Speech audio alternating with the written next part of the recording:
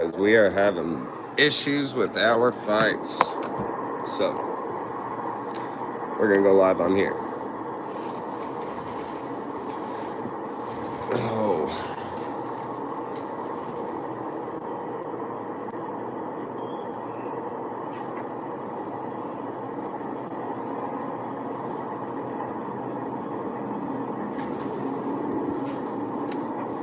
So we're having some internet issues. That's what's going on.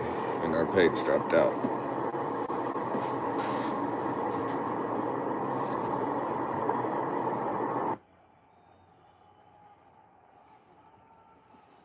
We're going to see if we can get them going on the TB.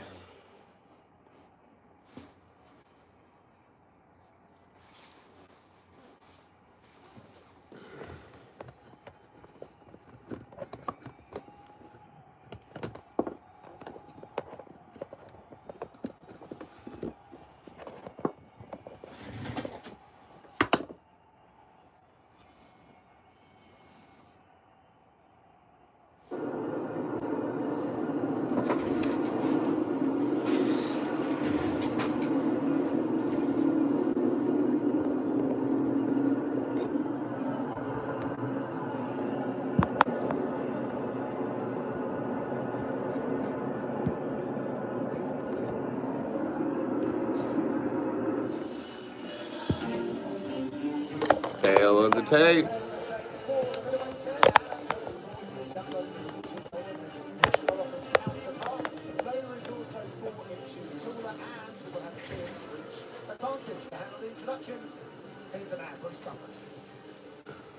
Ladies and gentlemen, this fight is 3 rounds in the UFC middleweight division. Introducing first, fighting out of the blue corner, a mixed martial artist holding professional record, 8 wins, 2 losses.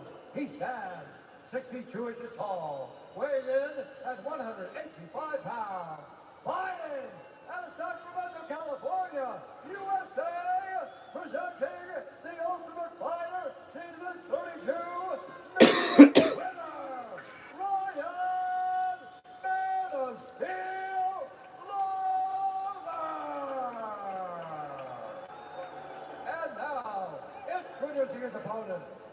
What's up, people? How's it going? You guys watching the fights tonight? Today, what time is it where you're at? He stands 5 feet 10 inches tall, weighing in at 185 pounds. Fighting out of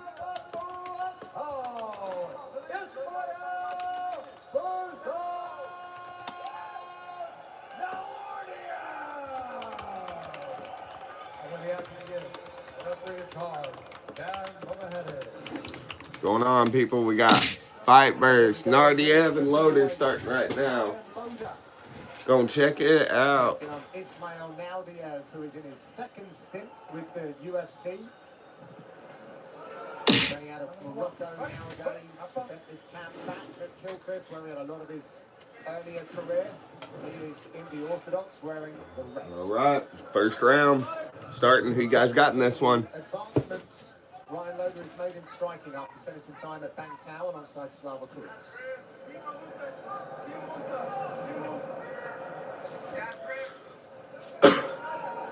Fluffy Hernandez, interestingly, is in the corner of Ryan Loader.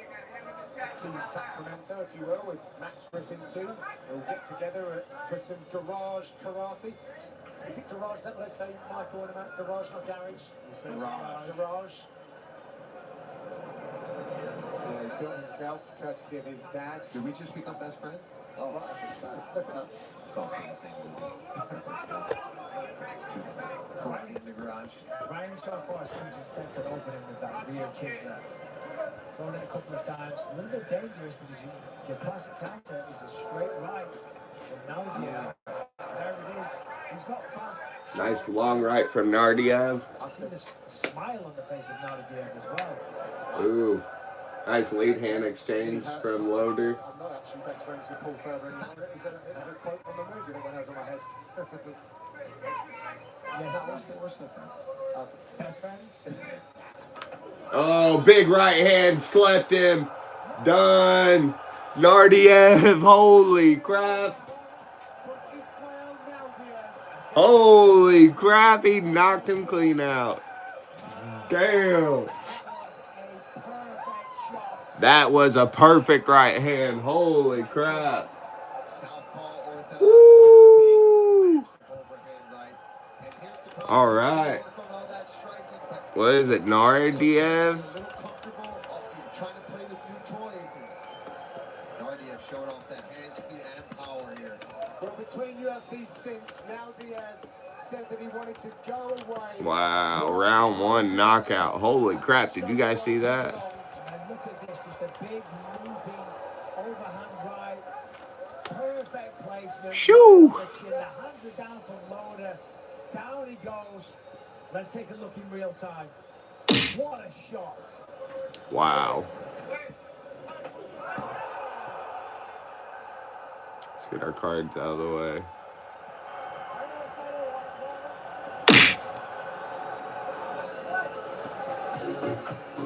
Look at the celebrations and what it means to the guys. We'll make this one official and give those moments. What is up over on YouTube? We are going live in the shorts today because our stream would not stream. So we had some internet dropouts. So we're just going live in the shorts for now. We did just have a finish though. So on this show, every time there's a finish in the octagon, we open some MMA memorabilia, something like that. So we're going to open some cards real quick. So we have all sorts of, we have all sorts of different cards, MMA collectibles, all sorts of stuff on this show.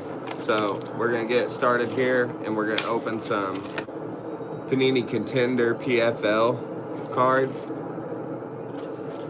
And we're just going to get going like this. So yeah, after every finish, we'll open something cool.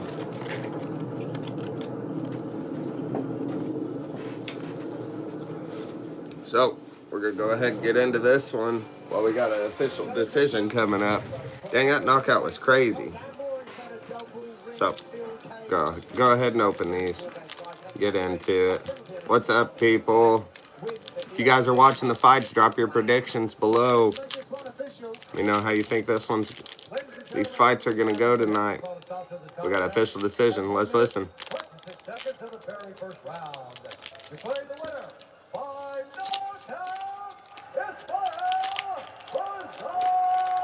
Crazy knockout. Instant knockout. Cold. No follow-up needed. All right. So, we're going to get into these cards. So, these are Panini. I'm going to show you what they look like. Can I flip my camera? I don't know if it'll let me actually flip my camera. Nope. Alright, so it ain't gonna flip my camera. And the green screen ain't gonna work. So, we're gonna turn that off. Alright, yeah. So, first, these are our base cards. We got Bryce Meredith. We're looking for, like, different parallel colors on these cards. Alright. Juliana Vasquez.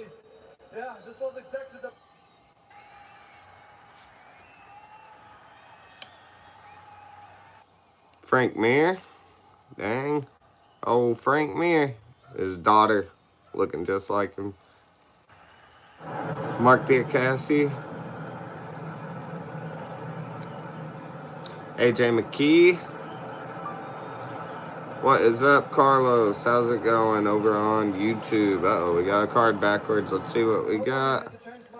Ooh, we got our first numbered card of the day. Mansour Barnau. Numbered 86 to 99. How about that? So, we are definitely going to get that taken care of real quick. Let's take a look at our other cards. A silver in the Archie Colgan. And in the season ticket. Talia Santos. Dang. So we got our first numbered card already. First pack in the books. And we got our first numbered card. So check it out. Nice. Sweet. All about that. All about it. So let me get my card protectors going. What's up, Carlos Rosario? How many cards in total do I have? So how we do it on this channel is we do a full fight companion, so we watch along with the fights, and every single time there's a finish in the octagon, we open a pack of cards or a MMA collectible from throughout the years. So if I'm actually getting crazy here, let's look. We've got crazy different, all sorts of different numbers of cards. We've got all sorts of MMA collectibles. And these are all things that we will be opening up on this show. So yeah, if you're new to this channel, make sure you tune in. Every single finish, no matter what, every fight card, we're either going to be live. We're normally live just on YouTube. We're live on Twitch and Kick normally, but today we're having internet issues. So yeah. And yeah, this stream doesn't normally look like this. I have a crazy... let's see if I can pull up my background. Okay, I don't know if I can really show you what my show looks like normally. Kinda, not really. I will do this though. Hey, check out my thumbnail. Look. Crazy. So yeah, I'll stick with this for now. But yeah, every single finish we open cards. So you notice this green card's gonna disappear a little bit. That kind of sucks. But yeah, so every single finish will open something different. And actually, I didn't do it this time because I'm not on my actual live stream. But I have a wheel too that I can. What I'll do is I'll spin it next time, and I'll show you guys what it looks like. And yeah, whatever that wheel lands on, that's what we have to open up. So yeah, if you're new over here, make sure you like, comment, subscribe, hit the bell or whatever, because we do go live every single Saturday. I also have other shows on here. I have one that's focusing around skateboarding, where we'll be messing with like tech decks and different things like that. And appreciate that. I'm just doing what I like to do. So I love watching fights. I just want something to do while I'm chilling, hanging out, watching fights. So this is a great thing for me. My other show, Board. Thank you so much, Carlos. Appreciate that. Oh, Carla. Sorry, I'm so sorry. I'm sitting here calling you Carlos. Carla, thank you so much. Let's see if I can get this light. Nope, it's gonna die. All right, so we got another fight. Oh, we got Taporia. The Taporia brother making another octagon another octagon not debut either. What am I thinking? Another octagon performance here for Taporia. That's start day. He's got a good test with him today. This is a great fighter that he's fighting against, so it's going to be good to see him get actually tested. Let's see if we can get a finish so we can open something else up. We already got a numbered card so far, so that's awesome. One pack, one numbered card. All about it. Yeah, so I have this show. This is MMA on MME. My main channel is called Musical Medicine Entertainment, so that's where the MME is coming from. On my channel, though, we have several different TV shows, is what I'm calling them. Kind of looking at it like a TV guide. So you've got MMA on MME is one of my channels. You've got Console Therapy. That's my gaming channel. You have Board, which is my skateboarding channel where we'll watch skateboarding competitions live, and we'll open up tech decks and mess with them, build little tech deck ramps, all sorts of stuff. So that'll be fun. And let's see, what are the other shows I have? I have. Let me look through here. Where's my phone at? So I've got all sorts of shows coming. Not all of them have been live yet, but let me look through my photos here and I'll see my actual shows. So I have MMA on MME. I have Console Therapy, my gaming channel. I have Mental Wealth. Let's see, maybe I can show you guys my. No, it ain't gonna show. I have Mental Wealth. That is, I've had a lot of struggles in my life with drug addiction and just substance abuse in general, and so just some crazy stuff happened in my life. So I've got a channel where I'm going to be just talking, diarying, journaling in general about everything going on. So that's called Mental Wealth. I have Studio RX, which is going to be where I'm making music live. I have General Hospital, where I'll be basically doing stream maintenance, building my stream and everything live so you guys can watch. Board, of course. The skateboarding stream. And I have one I want to start with my girlfriend called Conspiracy Coma. And it's where we watch some sort of crazy documentary, conspiracy theory, something like that together while we're hanging out. Something fun to do together. And then my girlfriend has a podcast that's going to be coming too. We may look into it. We may air her show on Musical Medicine TV as well. But no face, no case. It's going to be a true crime and cosmetology show. So she's going to go through and break down different cases and stuff like that, cold cases, missing persons, whatnot. And yeah, she's gonna talk about them on live and make videos and do her makeup at the same time. So shout out to her. Yeah, this is a tremendous matchup. Styles made fights. Taporia has a lot of hype. Put him in there with Bexa Almahan. You are guaranteed fireworks. This man made his UFC debut against Mma On Mme Ufc.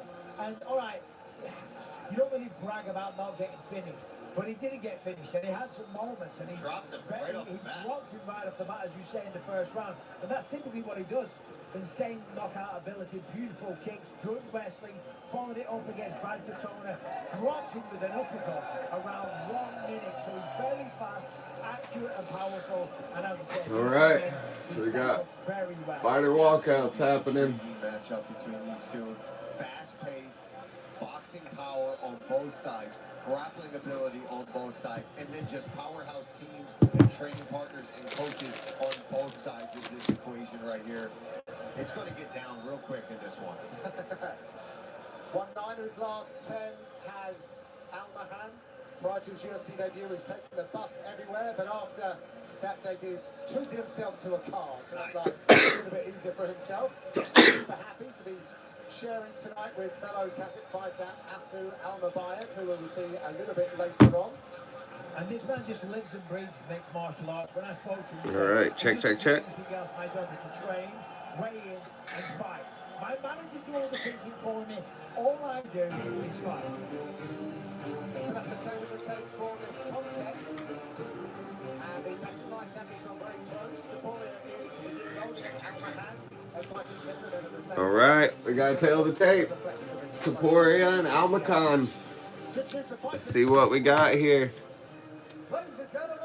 Taporia obviously being very hyped up and looked at. Let's see if Taporia can do what his brother does. We've already seen him do a couple impressive things so far.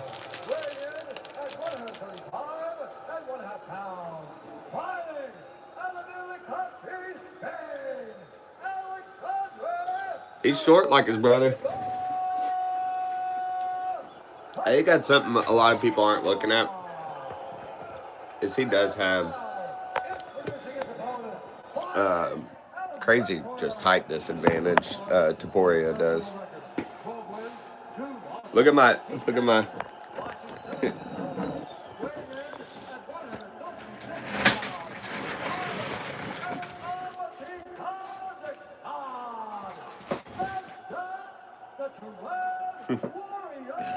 You can't see it, but I got Ian Gary over there in the corner doing his little flexing up against the cage thing he does.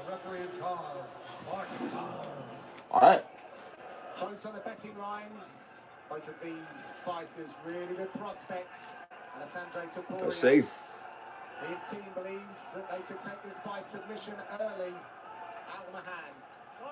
Very happy to see more eyeballs on this fight because of Taporia. All right. Studied him hard. Taporia part 2. Loading. They touch him up. Let's see. Straight to Taporia wearing the red. Solid jab straight away from Taporia. Similar styles, same tattoo down the back of Big the back. left hand for Almacom. He told your friend Nick Peets from the Fight Disciples that he and You guys watching the fights live? who's the most powerful puncher in the family for a long, long time now. You know, when you look at these two guys here, they're both 5'7". They're both got a 68-inch reach, so physically identical. But look at the muscle. Absolutely no wasted movement. Same as Ilya. His brother is just no wasted movement. I don't even know if he started a strike yet. He's gotten caught with a couple left hooks, but Very well for him. First round knockouts. So returned under the great coach Mahumpa, who's been reporting really good development, particularly mid-round though. what's up, Combo? Yeah, we had some internet issues. So we just went live in the shorts for now. We're gonna ride it out in here. Look at you'll enjoy my picture.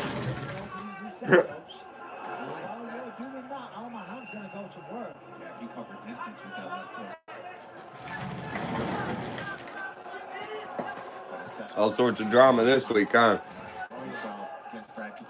Yeah, I don't know what was going on. I'll go live, and I was good on Twitch, and I was good on Kick, and then for some reason, when I would go live, my internet would just tank, and I would have 0 upload speed.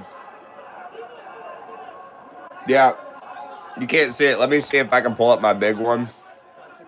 Let me look at it real quick. I got Ian Gary in there too. It's funny. Yeah, it ain't gonna show the whole thing. I got Ian Gary doing this on the side.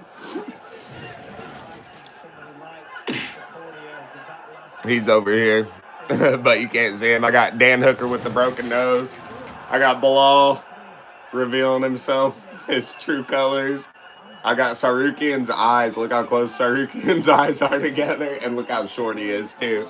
And then I got Waldo Cortez Acosta on there too, just shaking his head. Yeah, yeah. Whenever you comment, you hear the punches. All right, man. See you in a bit.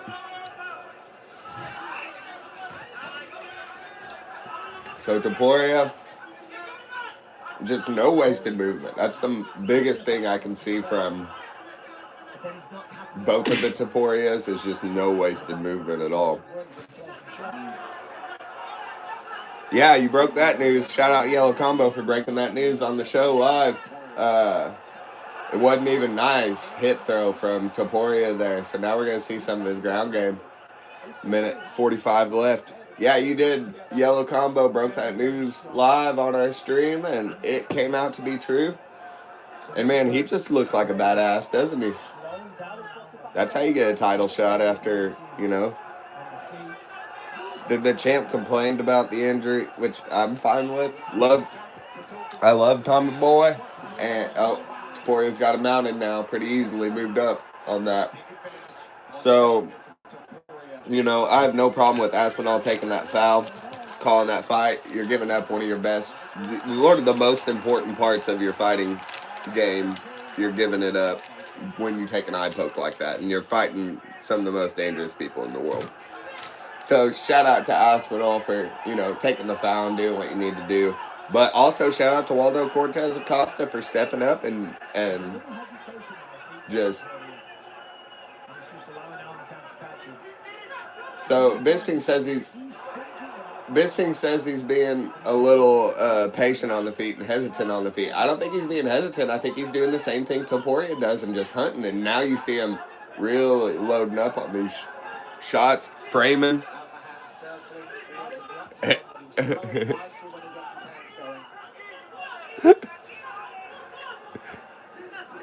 Yeah, my Bilal one was funny too. I tried to make a picture where Bilal didn't have a cockeye, and it just made him look like DJ Khaled. Another one.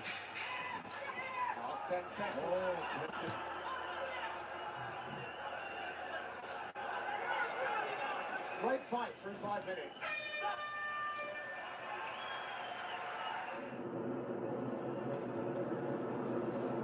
All right. First round in the books. First round is in the books.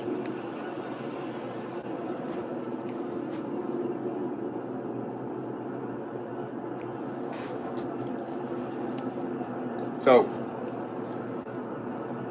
not much going on there. A little bit of ground control from Topuria, but not too much happening there. Like I said, biggest thing is you're just seeing a conservation of energy here. Like the Topuria brothers are so good about not throwing anything that doesn't matter at all. Like they don't. Not only are they not wasting energy whenever they're focusing on their shots like that, they're not only are they doing that, they're seeing what's coming because they're not focused on throwing first. So they're seeing what's coming better than everyone else, and they are preserving energy like crazy, and they are hiding their movements. So if they don't, he throws 5 strikes in the round. You have no idea what his striking actually looks like, but you see, it's basically exactly the same. Real high frame, real defensive, perfect, everything perfect as far as like defense and everything, and then explode in really, really deep. One thing I'm seeing the brother do that Ilya does different is whenever he does the crash in, you notice with Topuria, Ilya, it's not 1 and 2s that are landing. It strikes 3, 4, 5, 6. It's the ones further down in the combination. It's whenever he's changing his combination. Those are the ones that are connected.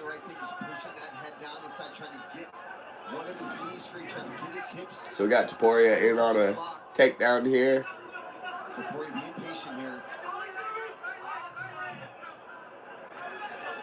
Still controlling those hips. Starts to crawl up, gets that shoulder pressure on. Beautiful work there.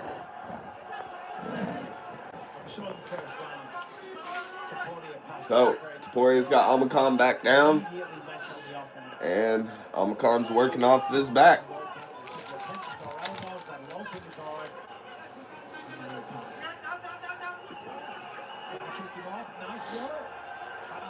Almacan back to his feet. Topuria's got his back. Looking to knock the hands. Good work there, fighting the grips from Almacan. All right, back to the feet and separated. Jab for Almacan lands. His left hand for Topuria. Now he's hunting for the big hand again. Kind of predatory how he walks him down, gets him behind the line, and then crashes. Looks like he ate a big right hand there, though, from Almacan. Stepping elbow fails for Almacan. It's just nothing's getting thrown until the explosion happens. Nice lead left it.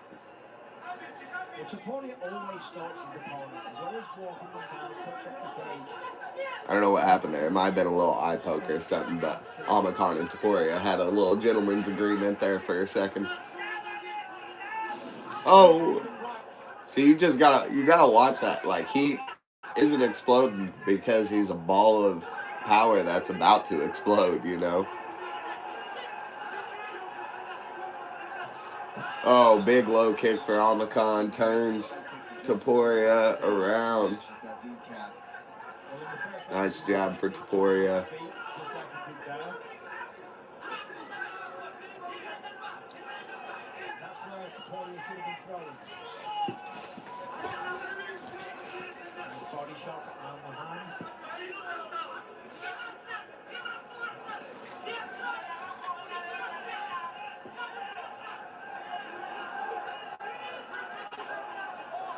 Huge swing and miss for Topuria. It's always risky leading with a body shot like that. Certainly against someone as fast as Mma.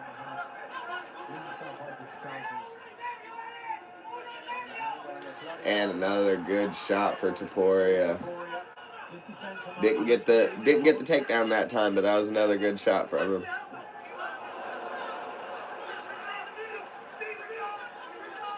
I think Topuria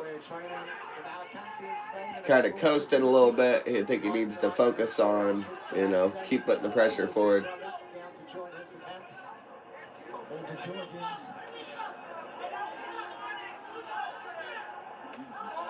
Big right hand for Topuria over the top. He needs to go to the body.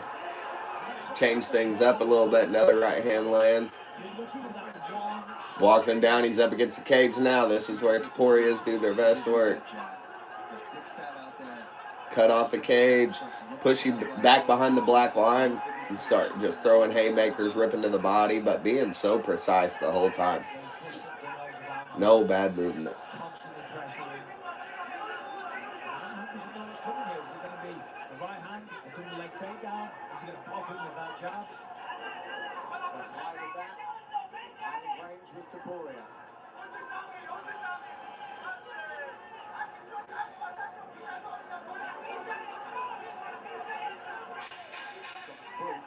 Topuria's a unit at 135, isn't he? Ooh, big right hand for Mma On. Last few seconds. All right, end of round two. End of round two.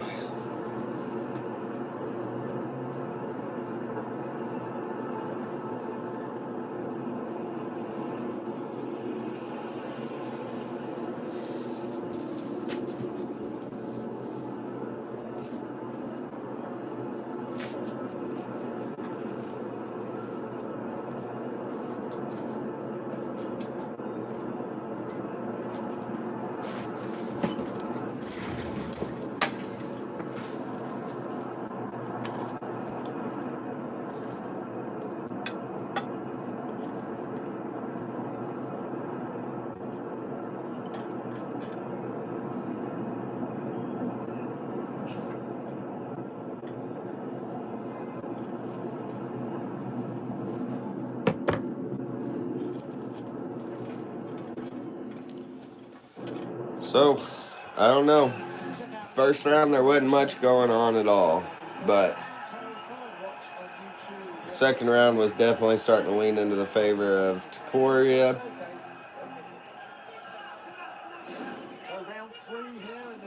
Just so patient and fighting so perfect. Like, just the guard is what's impressive to me. Very close fight, very competitive. Oh, Mma On with a big uppercut combo. Give him a little, stroke of the face and said, Good job, buddy. this is a nice fight.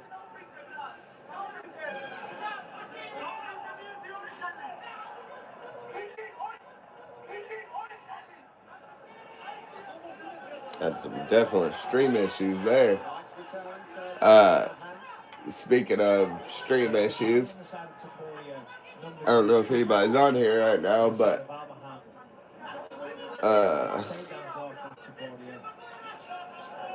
I'm looking into getting my Paramount annual subscription at the moment, and looks like it's going to be $110, and that's, to be a fight fan. That's way better. We're talking, before it was like $1,200 to be an actual good fight fan and watch all the fights without illegally streaming. Mma On starting to crash in a bit too close to Topuria when he's throwing these combinations. He's got to try to stay out distance. Definitely got some stream disruptions happening though. It's the pressure from Topuria as well. Still got audio. He just literally walks across the page.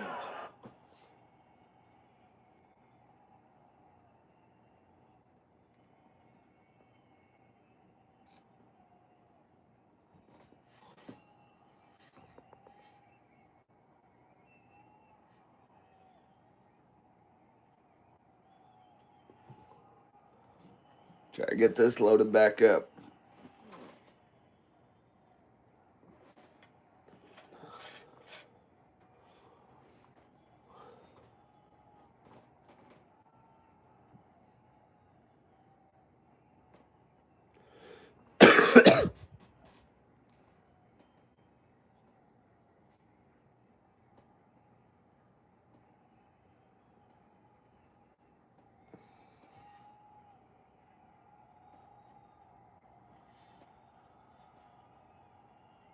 Close some of these windows. Maybe that'll help.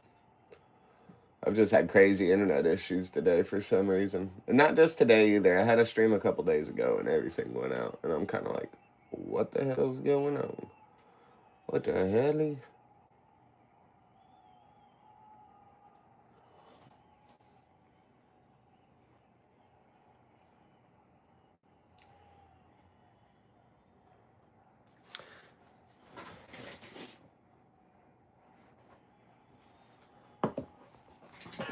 All right.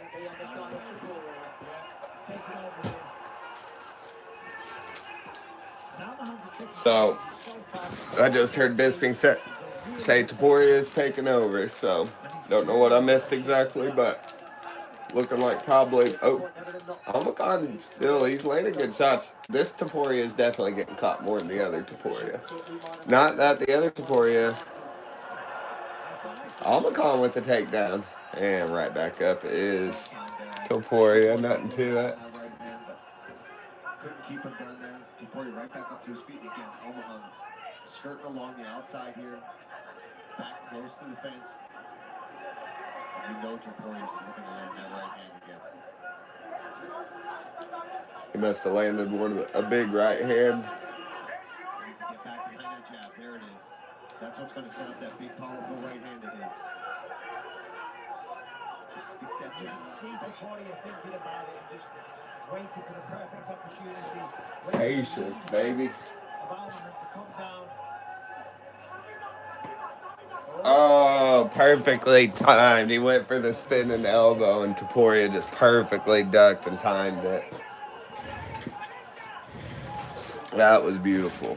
Used that opportunity when Topuria changed his grip to kick the underhook.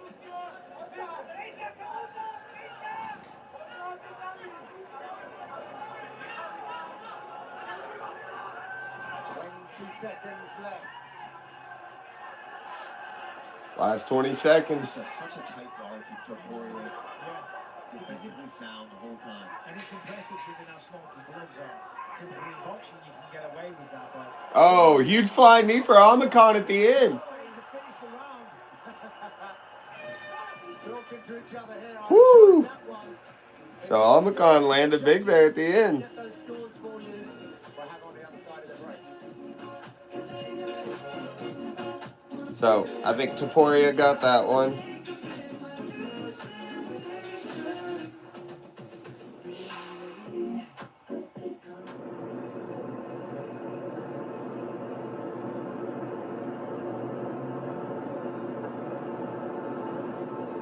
So we go into commercial break.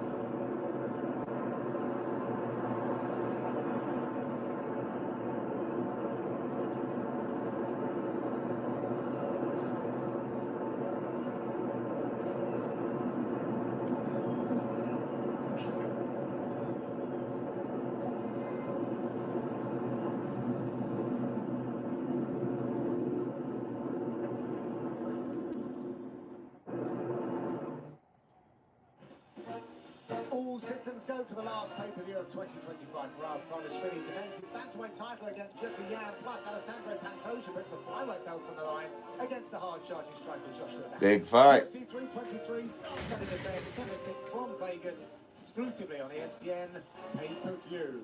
Time now to get the decision. Here's Bruce. All right, we got an official decision.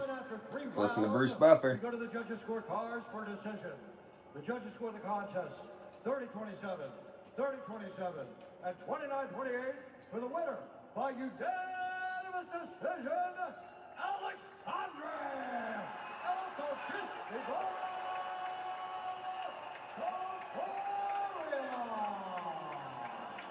That's a great win from Alessandre Topuria. 5-fight win streak for the Georgian Spaniards. Really good job. I think we're going to see a So, 5-fight win streak. Topurias are on top of the world, baby. That's a household name at the moment. Debut from a man who made quite the splash on the Contender Series. After a high-powered 30-second knockout in his Contender Series audition this summer, Abdul Rahman Yakiyev is bringing some serious firepower for the light heavyweight division showdown with Carlos Aguirre.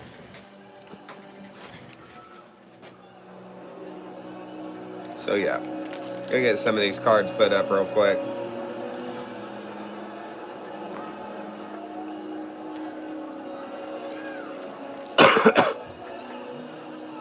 So, one pack of cards so far, because of one finish.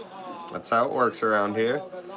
And the one pack of cards, we had a numbered card, so that's always good. Dedication, trained extra hard for this one. Really just wants the opportunity to show off more of what he's capable of. Other than that, no major change. We do have a giveaway that we do on here also. So after every finish, I open a random pack of cards or a random MMA collectible. We also have a giveaway, though, that I call the finisher giveaway. So, like, let's say there's a finish. Let's say, like, for the other day, for instance, Gerald Meerschaert got finished. After that fight, I opened a random pack of cards. I found a Gerald Meerschaert card, and I had to give that away to the chat because that's how the rules go. It's called the finisher giveaway. So it don't matter what card it is. If I open it on that pack and I pull the person who got finished, I got to give it away to the chat. So that's how that goes. It don't matter if it's a 1-on-1 or what. Luckily, it was just a Gerald Meerschaert base card, but it could have been a Gerald Meerschaert 1-of-1. You know what I mean? So that is how our finisher giveaway works, is we got some other fighters making the walkout. Really gone to the next level in trading cards. Yeah, absolutely. And sometimes when you're this big of a dog, right, when you came in undefeated, the big on your team, and then you get this hot prospect coming off the Contender Series who look phenomenal, you got to say, hey, but, you know, I got to let it all go out there. I have nothing to lose here. I'm a big dog. I got to go out and go. Big dog. He's got the power and the finishing ability to do it. We've seen it before he got get so many people out. Just got Spinning wheel kicks and stuff. He was very, very exciting.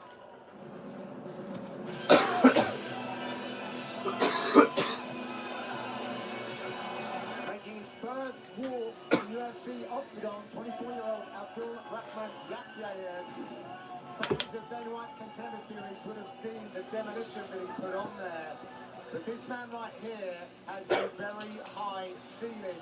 Started his camp at Kilford Pool, then he went to 9 Stars back in Turkey, which is where he calls home now. Finished up here in Qatar. I mean, you've been across a lot of the stuff on Contender. It really was something quite special. What should we get excited about from Yakiyev? Well, I mean, this guy can do it all. It doesn't matter where this fight takes place. He's got phenomenal striking. He's got those knees. And then, more importantly, he's a finisher. When he's got you hurt, he is going to go and absolutely end your night. With the ground and pound that he put on display, and very precise, too. He's one of those guys, when you're watching throw ground and pound, he's not just swinging punches out there, hoping he's very accurate. Placing those shots. So we got Abdul Rahman Yakiyev making his UFC debut. He's master of the sport in combat sambo. He won his contract in August on Contender Series, and he has the 10th fastest knockout in Dana White Contender Series history. So that's crazy. said he felt a little bit of pressure just because he wanted to really live up to expectations, go out there and get that big performance, and he did exactly that. And he looks cool as a cucumber right now, as I said a second ago. Bilal Muhammad, what is he fucking thinking? You've seen that, right? He said, let's talk about it. Bilal Muhammad. He said it's like Jeffrey Epstein without the kids. Or with Jeffrey Epstein without the sex. Is what he said. What a dumb idiot.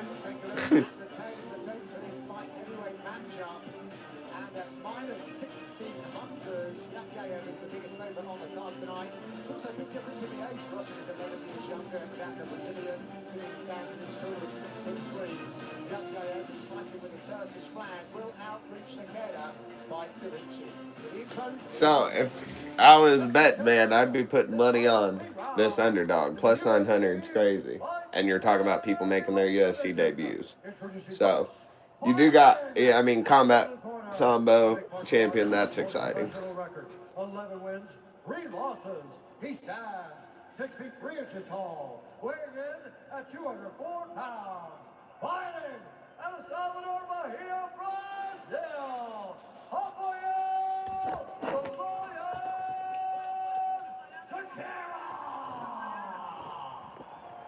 And now, introducing his opponent, fighting out of the red corner, an undefeated mixed martial artist, holding a perfect professional record. 7 wins, no losses. He stands 6 feet 2 inches tall, weighing in at 205 pounds.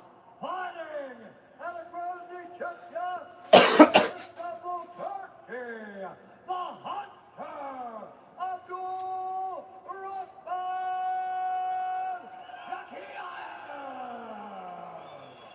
When the action begins, a referee in charge, Rich Mitchell. Light heavyweight action ahead here in Doha. Rafael Sekeda, the Lion, dreaming for a knockout. All right, I'd be putting a couple bucks on this underdog. Just because plus 900 is crazy odds. Not saying I think it's going to go that way. Because before I would go into this, if I was looking at him, I'd look at Combat Sambo champion. Oh, head kick knockout. Oh my gosh. He's getting back to his feet. How? Wow. Yakiev is all over him. Head kick, and he's on the neck now. He's a little too high. Oh, now he's got it. Done. Whoa.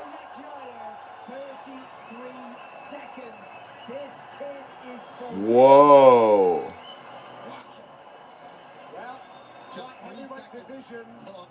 What?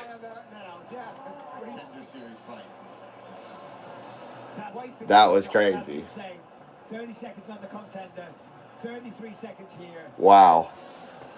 We could have a big star. All right, people were really right about that one. Holy crap. Exactly what you're expected to go do. Starts off, spinning hook kick, just barely misses, touches the gloves, comes in, left hand, right hand, here comes the head kick, right on the jaw. Wow. That spinning heel kick set him up for a wild exchange, and then he went in for the long combo and a head kick after that. Holy crap.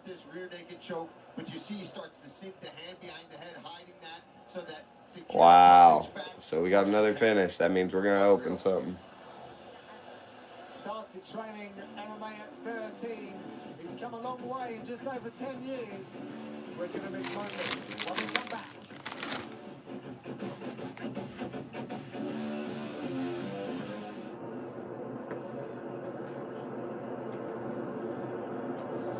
That was nice. He came over the top of that head kick too. He said,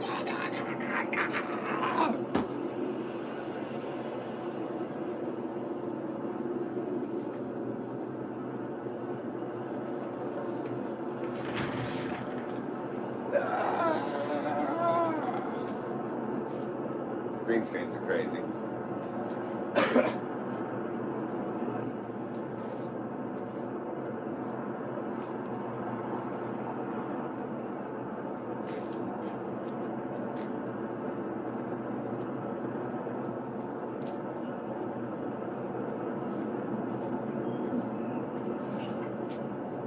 Welcome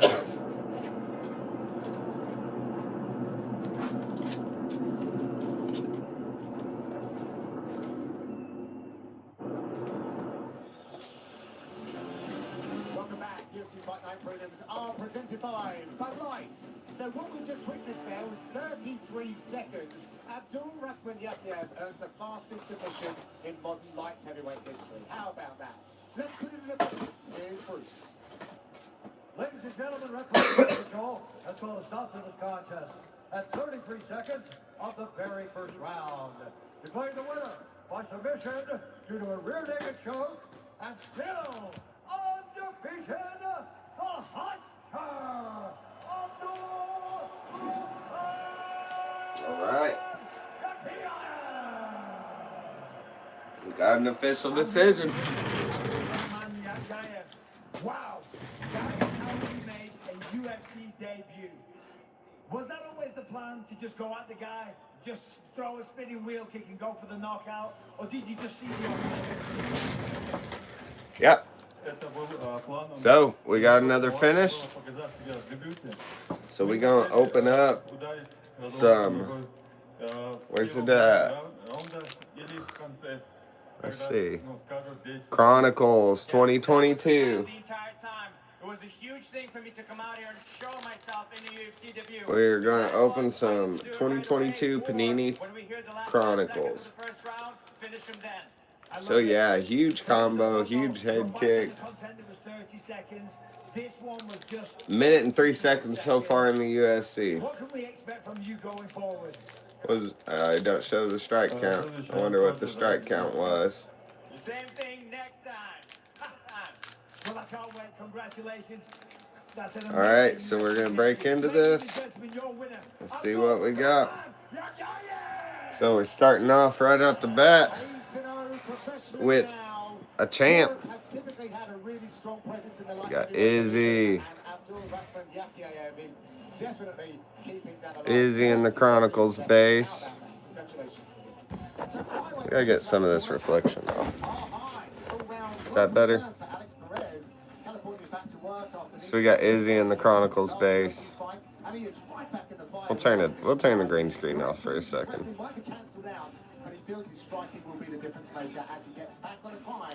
Alright, so we got Izzy, Chronicles base. If you guys know how to flip this camera, that would be nice to know. Can I flip it? No. There's that. Lighting, framing. Great to be here in Doha for the very first time. We've all been well looked after here in Qatar, and the fighters have enjoyed many of the attractions around. So I think I've got a reel button. Cool. I don't know, but yeah. So we got Topuria, Israel Adesanya. Ooh, we got Curtis Blades. So these are just base cards here. There will be that silver down there. Here we got a Jalen Turner rookie card. So that's cool. Got a cool rookie class if Jalen Turner's in there. We got net. Ooh, what in the world am I looking at here? Y'all are looking at it before me. This is a John Jones Chronicles Illusions. So, new card to me. No idea what that is. I will look into it though. Chronicles Illusion. Let's get back through here. We got Cupcake. Cupcake Misha Tate. Uh-oh. We got upside down card and we got something else behind it. We got Fazeev rookie card. Rookies and stars. So Fazeev rookie card would be sick. He's one of my favorite fighters. Ooh, what we got here? Michael Chandler. Season ticket. 2022 contender. Let's see. So nothing too crazy or anything like that, but that is a cool. I don't think that's what all the refractors look like, or the base cards look like, but it may be. So cool. In that rookie class, having Jalen Turner and Rafael Fiziev as two of the rookies in there is pretty crazy. I don't know what this card is, though. John Jones Illusions. Pretty cool. John Jones is the greatest fighter to ever fight in the UFC.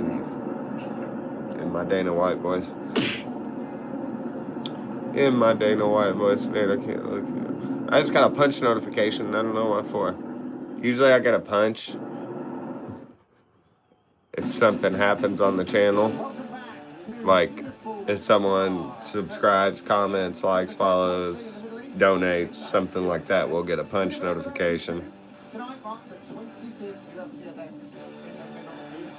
How cool. So I'm going to go ahead and sleeve these up.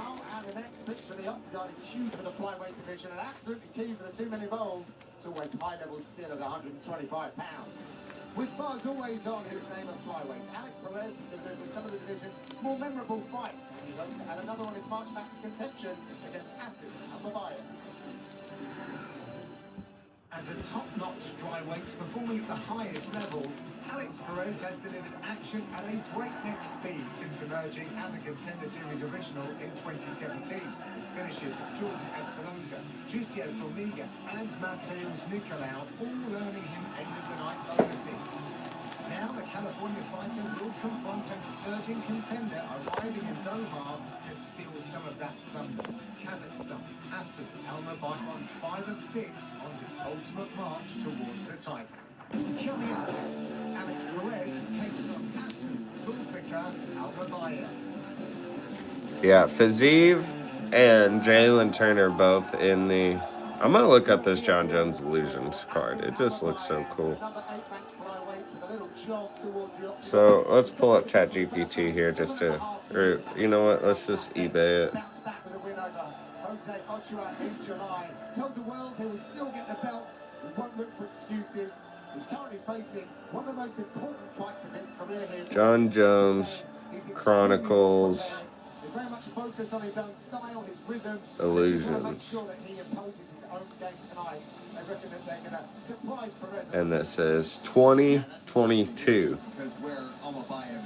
That's what I love about this, is you're talking like things that have been sitting on here for like 4 years.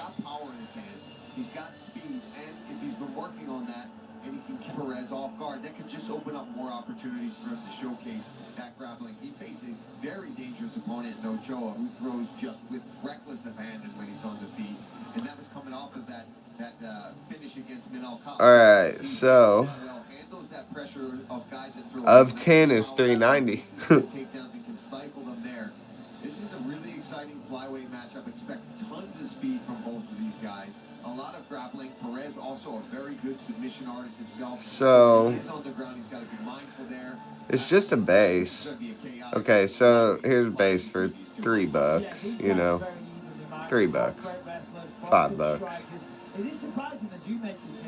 So just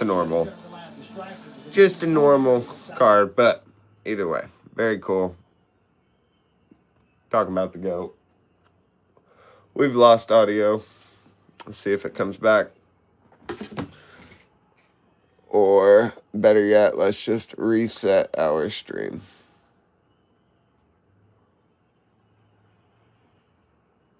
And try again.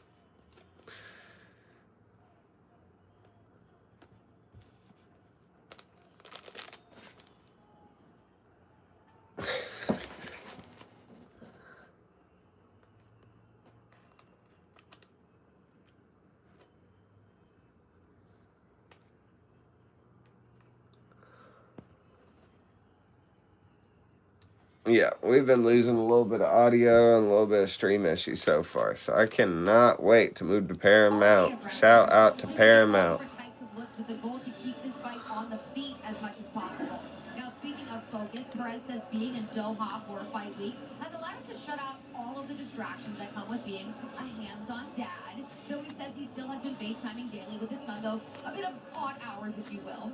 Now, aside from training, Perez has been building up his health food store, Acai Republic, and he just bought his third rental property in California, so he likes to keep the income passive, but not his fight game, guys. Oh, yeah, You that see is what I fine. did there? I did see that, Charlie, and I am tremendously blown away. Just like his knee was when he went up against Aldo Tyler last time out. Did you see that segue?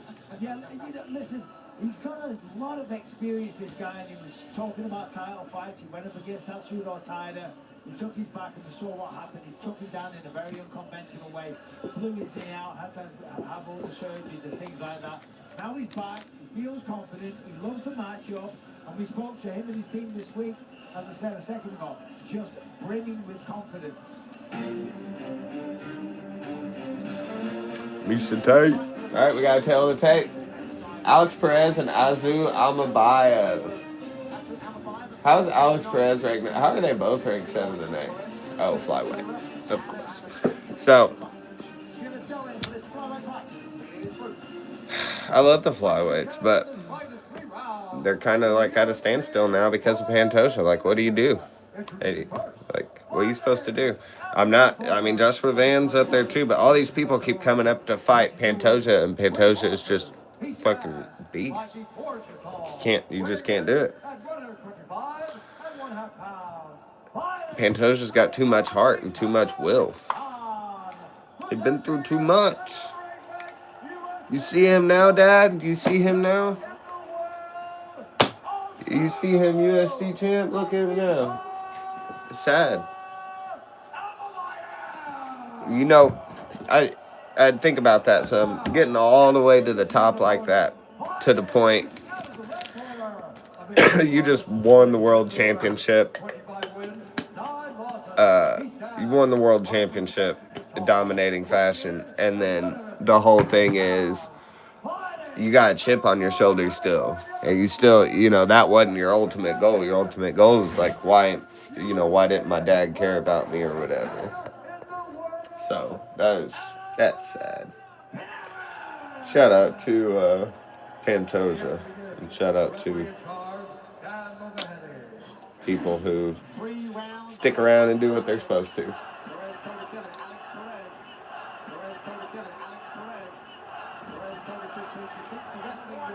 All right, round 1. Shout out to Bang. I got the purple haze, baby.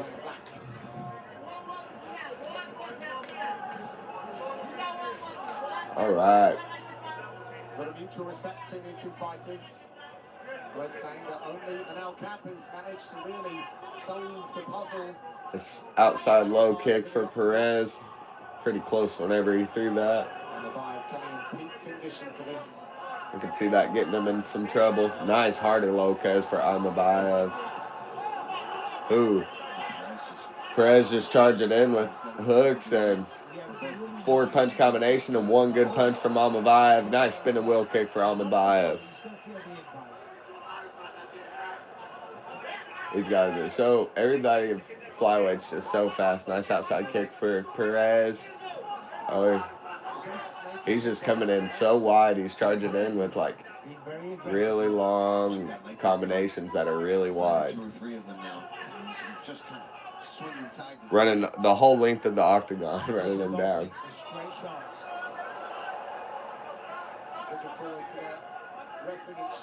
Great balance for Perez there to there was a takedown attempt, and instead of getting taken down, he kind of swung around and balanced like a top. Almabayev is in on the body lock now. Has him up against the cage. Perez just trying to do something. They land shots wherever they're at. Elbows from the side. I always find it a little curious when you hammer fist the thigh. Yeah. Elbows to the thigh, knees to the thigh, I understand, because you get the point and the density of the bone. With the glove, not so much. Yeah, not so much. But hey, same thing. We discovered an interesting note for Perez, the former opponent. So Bisping just had a good point. he said the back fists don't really affect much. The elbows and the knees, whenever you're attacking the thigh, like you're up against the cage and you're hammer fisting the thigh. He said that don't really do much because of the glove. But I'm thinking, like, what if you hit him with that? You dig him with that palm, dig that palm down into him like that, and maybe not on the outside. Maybe like right here on the thigh. Do that to yourself. Take chop your own thigh and see if you can't dead leg, or do it right on top of your knee. See if you can't deaden yourself. Like, I think he can do some damage with the palm. Always, you want to hit a meteor part, though. I think he can do something like that.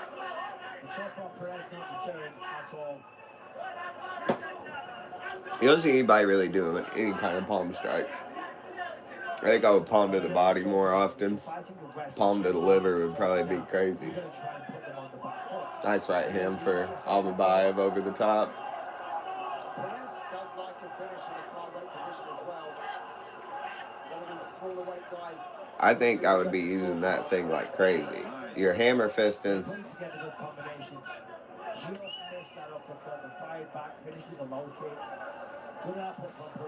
Ooh, nice. Perez with a good left hand.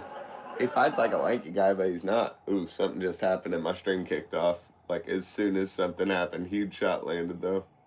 He's getting away with it so far. As I said, there is a potential for a straight shot down the middle from Masu, or a beautiful uppercut like that. Almabayev is just doing a great job of countering him because Perez is coming in so reckless.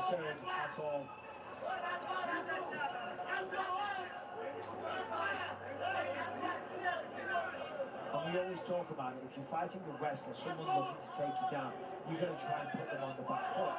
Always easier said than done. Perez does like a finish in the flyweight division as well. One of these smaller weight guys. We'll see the judges' scorecards, but Perez worked out. Yeah, putting together good combination. Just missed that uppercut, the fired back, finished with a low kick. Good output from Perez.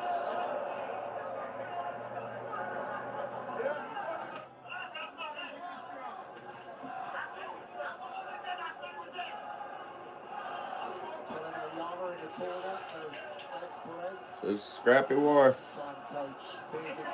Fast lightweights. Flyweights, not lightweights.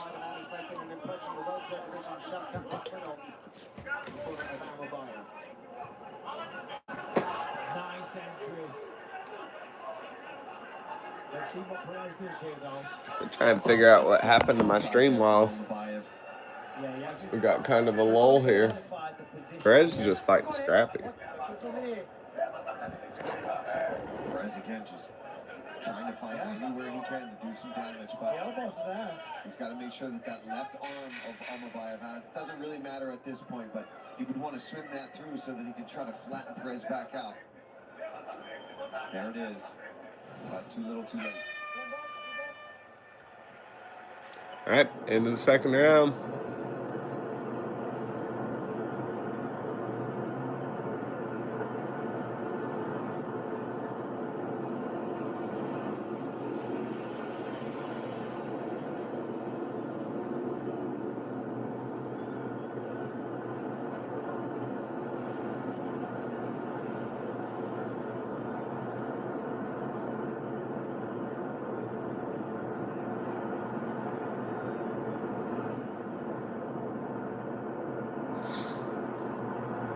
So yeah, I don't know what's going on, but my ATEM multi-stream, for some reason, it's just when I don't know what's going on. Maybe my computer's just not getting good internet.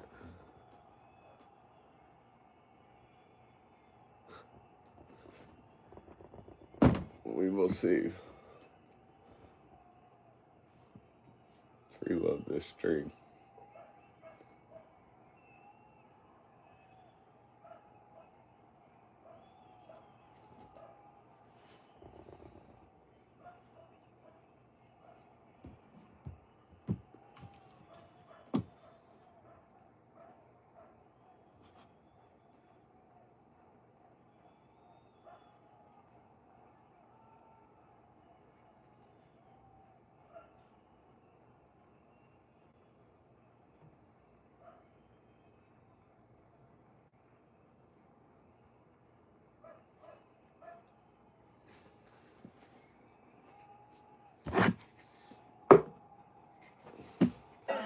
his shots. That's what I like to see people do. Take advantage of a grounded opponent. Huge damage. Gets that takedown with authority and immediately goes from the offensive. Yeah, he's not even given the chance to settle. He's not.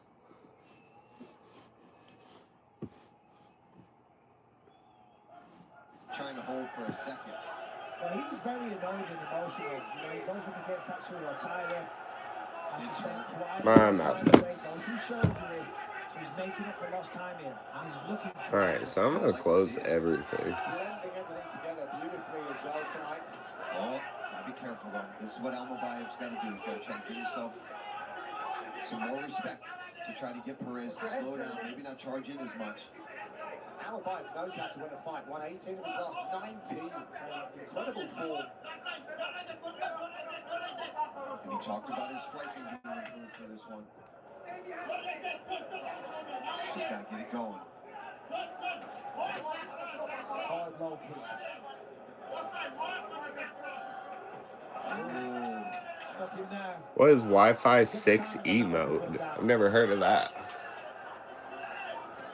Perez has gotta go back to being. All right, so we got round 2 going on. When he puts him on the back foot, It's crazy. I was thinking that was the start of round 3, not round 2, because of how crazy just the pace is. Nice body kick for it. Oh, that hurt.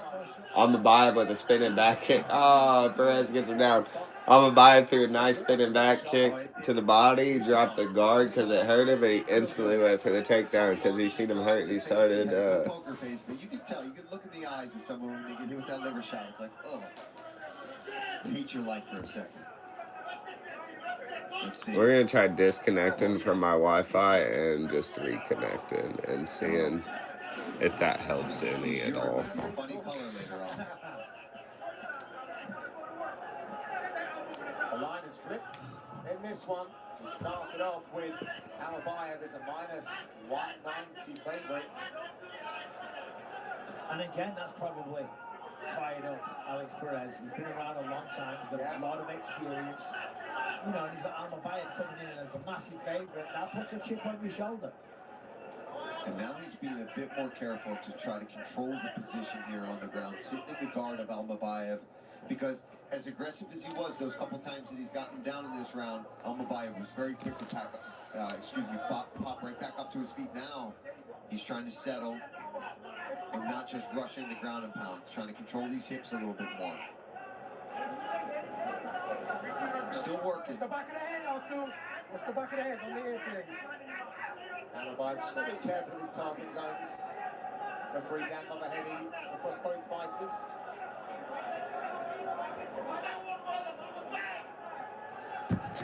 See Mma Mme trying to put the feet on the hips of Perez to get some separation. There he goes. He's got to watch his neck here, but He did that quick, didn't he? oh, he's going to use Yeah, some knees he's for it. right on the attack. Couple of good knees from Perez.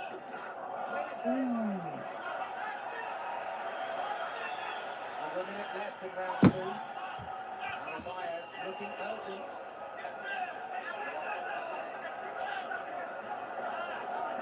Good takedown attempt. But the right underhook. That was key for Alex Perez to stay on the feet. Nice shot, pushes that head inside. All right, so I need to run like a speed test. Controlling that wrist. Job by Perez, a former youth wrestling coach. And then he goes right back to it. And again, flipped with that rear uppercut.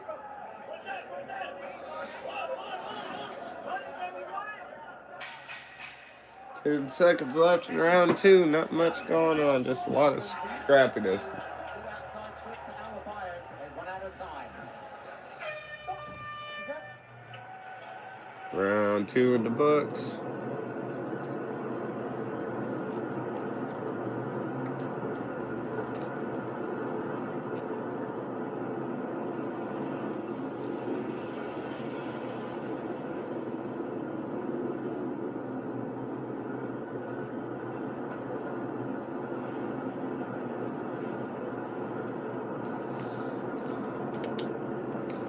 So maybe I do like a speed test on my Eero. That's what my internet is Euro.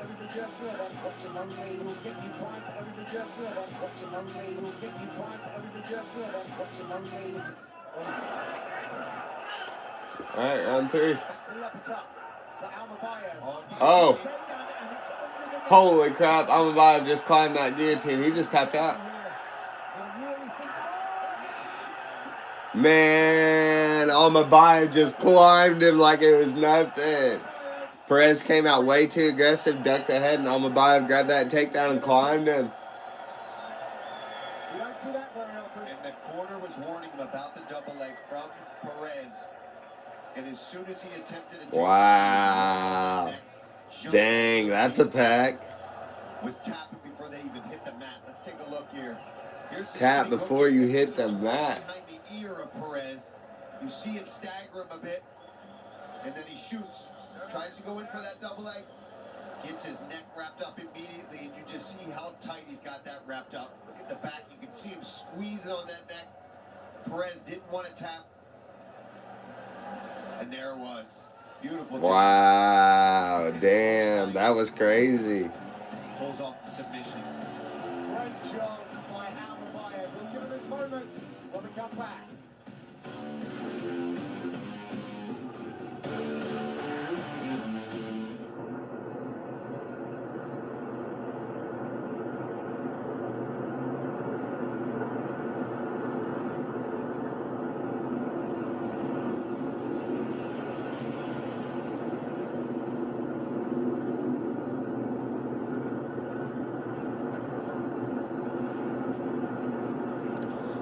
That was crazy.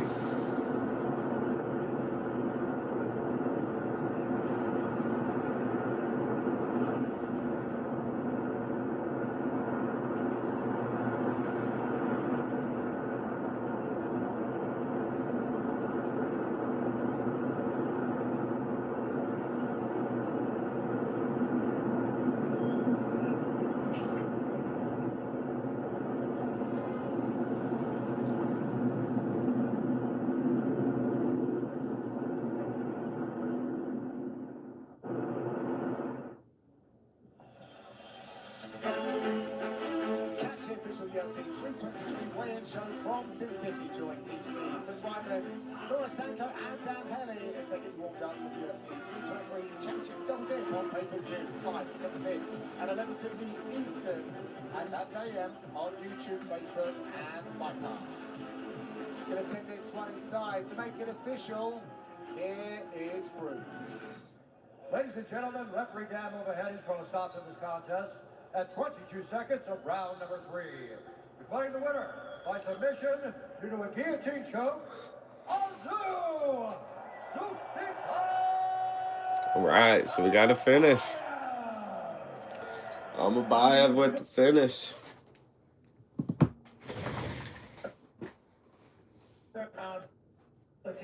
Was that something you saw, or did your coaches tell you because he keeps shooting that the neck would be there? All right. Alhamdulillah, yeng birinchi alhamdulillah.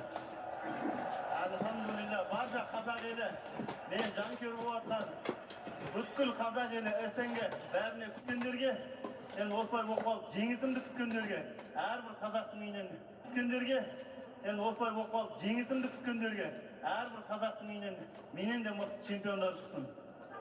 You know, I'm waiting for the bonus and then I'm going to keep talking about it. So, first I want to say thanks to my country, to all the people who support me. If someone's waiting for my loss, no. You're going to be... All right, so I'm going to open. We got another finish. So, like I said here, every time we get a finish, we open something. So, I'm going to open Panini Prism from February of 2023. Who do you want next? We got Freshie. Fresh pack. Alhamdulillah. Будем драться дальше. Будем тренироваться. Хочу пожелать огромное спасибо. Now these have 4 cards in them. So not gonna have as much. Let's see.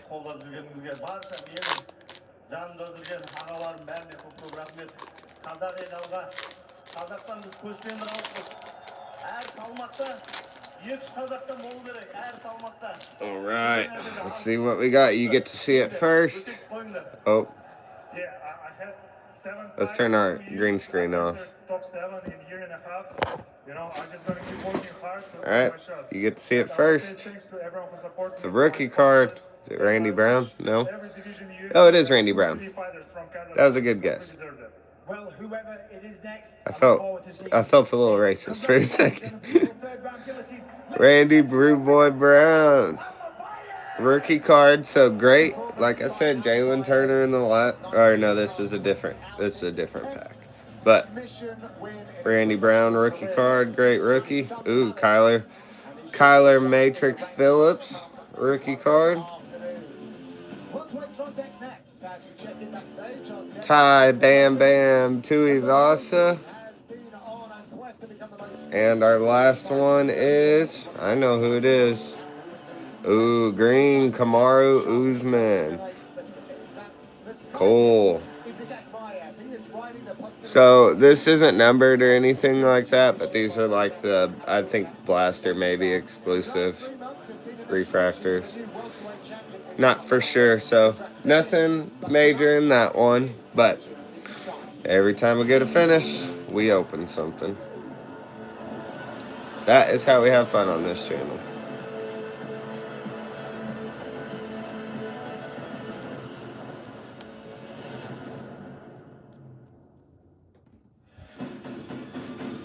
UFC Fight Night is proudly being produced with the support of Visit Qatar. We march on with the prelim business now. We're expecting a high-octane performance from the Dane Nicholas Dolby, who welcomes a Russian newcomer to the octagon. Defying the odds at every turn, Denmark's Nicholas Dolby has been turning up the volume with 2 Fight Night bonuses in 3 fights. Now, he's ready to give David Mayer a rude welcome to the UFC.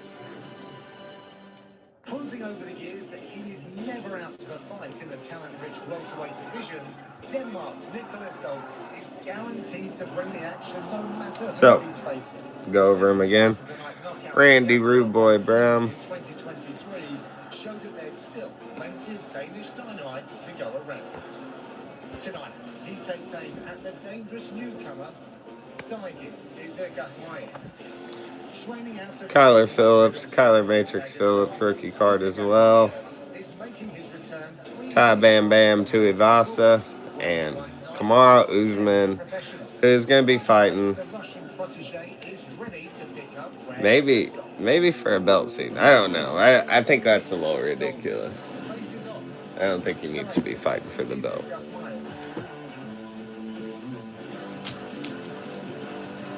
He's still up there at welterweight, but he ain't fighting for the belt. You know what I mean? I do not believe so. Not to me. You just watched any of the locker room footage there. You saw now current welterweight champion in his corner holding pads from Islam Makhachev. Listen, this guy said to us in the fighter meeting that he's one of the only guys that can go all 3 rounds and spar and give Islam any kind of push. In this training camp, he spent months in preparation with Islam for that fight with Jack Della. So just imagine that he is of the utmost prepared for this particular matchup here. He knows that Dolby is durable, that he's tough, but he just thinks he's going to absolutely be too much for him, especially... I need a router. I need a new router. The preparation that he's put in training next to Islam for this one, Michael. Yeah, I am very excited that this man's making his debut. He has a tremendous skill set, as you said. He's done his whole camp alongside Islam Makhachev, so you know he's going to be ready. The fact that he's willing to say, I push Islam in training, I'm the only guy that can go 3 rounds, shows the confidence. When I've watched the fights from this man on the outside the UFC, I'm telling you, he's fun to watch. He can do it all. Beautiful striking, excellent wrestling, 4 knockouts, 12 submissions. Very, very impressive. Yeah, 12 resume. submissions. That's a lot of submissions.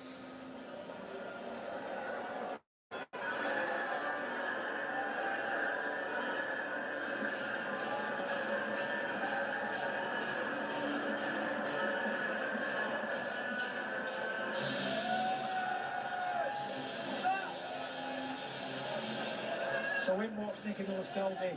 We know the guy, he's been around the UFC now for a long time, 23-6 overall professionally. And he says the difference in this fight as he makes his welterweight debut. I don't know what's going on with my internet, folks. We're going to have to get that figured out. I'm going to have to buy a actual router. Fantastic. But Dolby says that he sees a lot of holes in his game. And again, he said he's really going to lean on the experience because when people make their UFC debut, we know about the jitters, we know about the step up in competition. Regarding Nicolas Dolby, the man's been in there with straight up killers. I mean, coming from his last performance against Randy Brown, yeah, it didn't go his way. But I tell you what, he showed up, he turned it into a brawl, he dropped Randy Brown on occasion, here and there. He beat Gabriel Bonfim down in Sao Paulo in a back and forth battle where he truly showed the toughness. I have a router. And the grit that Let's this man see. has.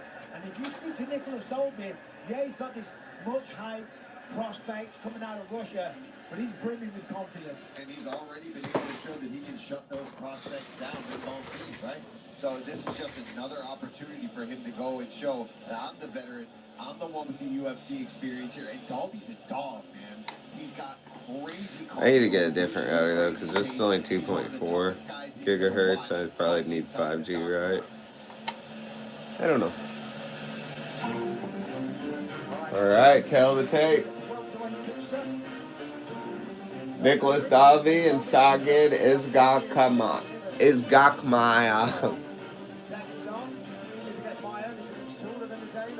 I'm gonna put a reel together of all the names I try to say on this show. Ladies and gentlemen, this fight Let's is listen to Bruce 3 Buffer. rounds in the UFC welterweight division.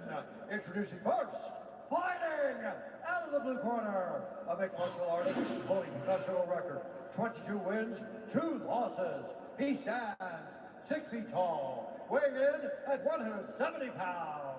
Fighting out of Moscow, Russia, Sergey Isagakmayev.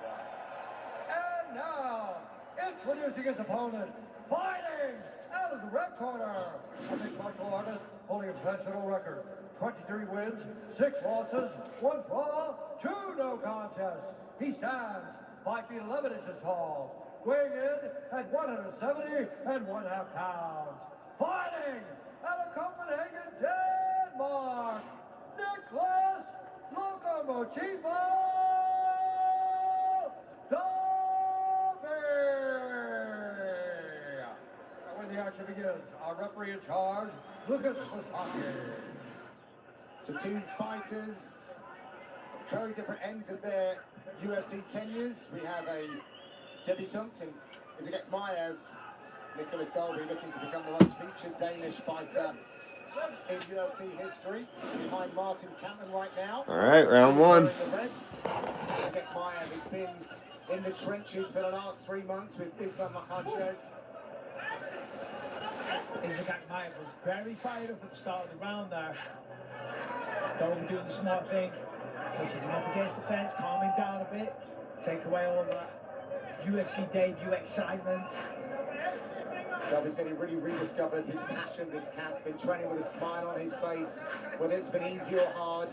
Learned a rough lesson against Randy Brown, looking at some more subtleties in striking, particularly on the defensive side. I said on the walkout that Dolby was making his welterweight debut. Just got mistaken there between him and Jacker Manson. Apologies, Nicolas. Actually, he was one of the last on the scales yesterday. Dolby, Yeah, he's big. he is big. Very scientific. I'm sure we're going to see that. We'll potentially see that gas tank tonight. He can always push a pace. This is interesting though from Dolby because you've got to think Isagakmayev, and you've got to find a nickname for this man because that's 5 syllables in the last name. Isagakmayev training with Islam. Isagakmayev. You hear Bisping having the same trouble I am. You've got to think that maybe this plays into his hands a little bit. But the best form of defense is offense. I think the Dolby camp was saying they just didn't know what to expect out of Isagakmayev because he's been away for so long. But the ref's already kind of warning Dolby that he needs more action. It's kind of a little soon for that. He's trying to work the takedown, trying to get down to the legs here. There's a gap man, almost gave up the fight there. When Izzy Akbayev got signed to the UFC, he announced there is a new captain of the ship.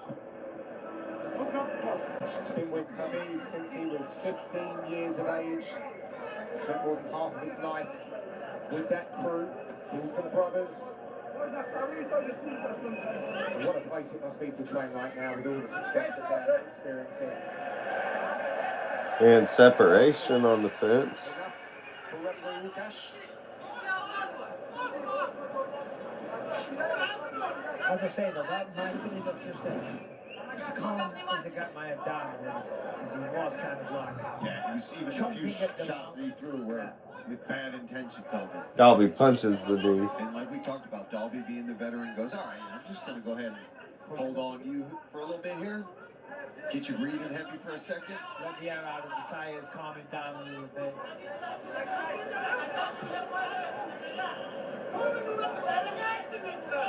Dalby told me movement and angles will be key in this one. There's a lot of lateral movement from Dalby here. Very smart. Stuffs that takedown very well. And once again, he's going to get the hands together almost. At the last second, there's a gap my head just kind of altered the stance. Dalby off to a good start.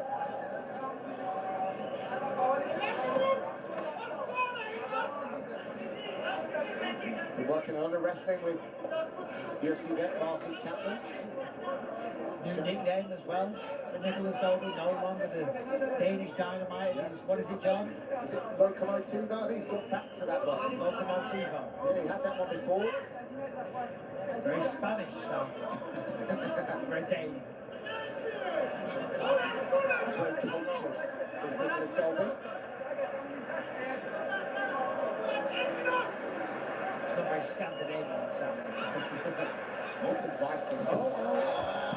Great work from Izagakmaev. There's a Gakmaev. What a crazy name. Dalby just trying to force his way up onto the side. Needs to get that left arm out if he can. Izagakmaev looking for that hand. Yeah, he's got it now. That is that handcuff. Breaks down Dalby. Dagestani handcuff. Left hand of Izagakmaev. Yeah, see if he starts throwing some shots. And it gives opportunity to Dalby to get up to his knee. Or knee to the stomach. Back up to his foot. Good job. Yeah, really nice work. Dalby turns Izagakmaev against the fence now. Last few seconds in round one. Short break coming up. We'll be back to action in 30 seconds.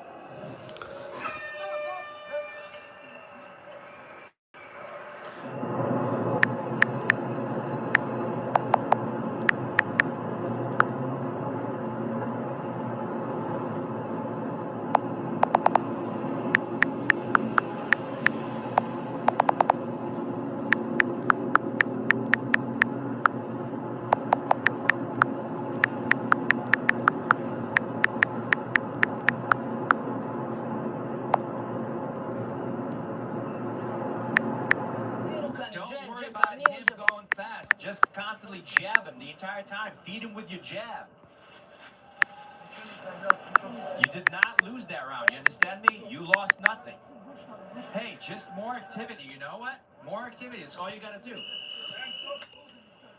Don't just stand there in front of him. Hey, feint and kick him. The MMA action continues tomorrow on UFC Fight Pass at APFC 21, where Eric Gomez and John teammate Davis Lewison returns for the second pro fight match at UFC Fight Pass. Right now, however, round number 2. I hate to disagree with the corner of Izagakmaev, but he might have lost that round. I'm not sure it was close either way. This is a really good start. Good takedown. And way to go first in this round, right? In the first round where you allow Dalby to maybe be the one pressing you up against the fence, pressuring, no real damage done from either guy, and then you come out in the second round and say, okay, I'm going to be the one who's trying to get to these positions. Now, trying to take the back here. Dalby's doing really good work there. He's trying to make sure the majority of his fence is on, back is on the fence, so he doesn't give it up to be taken. But the whole time, just walking and sliding up the side of the fence. We're doing funny stuff here. That's not easy to do. Certainly against someone. Is Bilal on the Epstein list?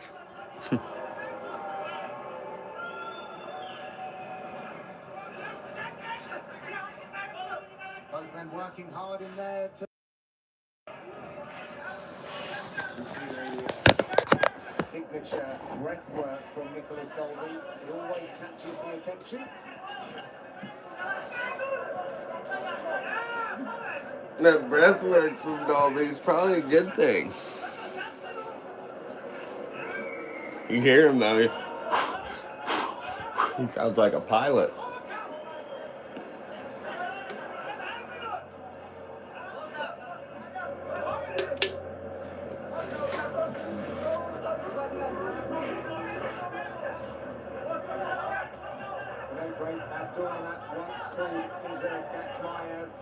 The new version of Tony Ferguson.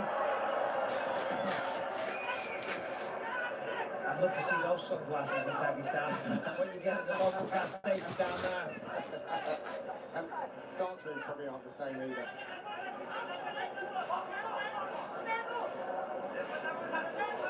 Good job from Dolby. Got up really quick once again.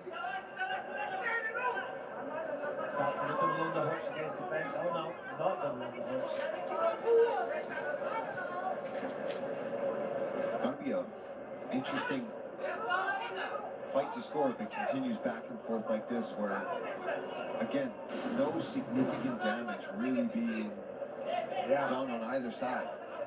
Exactly. So a couple of No, I don't know how you score it. Just really shifted. Steal, yeah. He goes right in for a double leg. This is impressive from Dolby. Nice. Dolby went for that takedown and got reversed, and now he's on the back. Is a Gakmaev. Crazy name. I understand Dolby's willingness to engage and wanting to show that he believes in his own skill set. But you've got to think, and certainly looking at this situation now, not just maybe the advisable thing to engage This much in a grappling. wrestling match against the fence, because this is what they specialize in. This is kind of the fight that they want. Yeah, I mean, it's 2 times he's almost gotten the takedown and immediately reversed from his Gakmaev. Use it to defend takedowns, push him up against the fence, and then look to disengage and throw strikes. Body triangle secured for Gakmaev. Is the Gakmaev? He got 12 submissions in his pro career. Very handy at finishing the fights. Dolby knows that as well, obviously. Minute left. Round number 2. Well, this probably gets the round for Gakmaev. Yeah, could be one apiece going into the third, depending on how you score round 1. Nice. Dolby with the reversal right there. These guys are lazy. Lazy in their positions, honestly. He can completely take this round right back. He could land some big elbows, get a cut, show some damage. 30 seconds left.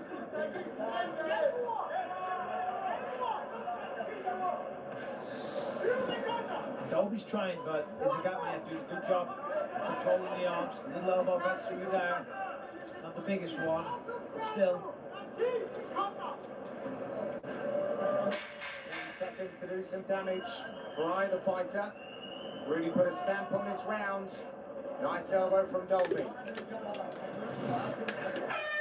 the horn. We're going to follow the fighters back into their courts. Sit. We're going to follow the fighters back into their courts. Check. Pay attention, you got 5 minutes. This is your debut.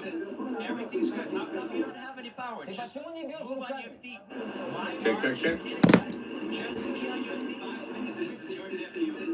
Everything's good. How come you don't have any power? Just move on your feet.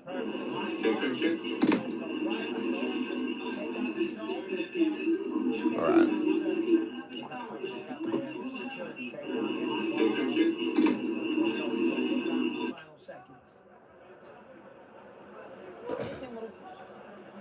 ноги сахалистов не дай.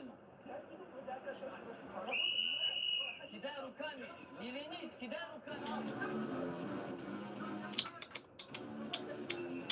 The UFC Fight Night prelims are presented by Bud Lights. We are all ready for round number 3. Here in this welterweight fixture is Agatmayev making his UFC debut with Islam Makhachev, the newly crowned welterweight champion, in his corner. Now, UFC debut. really tight between those rounds. Granted, you're going to have a maximum output and have the ability to recover in 60 seconds when you're truly in shape. However, he did look very tired.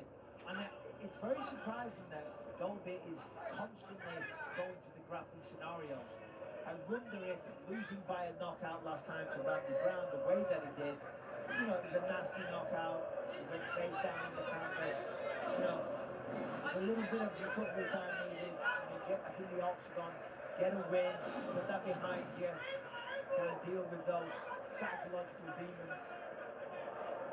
Because right now, the guys have got my head potentially being tired. Might be an opportunity to take advantage of the striking. Yeah, we've seen a few elbows there against the fence from Dalby, and in this position in the clinch, especially like you talked about with his Agatmayev knee. All right. A little bit first fight in the UFC, a lot of pressure. You've been training with Islam. There's a lot of expectations, and then you go in there and be a bit overwhelmed. You even run Islam in the corner saying, "Where's your power? Why aren't you throwing it into it?" He's slowing down for sure as Agatmayev. There's not much output here. Well, speaking with Dolby's team, Oh, big knee. Dolby might have landed that knee there. that's why they're forcing the pace. But He dropped down for the takedown. wrestle as hard as he is,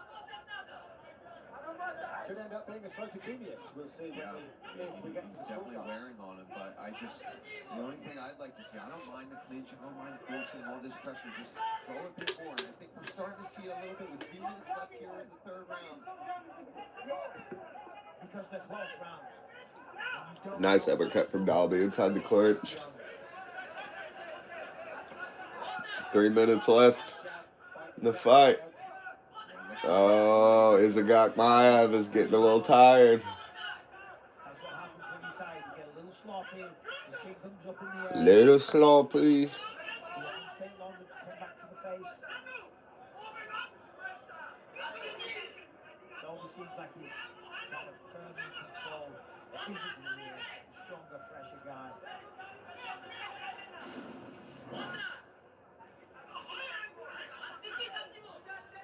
Good right hand. Agatmayev still throwing, still looking for the takedown now. But Dolby's just relentless. Turns as Agatmayev against the fence. He gets turned once again.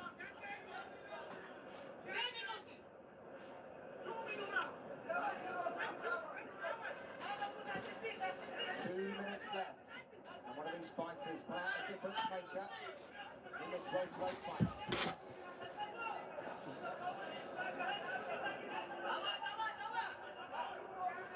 Look for the referee to start getting involved if we have more scoring positions, just to help out the judges. Yeah, because it's just Nicely done from Dolby. Minute and a half left. They're getting in a little ground exchange. Over the back, switches it to the right, and then stands. this is where he needs to be throwing punches. Correct. This is where you disengage.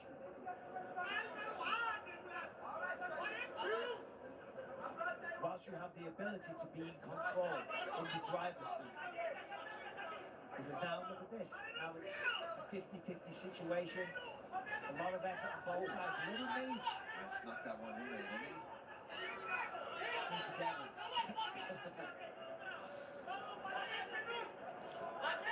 Just a bit of a stalemate in this fight, honestly. Keep an eye on that neck.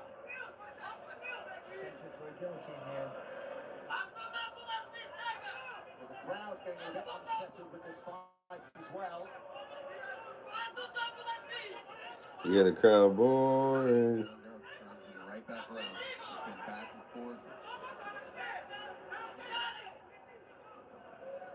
Agatmayev avoiding some of the charges from Dolby there. 20 second. Good job. Dolby. I'll make a new thumbnail while I'm sitting here bored by this fight, honestly. Final seconds. Last takedown attempt from Dolby. Last three backs up. They both swing big.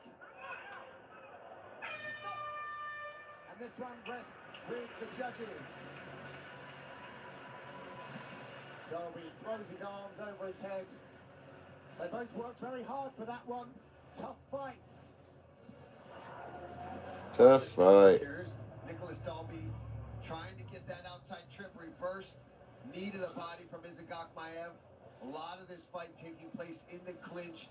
Some dirty boxing, some elbows over the top here from Nicholas Dalby, who really seemed to force that kind of fight along the fence. Double leg takedown there from Izagakmaev. It was just back and forth. Again, that same reversal goes in for that body lock. Nice little uppercut here from Nicholas Dalby. A really grimy, gritty fight back and forth between these two guys. Right hands lands there for Izagakmaev. All systems go for the last pay-per-view of 2025. Murat Dvalishvili defends his bantamweight title against Piotr Jan. Alessandro Pantoja puts his belt on the line against Joshua Van, UFC 323. Yeah, definitely got... December 6th from Vegas, exclusively on ESPN pay-per-view. All right, the scores are in. They rest with Bruce. Let's get this to Ladies and gentlemen, after 3 rounds, we go to the judges' scorecards for a decision. Ben Cartley scores the contest 29-28, Dalby. Vito Paulillo scores it 29-28, Zakakmaev. And Cesare Wojciechowski scores it 29-28 for the winner by split decision, Nicholas Locomotivo Dalby. So a hard-earned fight for Dalby, I guess. Hard-fought victory is what they're calling it. I call that boring. The strategy worked. It was a close one, though. And the Locomotivo goes home the happier man.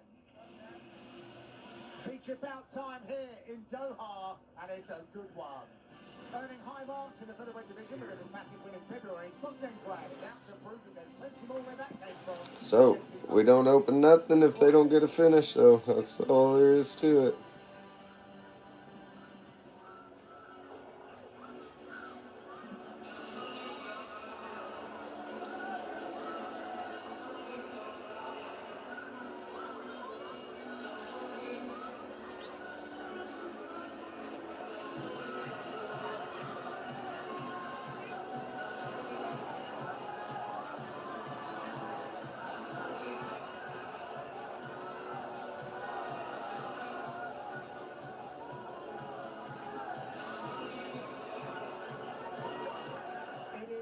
Another exciting debut here in Doha. What's with all these debuts? From Liverpool, Charlie Arnold joins us. Charlie, he spent his career at Cage Warriors, went 11-0. We never saw him on Dana White's Contender Series, but there's been a campaign to get this guy here for a long Luke time. Riley. Yeah, he's so happy to be here too because, like you said, we never saw him on Dana White's Contender Series because visa issues got in the way of him joining not 1 but 2 seasons. So when he finally got the call from Dana White, which by the way was on his mother's birthday on August 10th, he said he has been training nonstop, even having to pull back from training because he didn't want to overdo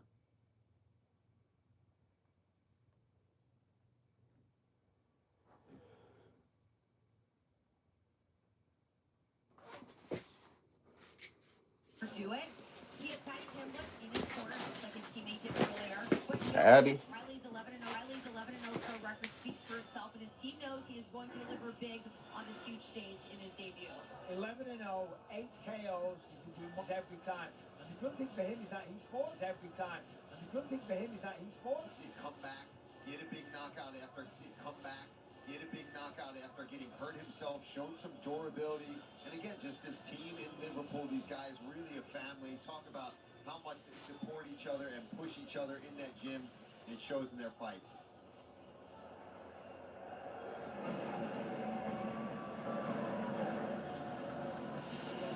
And here he comes, arm in arm with his coaching staff, Bogdangrad. One of the nicest guys on Fight Week, and Paul will attest to that. but when he gets into that octagon, he makes it grimy. He told us that 2025 has been the best year of his life. Of course, made his UFC debut back in February. He got married. With the bonus that he won, he bought a new house. So everything's going in the right direction. And he was messaging me on the socials, Paul. He loves this fight with Luke Riley. He's a fight of the night kind of guy, and he needs a dance partner, and he sees that with the man from Liverpool. Absolutely. I mean, Bogdan Grad is such a character, man. And you're right, just a nice human being, so genuine when you speak to him. But he's the kind of fighter that when he gets in there, he will run across the cage to engage with his opponents. Exactly what he did when he got that big win against Lucas Alexander. He just ran across the cage, engaged. And Lucas was the cleaner striker, but that doesn't matter with somebody like Bogdan Grad. He's fought really sharp strikers before. He finds a way into the fight, and he mixed in his takedowns and his elbows from top position beautifully in that fight. This guy's a grinder. He's tough. He loves this stuff. You can tell he's genuinely excited to be in here, and to mix it up with somebody the caliber of Luke Riley coming in here undefeated. He's the kind of guy that gets excited for the challenge like that. Yeah, I love watching this guy fight. All-out action, lots of spinning elbows and stuff like that. Excellent wrestling as well. Always pushes the pace. Brilliant cardio. And speaking of the matchup, you know, that the fact that Luke Riley and Shamrock earlier, all coming from the same gym as Paddy Pimblett, and a lot of hype around these guys. He's not fazed by that one little bit. He's like, listen, at the end of the day, when we're in there, it's just two human beings. He recognises the team's doing great things. He's got a lot of respect for Paddy, but as I said, Luke Riley, he just sees him as another opponent. Now, I don't think that standing and going toe-to-toe with Luke Riley will be a good idea. I'm not saying he can't win that fight, but Luke Riley is a very talented striker. We've seen that Bogdan Grad can hit perfectly timed double leg takedown. Okay, it's time for the line now. It's end of the tape for tonight's Reach About. And it is the middleweight division. They have the oddsmakers for Luke Riley as the consistent favourite. That newcomer from Liverpool is 4 years younger than the Austrian. Tell the tape. 1 inch shorter, but Bogdan Grad will fight with a 1 inch reach above. The official introductions. Here's Bruce. Ladies and gentlemen, this fight is 3 rounds in the UFC featherweight division. Introducing first, fighting out of the blue corner, an undefeated mixed martial artist holding a perfect professional record. 11 wins, no losses. He stands 5 feet 10 inches tall, weighing in at 145 and 1/2 pounds. Fighting out of Liverpool, England, Luke Riley. And now, introducing his opponent, fighting out of the red corner, a mixed martial artist holding professional record, 15 wins, 3 losses. He stands 5 feet 8 inches tall, weighing in at 145 and 1/2 pounds. Fighting out of Graz, Austria, Bogdan the Unleashed Grad. And when the action begins, a referee in charge, Mark Downer. Everyone's fired up for this one in the featherweight division. There's Bogdan Grad. When Luke Riley was getting announced, he was throwing all kinds of spinning stuff. He's ready to go. There's the newcomer from Liverpool. From Widnes. Next generation, Luke Riley. He is 11-0. They touch him up, and straight on the gas is Bogdan Grad.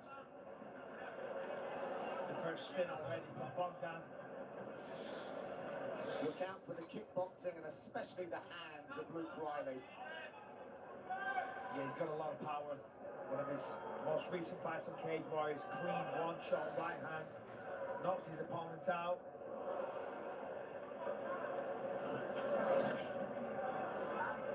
You're going to wonder about the psychological aspect of the confidence of Luke Riley. Obviously came out here with Shamrock, didn't go his way earlier.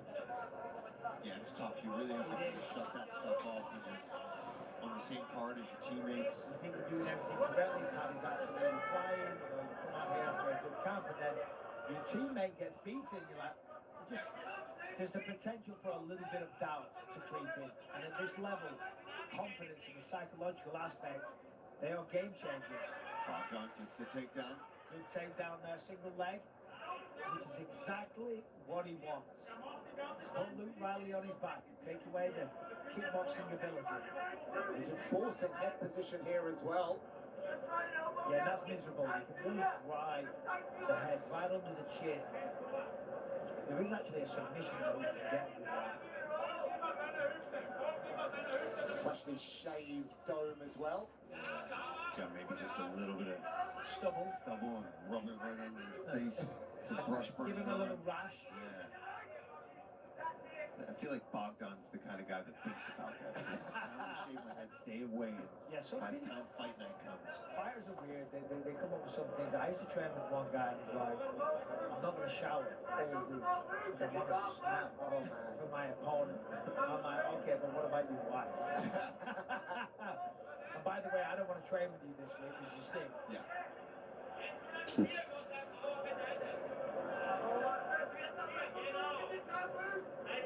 But the buzz cut is clean. See if Bogdan can get some of those elbows going that we saw in the Lucas Alexander fight. It's work. He's dropped out. Showing his back. He's not escaped, but he's on the feet. They're trying to kick away the base. Now dragging Oh, nice work. Dives on the back, but loses it. Oh, nice job. Threatened that punch. Got Riley to cover up and threw that hook in. Oh, a cradle down. And good work there by Riley. Working on the grips. The game plan's clear for Bogdan Grad. He's done his homework. He's seen the striking ability. We know he can wrestle. That's the key to victory in this matchup. Smart.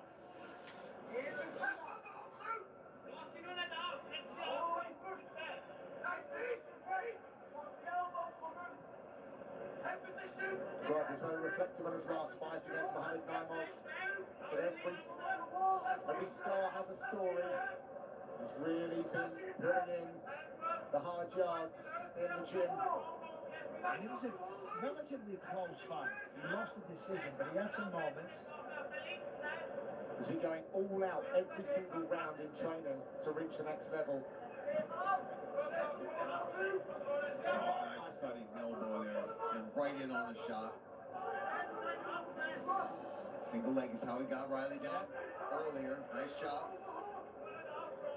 Well, Luke's Riley going to have to trying work. to get away from this fence. He Luke's going to can't have to hang work out here. on the takedown of the fence after this fight. He's making a couple of mistakes there. Nice shot from Bogdan with the release. Here's an opportunity for Luke Riley. See, he's got to capitalize. He's got to try to get some footwork going, some movement out there, and get away from being so close to this cage. Good job from Bogdan. Just crazy pressure. Again, back on the single leg. Riley defends it this time, but again, right back up against the fence. I have seen Luke Riley do this though in some of his other fights where he gets taken down and controlled against the fence, but manages to always get back to his feet, and then when his opponents have tired a little bit. Yeah, I did watch one of those fights. Yeah. That was over and over and over again. Taking him down, but then he got tired, and then Luke knocks him out. There's been a couple of fights here contenders. It was Abasa.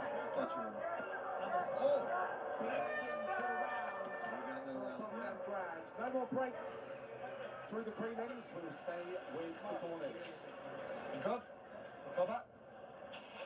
You knew he was supposed to do this. Okay, good. Alright, let's start making it pain now, ready? Okay? Yeah. He's going to try and just shoot in your legs and get you to settle down. Yeah. Okay? So, let's take a bit of a lower stance. Just get our sprawl better. Yeah. Right, trap his head a little bit better.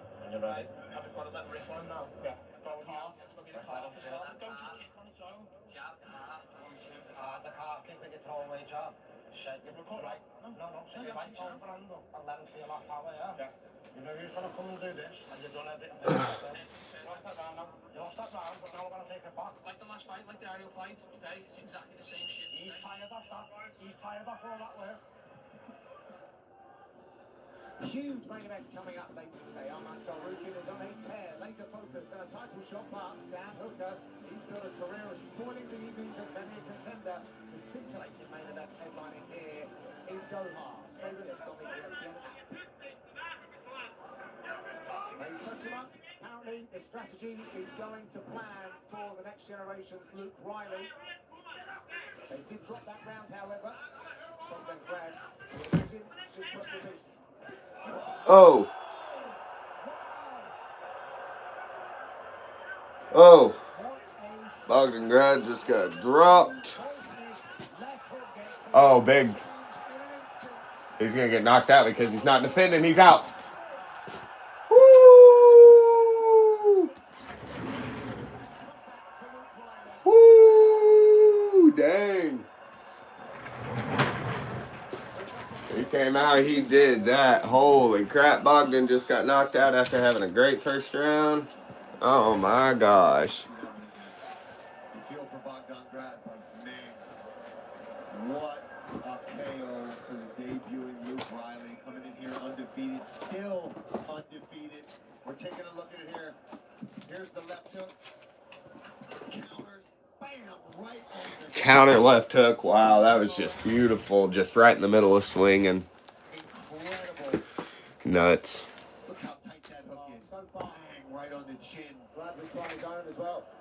You know, they talked about the game plan's going to go. You knew he was going to come out. You knew he was going to be released. All right. Yeah. Wear down a little bit, give you an opportunity. We got to finish, so we're going to open some Top's Finest. So bad. That was crazy. Bogdan is out after having a great first round. Luke Riley's back. Cute. Will know that they're taking on a bit of a roller coaster with their man. He often puts Someone screaming in there. It sounded like, oh! Crazy. but then he gets it. All right, let's see what we got here.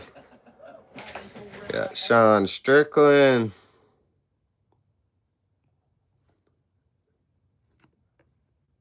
Ooh, who we got here? Is that Merab? Merab Valashvili. A KO for the debuting Luke Riley, coming in here undefeated, still Uh-oh. undefeated.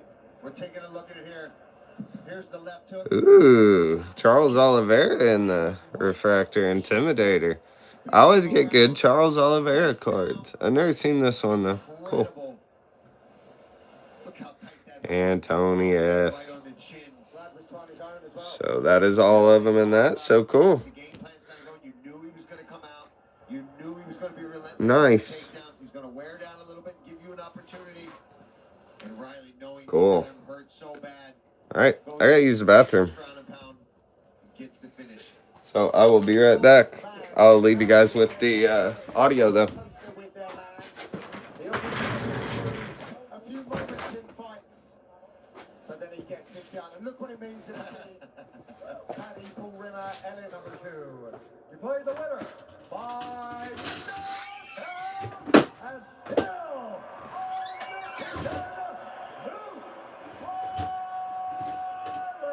Todavía invicto, ganando a 12-0 Luke Riley. Luke Riley, You came over Luke. to me and said llegaste y me it dijiste, was a terrible first round, but the second round got off with an absolute banger. el primer round fue calentamiento, el segundo salió como yo quería. Talk, and that was it. What the fuck was that first round? Fuck me. That was fucking shite.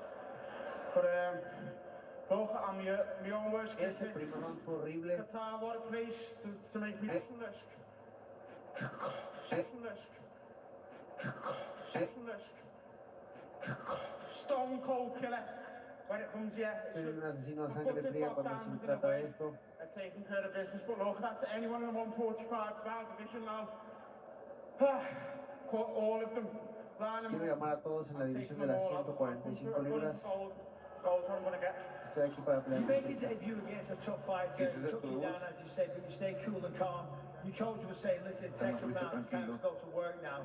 Y You know tus who coaches you're te dijeron, knockout ahora es tiempo de ir a la artists, you've got a guerra. large following back home. You've got a tremendous team with Paddy and Tienes un gran equipo atrás de casa your con home for you Pau. in the UFC.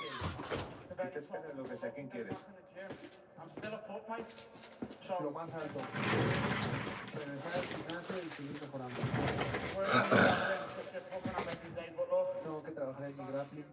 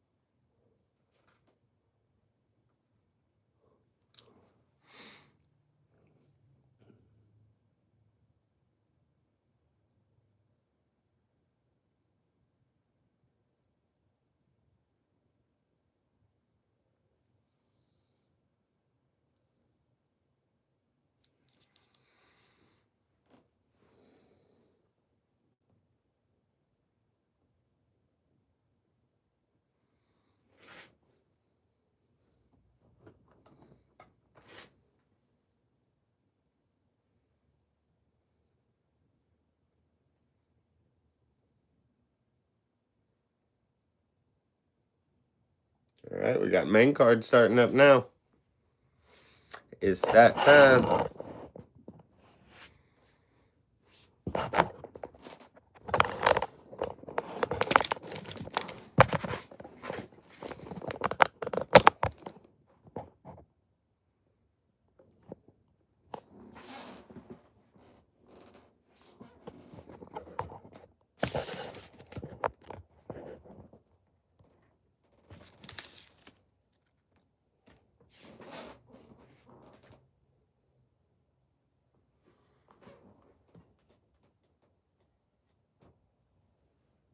That the lightweight division is in good hands. Oh my God, that's it. I'm gonna be a champion. Armin's eyes are so close together. I hated what Armin did. That kind of really pissed me off, honestly. The headbutt. You don't do that. The dude doesn't care that he's just got too much money and doesn't care. A world-class sniper with an indomitable will to win.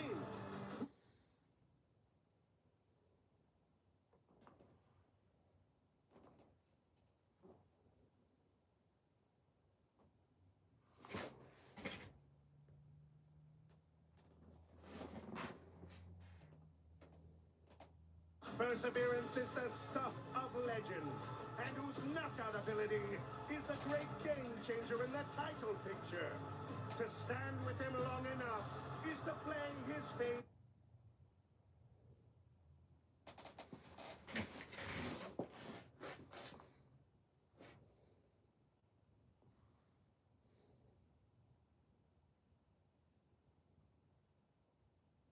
Game of Hangman. The Hangman does it again! This guy is an idiot, and I can't wait to knock him out. First, it's a high-class intersection of elite welterweights at the top of the division. And the return of the former champion, not ready to concede his ultimate reign. Oh, that'll do it! Remember the name! One of the most dominant fighters of his era, who has stood and conquered the greatest forces going. This time meets an Irish phenom who never backs down from a challenge. Head kick from Terry. How about the Irishman? Nasty to the bone and on a quest to overthrow every contender. Until the welterweight title is around his waist, the future has arrived. Live from Doha, Qatar, it's UFC Fight Night, Soryukin versus Hooker, and it starts right now.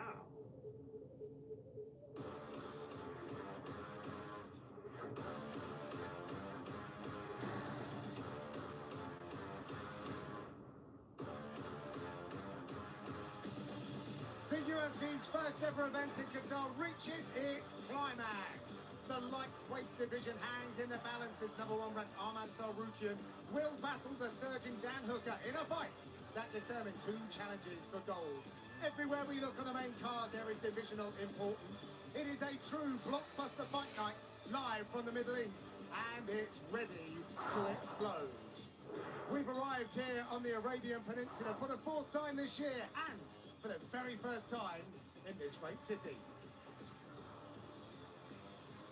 We are live inside the ABHA Arena for UFC Fight Night, Tsarukyan versus Hooker. UFC Fight Night is presented by Bud Light. Closed captioning is available for tonight's telecast, and if you'd like to watch the broadcast in Spanish, that option is also available on the ESPN app. Good evening, fight fans, and welcome to the Ultimate Fighting Championship. My name's John Gooden, delighted to be joined by two of your favourites inside and out of the octagon. Paul Felder, Hall of Famer Michael Bisping. Paul, I'm delighted to be back on another historic night, unlocking a new territory. And boy, oh boy, of the matchmakers, given a real treat for this one to whet the appetite of those in the Middle East. Absolutely. I mean, we just finished the prelims with a bang with Luke Riley getting a big KO. They're only going to get more and more anticipated here going into this main card. And then obviously this co-main event, this main event, there's some bad blood between these guys. They don't like each other, and I think they're going to go out there and show each other how much they don't like each other here tonight. Yeah, well, we saw it yesterday at the weigh-ins. There was a little bit of a ruckus, shall we say, on stage. So the main event's going to deliver. Great fight card from top to I bottom. hated it. What about Qatar? This place was not on my You don't do radar. that. I'm telling you what, it is now. It's stunning. Beautiful architecture. The weather's incredible. Incredible restaurants as well. And the fight card here tonight, icing on the cake. The icing on the cake, and the tip of that, the very tippy-toppy bit of the icing, is in the lightweight division. Let's pull up the rankings and see how it all stacks up. In attendance tonight is the champion, Ilia Topuria. Arman Sarukian currently holds the #1 spot. Paddy Pimblett is also in attendance tonight, and he holds the 5 spot, #6. He's occupied by Dan Hooker. Michael, it is consistently tight at the top of the lightweight division, but Sarukian's performances currently have him ahead of the pack. Well, he is the #1 ranked lightweight fighter on the planet, and he truly feels that a win tonight will put him in line to get a shot at Ilia Topuria. The man has got no weak areas. He truly can do it all. Beautiful striking, excellent wrestling, non-stop conditioning, and he trains with some of the best in the world. Tonight in the corner, we're going to see middleweight champion Hamzat Chimaev. Look at that finish there from Beneil Dariush. The man is a monster. When he shows up on form, in shape, I'm telling you, he truly is one of the very best in the world. Absolutely, but taking on a veteran in Dan Hooker who has been there and fought some of the absolute best that the lightweight division has to offer. He's as grimy and as tough as they come. This guy loves to be in a fist fight. And listen, we have seen him get beat up in the first round of a fight and find his way in there to knock you out or go win a decision. It does not matter how Dan Hooker has to win this fight. He can submit you and knock you out, or he can grind you out to decision. He's fought tough wrestlers before. He's taught tough opponents before. And it wasn't a usual weigh-in, Jess. Those weigh-ins were a little seasoning, courtesy of that headbutt from Arman Sarukian. But of course, Dan Hooker, all about it. Loves that kind of stuff. He's here for a fist fight. Talking of fist fight, we do another one of the co-main events as well. I hated it. Oh no, it's a great one. You don't do that shit. You have more for us, Charlie. John, thank you so much. You know, both competitors in this co-main event, they are acutely aware of the implications that this co-main event holds because the division has shifted so You don't much do that shit. last weekend. Bilal Muhammad returning to the octagon for the first time since dropping his title at UFC 315 in May, and he says there is no better place to do it than here in Doha. He says this region, it just feels different and his head is clear. Perhaps that could be because the last 2 times he fought in the Middle East, he got the finishes and also earned the bonus. Bully B, he took it up a notch during his training camp, bringing in younger guys to push the pace. And he says that quickness will be on full display using early pressure. He says the movement in the division has him extremely fired up, and he is out here to remind everybody that he is the best welterweight in the world. But ask Ian Machado Gary, he is not buying it. He actually thinks Bilal is talking a big game to cover up for his decline, and the future only gives this fight 7 minutes. Now, Gary wants to keep this fight on the feet, though he did train extensively with his cornerman John Hathaway during camp on his wrestling, so he's prepared for anything and everything. He said, my preparation has been perfect. I want to prove to everybody I am the best welterweight in this division, and I deserve to fight for the title. The stakes are high. They are as high as they get in this co-main event showdown, and John, it's clear both guys are realizing that. I love it. Thank you very much, Charlie. Great stuff in the co-main and the main event as well. And it just keeps on coming. We open up strong too. Time to get ready for our first main card bout. It's been 9 long years since Japanese superstar fighter Kyoji Horiguchi was at work in the UFC octagon. Michael, that night was actually in Northern Ireland back in 2016. Yeah, and since then, he's still gone on to prove that he is one of the very best fighters in this weight class. His team calls him the fastest man on the planet, and he really can do it all. He is light on the feet and very fast, but he can wrestle. He's got beautiful striking. On his first UFC run, the only person to defeat him was one of the greatest fighters to step in the octagon in the history of the sport, Demetrius Mighty Mouse Johnson. The fighters are under starters orders here in Doha. We don't want to keep them waiting any longer. Time to get cracking. Main card. With 4 straight wins, Tagir Ulanbekov has been dynamite come fight night. And the ultimate fitness test has arrived with the return of Kyoji Horiguchi. Taking the phrase iron sharpens iron to its logical conclusion, Dagestan's Tagir Ulanbekov has shown he's definitely got the same mettle as his coaches and training partners Habib Nurmagomedov and Islam Makhachev. in compiling an impressive 4-fight win streak. With his signature submission wins of Nate Maness and Cody Durden, Ulanbekov is poised to make a deep run in the flyweight scene. Returning to the UFC for the first time in 9 years, Japanese star Horiguchi had a near 90% win rate during his first UFC stints, taking then champion Demetrius Johnson to within a second of the scorecards. Coming up next, Tagir Ulanbekov takes on Kyoji Horiguchi.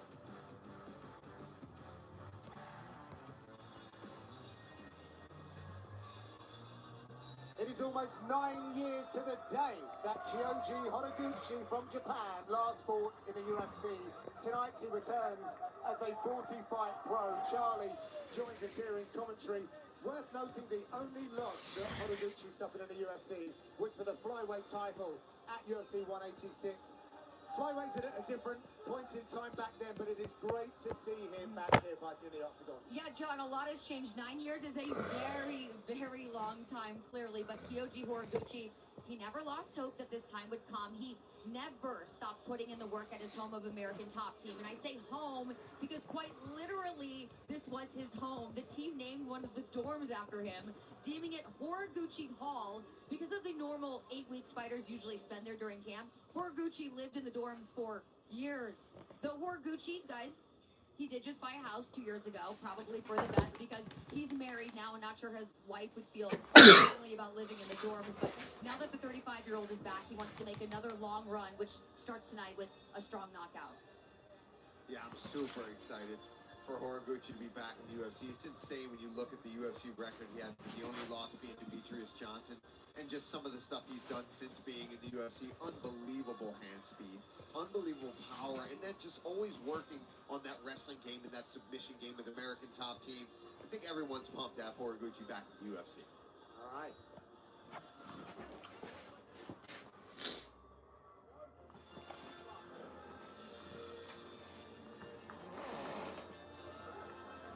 And here walks the number 11 ranked Tagir Ulanbekov, third fight of the calendar year for Tagir, who was sidelined for the whole of 2024.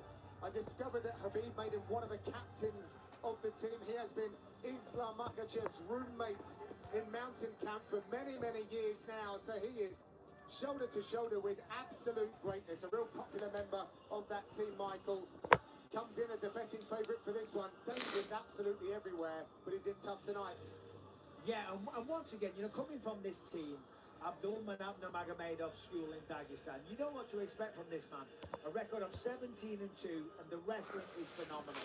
He's good at striking, but he's a standout in the wrestler. He's very tall for the division as well. He's very long, he's got decent striking, but make no mistake, he wants to get a hold of Kyoji Horiguchi, slow him down, drag him down to the canvas, and then submit him. And Tagir Ulanbekov has a very good potential in doing that. Oh, absolutely. I mean, his body rock when he gets in tight is very difficult to deal with.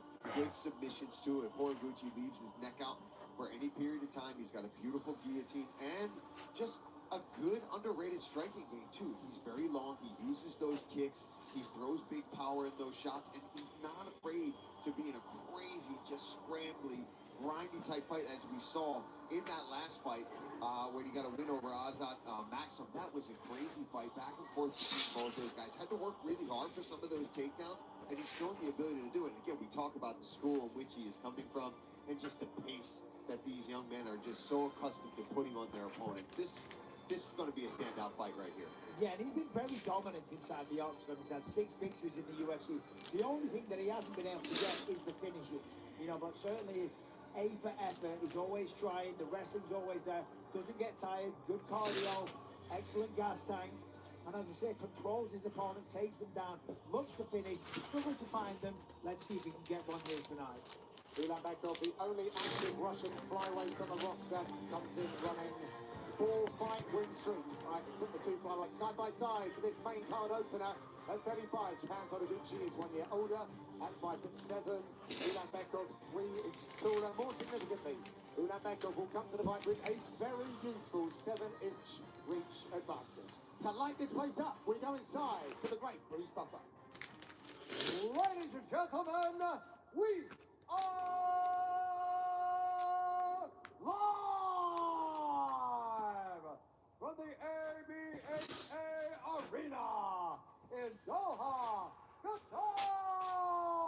for UFC Fight Night, Sarukian versus Hooker. And now, this fight is 3 rounds in the UFC flyweight division. Introducing first, fighting out of the blue corner, a mixed martial artist holding professional record, 34 wins, 5 losses, 1 no contest.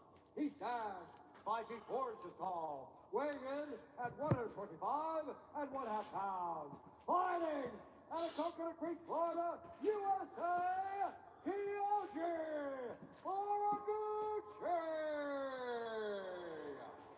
And now, introducing fighting out of the red corner, a mixed martial artist holding professional record, 17 wins, 2 losses.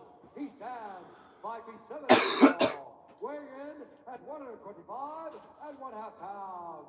Fighting out of Moscow, Russia, Tagir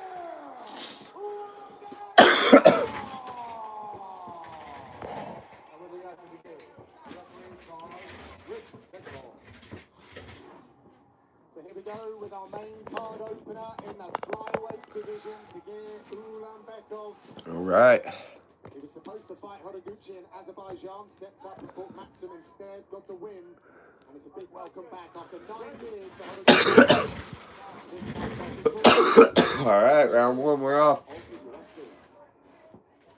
it's worth mentioning that Horiguchi, away from the UFC, was just doing massive things. He was the rising champion, submitting the Nell Cop. He had a very, very good run. Right. So we got Horiguchi making his return. That is crazy to see. Just when watching the weigh-ins, like looking at it, I was like, wait a minute, Horiguchi, what? And then, yeah, sure enough.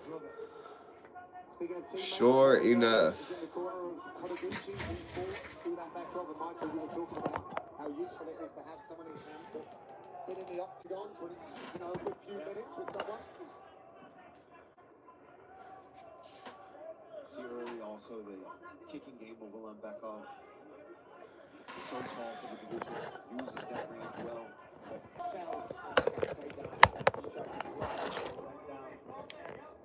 Extremely fast feet on the side of Horiguchi. It's going to be tough to catch.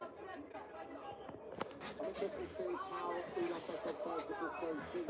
Looked like a pretty gnarly weight cut for him. Mma On Mme said to me at the Q&A yesterday he hasn't seen it this bad before. I were up all night with him. He made weights, but he was one of the last to hit the scales. Might be nothing. He's a big boy trying to make the weights.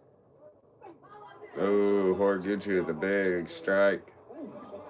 Right hand too on the exit.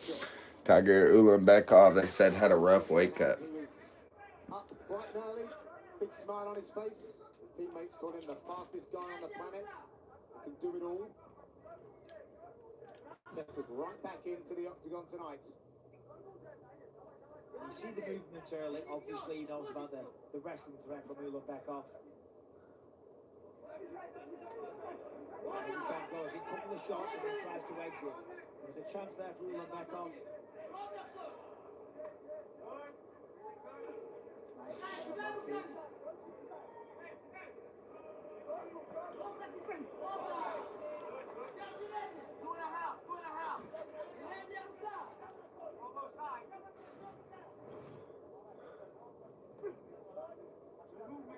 Two super camps in opposite corners tonight. American top team, the Hopper chief cornerman for Horiguchi. Alongside Mike Brown, I should say. And then alongside Ulanbekov.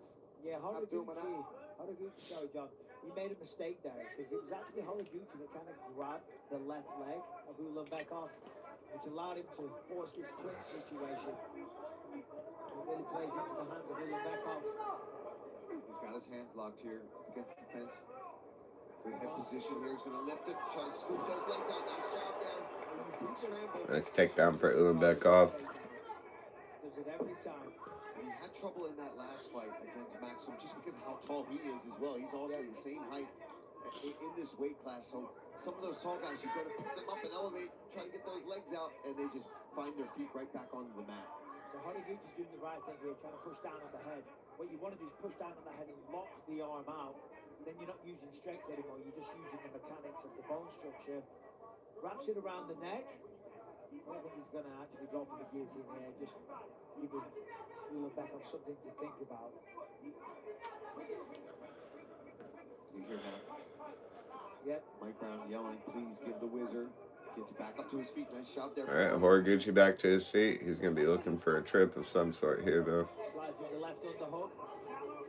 Fake and go. Fake one and go. Fake and go. One way the other. My guy said fake and go. There it is. That's nice work.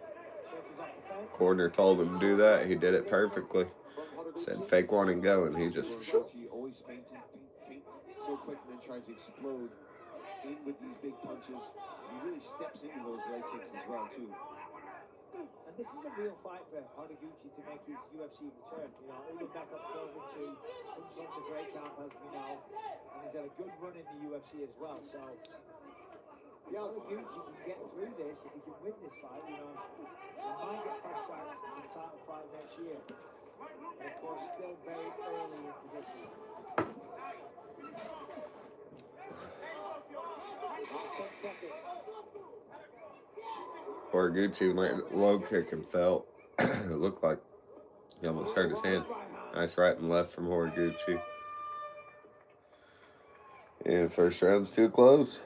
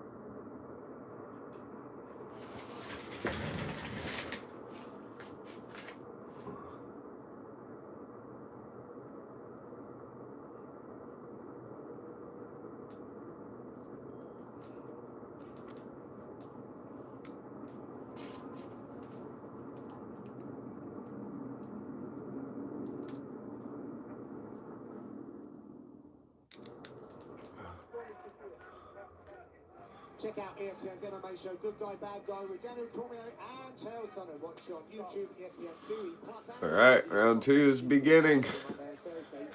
It's so cool to see Horiguchi back in here.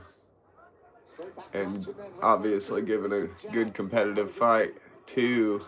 Oh, big right hand from Horiguchi to Ulanbekov, and then a huge low kick sweeps Ulanbekov's legs out from under him. Woo! That was nice. Mike Brown calling for short elbows.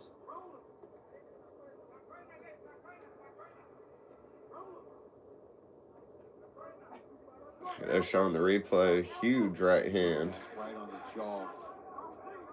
Ulanbekov was throwing like a little check hook. And again, battering that lead leg of Ulanbekov. Oh, my buddy just text me if you know Marcus on the show. He's been in the hospital the past few days and looking to get out today though, but Gotta be careful of the guillotine here. Ulanbekov's going to try to roll to his left, act like he's escaping, and then he might throw that I'm arm gonna back around. share the link to him for the live feed. See how he is with that grip. He's got a good guillotine. See how he's trying to take the space away. He's trying to get in tight. He's committing. It looks like, I was going to say, it looked like it wasn't quite deep under the chin. But now it looks like there's a cut from somebody here. I think it's the nose of Ulanbekov. All right, yeah, he's getting out today, so wish him well, of course. So we got Horiguchi. He's now working on the neck here. Pretty awesome that we got Horiguchi back in here. They said his only loss is Demetrius Johnson. That's crazy. So post UFC, Horiguchi won. Post UFC, I guess he went on to fight in Ryzen and get the Ryzen championship. I don't know much about it. I know I've seen his name popping up here and there, but I didn't realize, I guess, that he was still on kind of a run. But yeah, second stint in the UFC. Ulanbekov is not, a weak competitor by no means either. So the fact that he's in here having a very good fight with Ulanbekov is, high hopes. He's still a small guy, but we're talking flyweights here. Ulanbekov is a big flyweight. Yep. So the corner just called it out right as soon as I seen it too. Ulanbekov went and lifted the lead leg and then went to set it down and had a slight little stumble on his step. Kind of got a little bit of a dead calf going on from that last low kick from Horiguchi. So, or not last low kick, but ooh, and there you see it right there. There's the attack, the stand switch, straight into the head kick. Oh my God, you're in so much trouble whenever you get the lead calf damage. You are in so much trouble if you can't get it back from under you, because they know you're in trouble.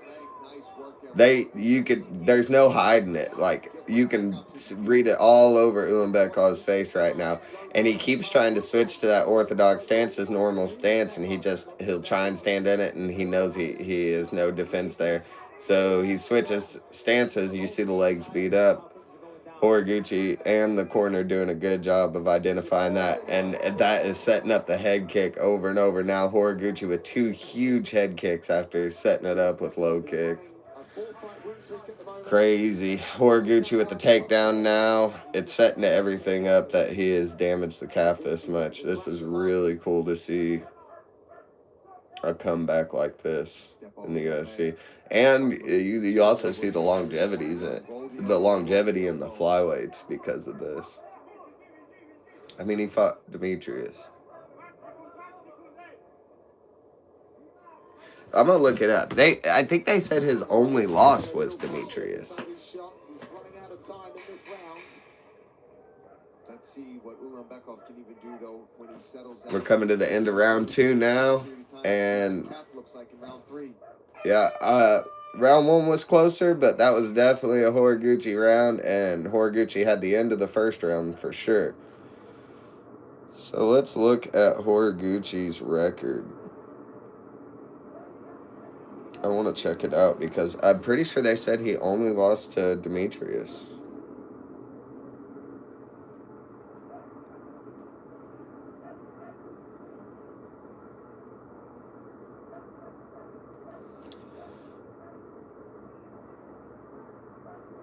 No, they're wrong. Maybe the only loss in the UFC. Yeah, only loss in the UFC was to Demetrius.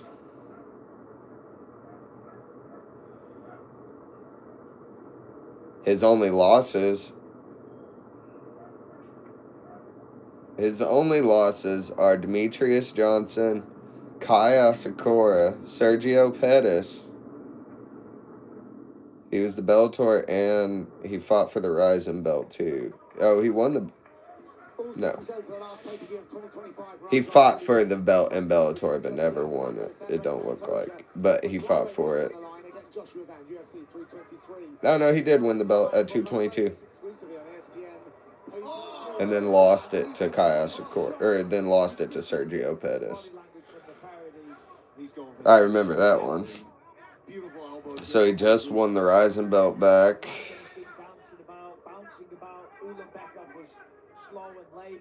He fought Sergio in Ryzen. I don't know if I knew Sergio was in Ryzen.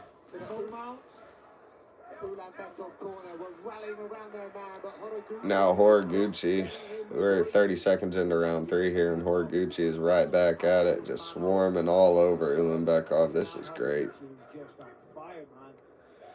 This is great.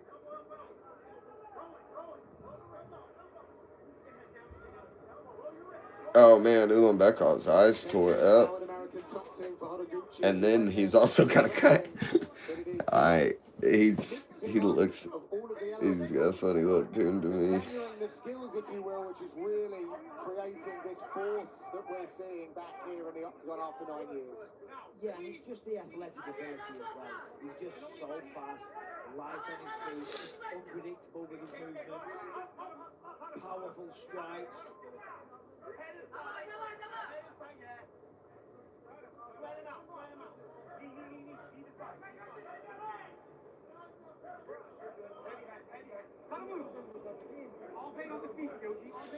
Yeah, I figured neighbor's dog will not quit barking. Been barking all morning.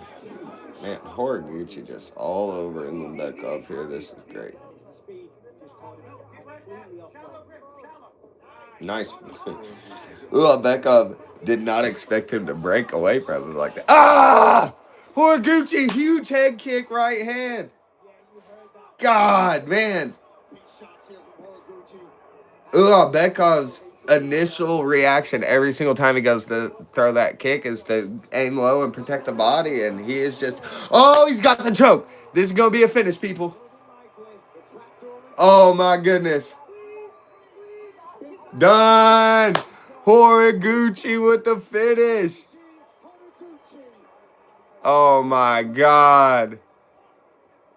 Whoa. Whoa. That is a huge statement in the flyweight. Unbelievable. Round one, much closer. Woo! Completely took over, started landing big shots, tore up the calf. Wow, Horiguchi wins. He was floating around on top, finding shots. Man. And now a look at tonight's blazing knockout moment brought to you by Buffalo Wild Wings. Wow.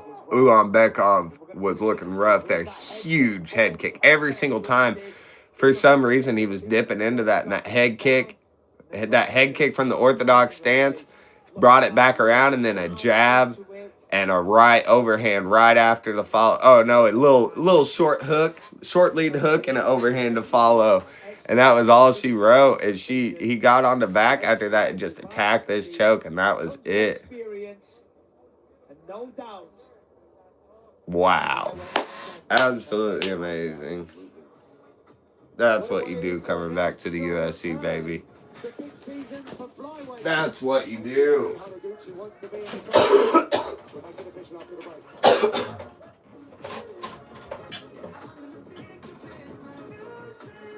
Hey, plug this heater up real quick. We're going to open something because holy crap. Let's see what we got to open.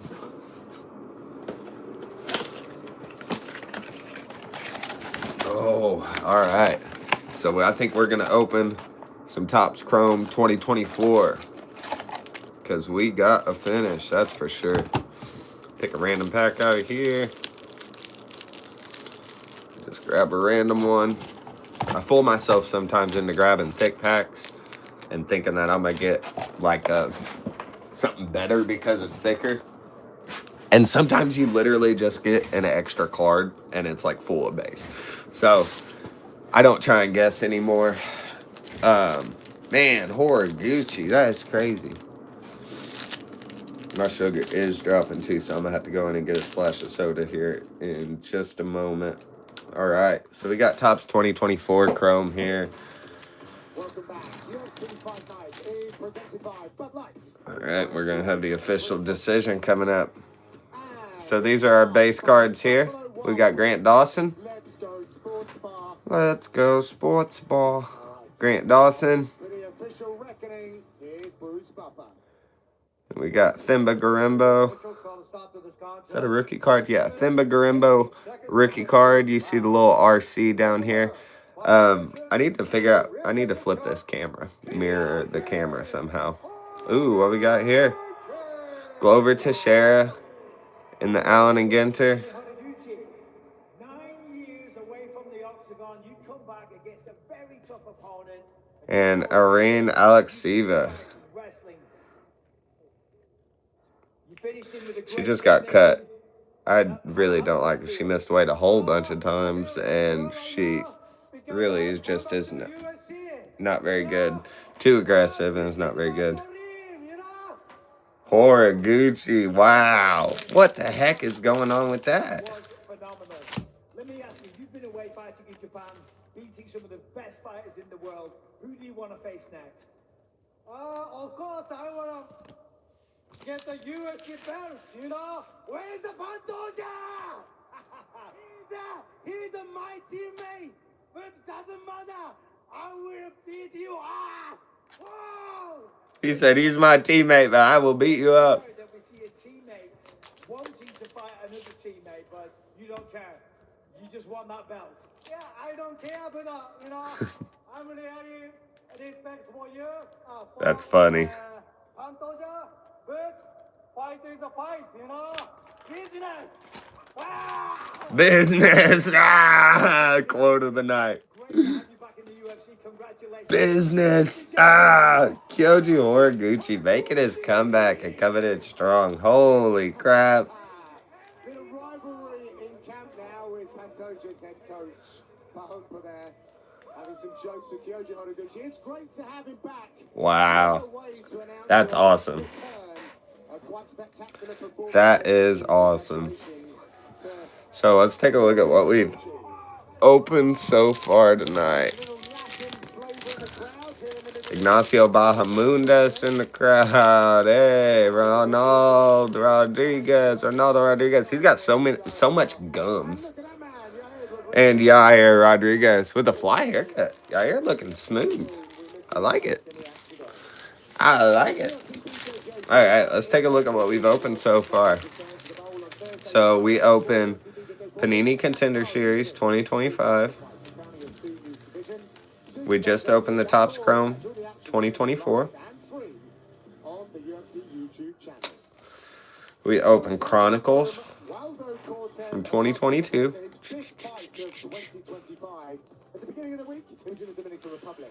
He then traveled back to Arizona where he trains, only to be offered this opportunity here tonight. And we open Panini Prism 2023. And we open Topps Finest 2024. So we got this fight that's coming up. I had some big stuff going on with it. We had Sergey Spivak had to drop out last minute, and now Faziva is fighting Waldo Cortez Acosta.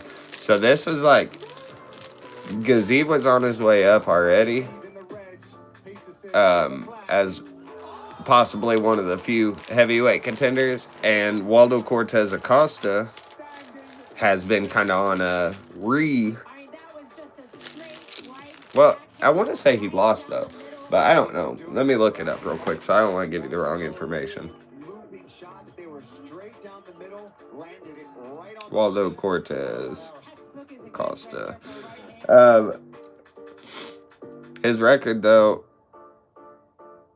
yeah, he lost to Sergey. So, but he did have that whip over Delija, and now he looked good in that. He was already looking good.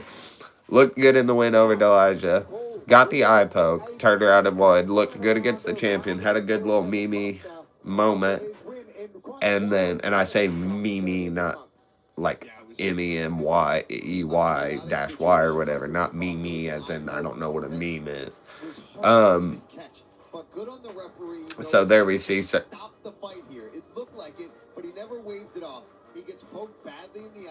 Oh, they're playing back the Delija Cortez Acosta fight. That was just the craziest moment.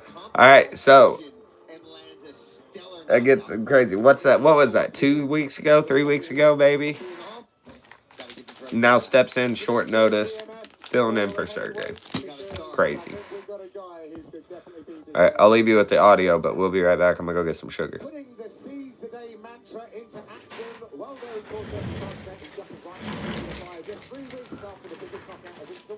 In a showdown with the number 11 ranked Shamil Gazib. With zero hesitation in answering the call to action, the Dominican Republic's Waldo Cortez Acosta is making it a November to remember, stepping in on short. round knockout of Ante Delia, which earned him a Performance of the Night bonus and solidified his contender status in the heavyweight division. Now he will take on the Middle East's own big game hunter, Shamil Gaziev, who will cross the Gulf of Bahrain to Doha from his home in El Manama for the chance to run his win streak to 3 on his rapid rise to contention. Coming up next, Waldo Sousa-Boy Cortez Acosta meets Shamil Gaziev.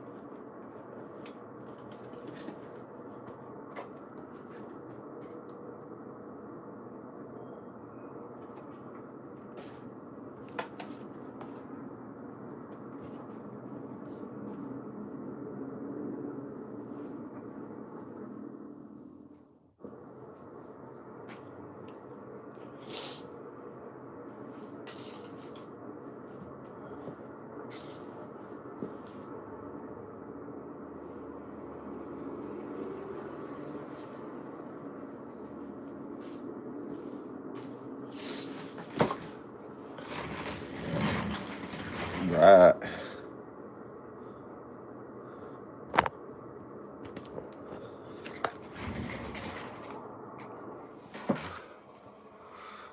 Cool. Tail of the tape. Welcome back. Let's take a look at the tail of the tape for our heavyweights. And the money line has the late notice replacement Waldo Cortez Acosta as the -150 favourite. Lot of similarities across the board. It really separates them in age. Both the 6'4". Wow. So they got Waldo Cortez Acosta as the favorite. I think a good bet, I mean, it's hard to say, but I think a good bet for this would be Gaziev by knockout, because I'd say the odds would be kind of, let me see, maybe I can put a bet in real quick. Let's do FanDuel. I think they're probably closed. At 262 pounds, fighting out of the Kingdom of Bahrain, Shamil Gaziev! I think it's probably closed, but Gazeve by knockout might be a good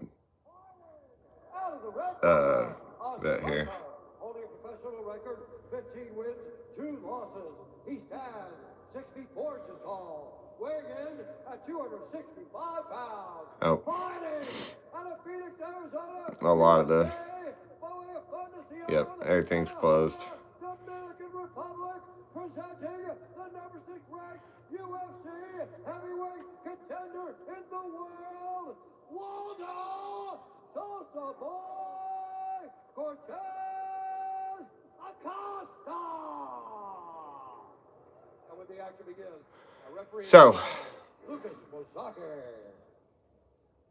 So, one of the craziest storylines of this week, Waldo Salsa Boy Cortez Acosta. Salsa Boy. Hit the tarmac here in Qatar on Friday morning and jumped straight on the scales after accepting the fight. All right. On Wednesday back in Arizona. Before that, he was in the Dominican Republic. He faces Shamil Gaziev tonight.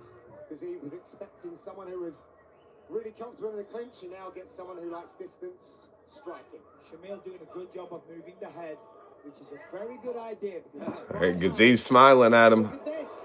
Oh, they're throwing. He said it was going to be fun. Biggie boys. Moving the head wisely, though. The comfortability of Cortez Acosta.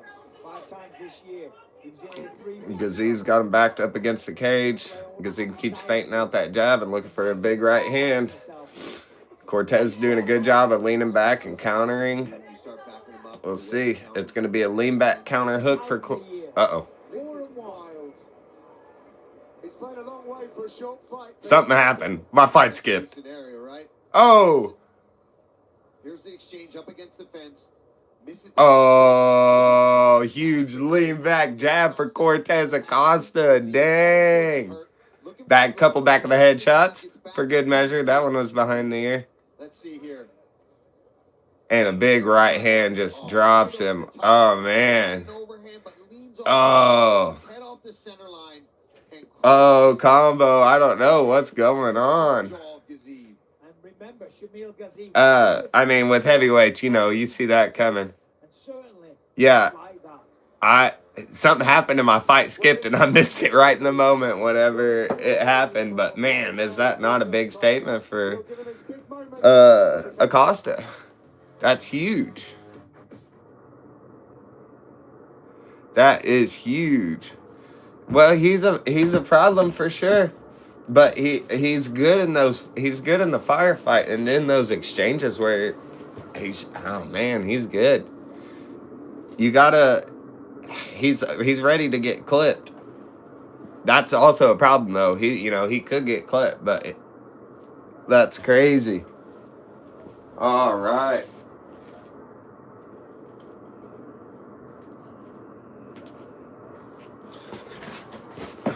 Wow. So, I'm going to show you real quick while you're on here. Maybe. We'll see. Let's pull up OBS. I'm going to show you. I got to spin the wheel now. I got to spin the wheel. Running normal mode.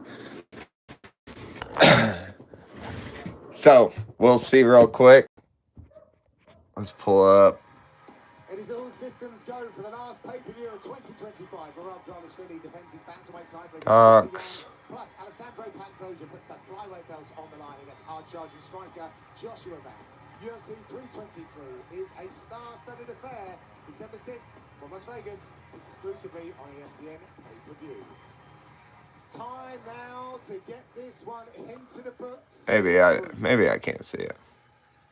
And now for the official decision, brought to you by Bud Light. I need to spin this wheel and not. Here's Bruce. Ladies and gentlemen, referee Lucas Mosaki has called a stop to this contest at 1 minute, 22 seconds of the very first round.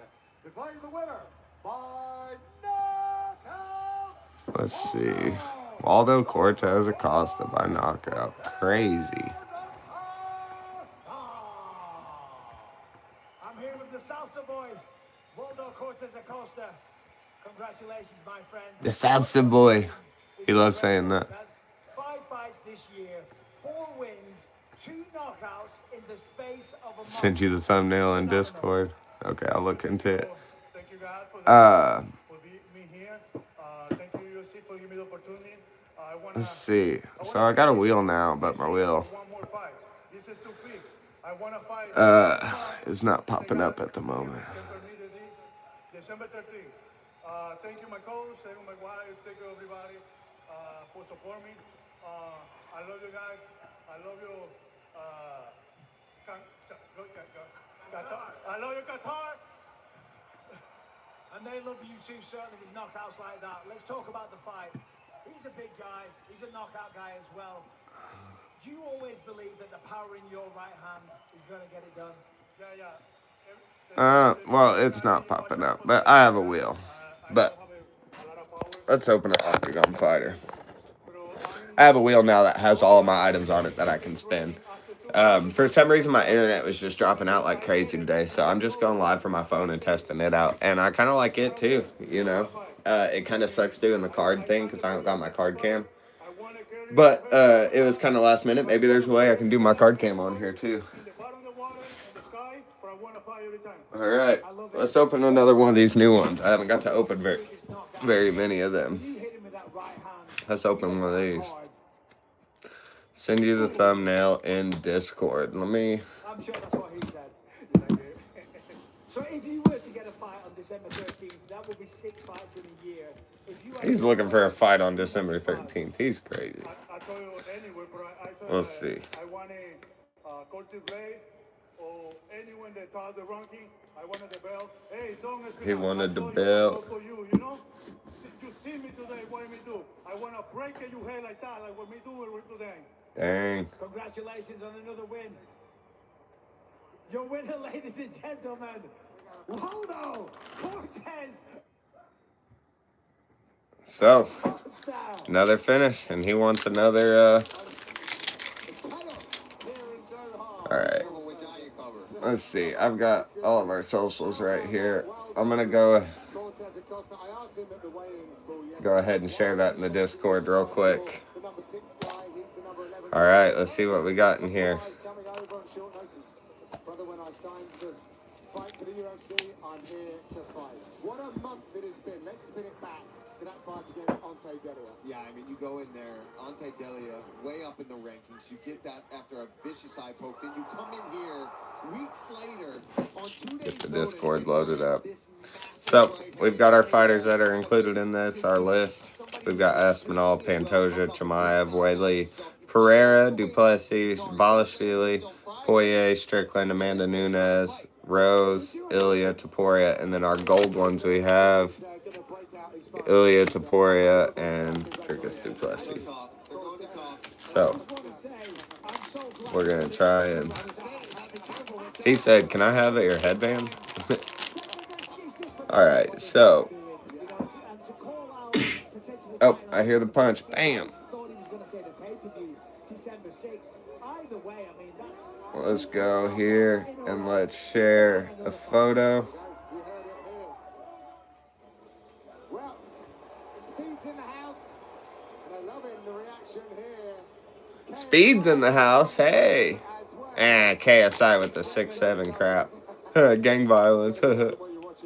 I did just see, I'm pretty sure... I don't know if that was him or not. It looked like Akash. Akash Singh, the comedian that he's the co-host of the Flagrant podcast. And he has shared 25 minutes of octagon time with the former king of the bantamweight, Pyotr, who seeks revenge on his way to end 2025 as a champ once again, and play spoiler to a dream that once seemed unbelievable. When I start MMA, Alright, I just shared the thumbnail. Alright, so let's get into this Octagon Fighter. We're going to open it, we're going to see if we got any color. Alright, we got a white foot. Dang it, they're white. Oh no, I dropped them. No, we check the foot first to see the color of the fighter.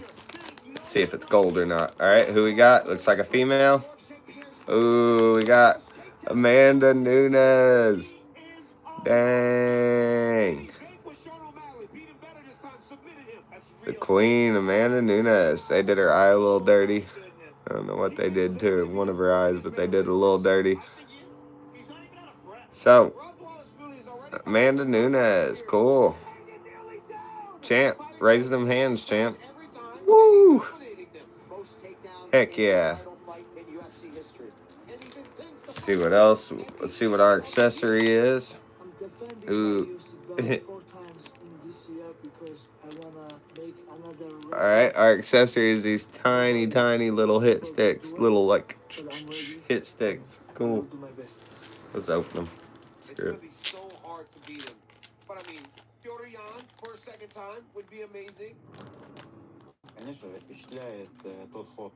Look at these. The tiniest little hit sticks. Funny. Funny. Alright, and we got our octagon piece. And each fighter we collect will add up and make an octagon eventually.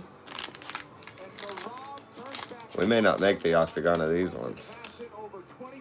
We got our fight stickers. Amanda Nunes fight sticker and the Amanda Nunes fight kit.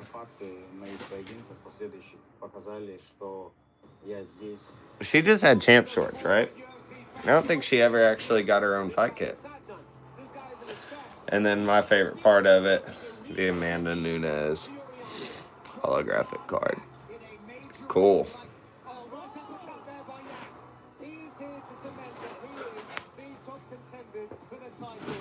So, quick little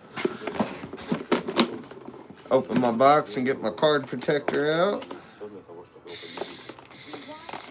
I need to get some more of these little cigar card holders. But yeah, so we got a new person in the collection. And it is, boom, the GOAT. Amanda Nunes, our gold octagon piece. Our Amanda Nunes with the Amanda Nunes fight shorts and the Amanda Nunes sticker. And then the tiniest little accessories you've ever seen, the little bitty hit sticks. Pretty cool. Pretty cool. So, that is the Octagon Fighter.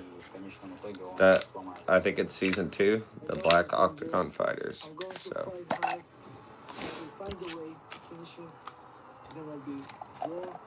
the best guy will win, and I'm the best.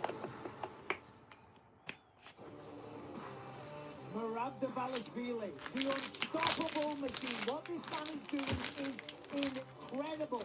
Defending the belt 4 times in 1 year. Of course, again. All right. Thumbnails posted. Of course, Mma went out there, he dominated, he won the fight in style.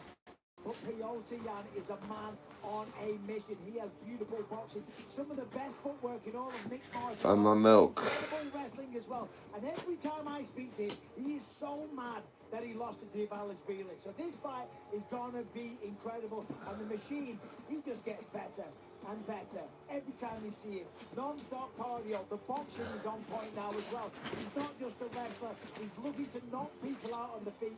This fight will truly be insane. Love it. Thanks very much, Michael. It is, of course, the final pay-per-view of the year. See what else yeah. we have in store. The battle for the bantamweight title will be... Yeah, 323 is looking crazy. Cejudo and Peyton Talbot is a funny fight to me. Like, I don't think Cejudo... Let's look at the odds on that one. I think... I mean, Cejudo... That's a good fight for both of them, honestly.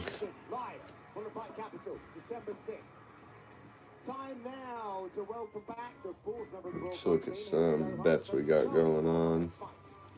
Thank you so much, John. After 33 fights at middleweight, Jack Hermansson is bringing his talent to the welterweight division and is excited to see what consistent results he can yield there. He made weight, no problem, and said at 37 years old, quote, "This old dog is about learning new tricks." Now, his opponent, Muktabek Oralbai, also makes a move to the welterweight division from lightweight. He's coming in ready for war after a multifaceted camp, training at Team Alpha Male for a month, then in Dagestan for 1.5 months, and finally in his home country of Kyrgyzstan for 3 weeks. Prepare yourselves for 2 new welterweights who are ready to show out in Doha. That's next on ESPN+.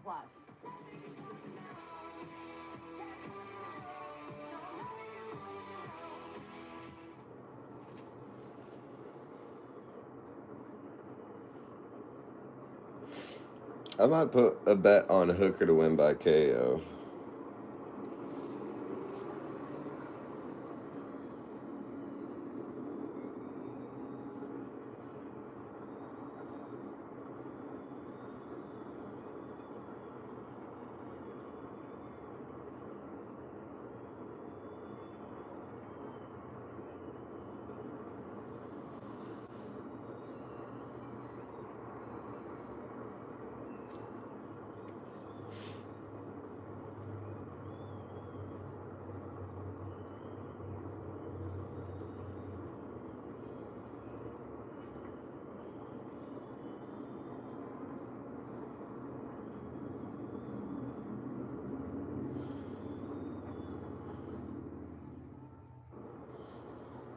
Dan Hooker.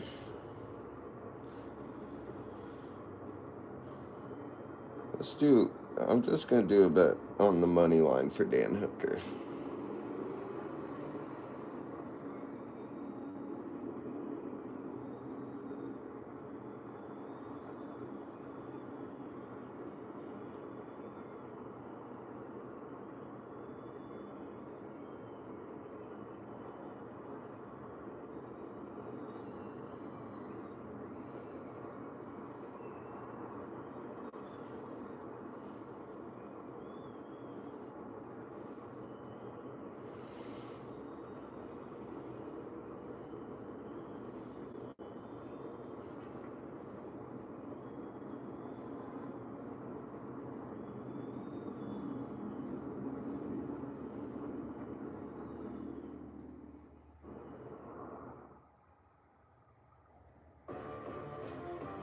Welcome back. Don't blink when these flyweights headline the last fight nights of the year at the Apex in 3 weeks' time.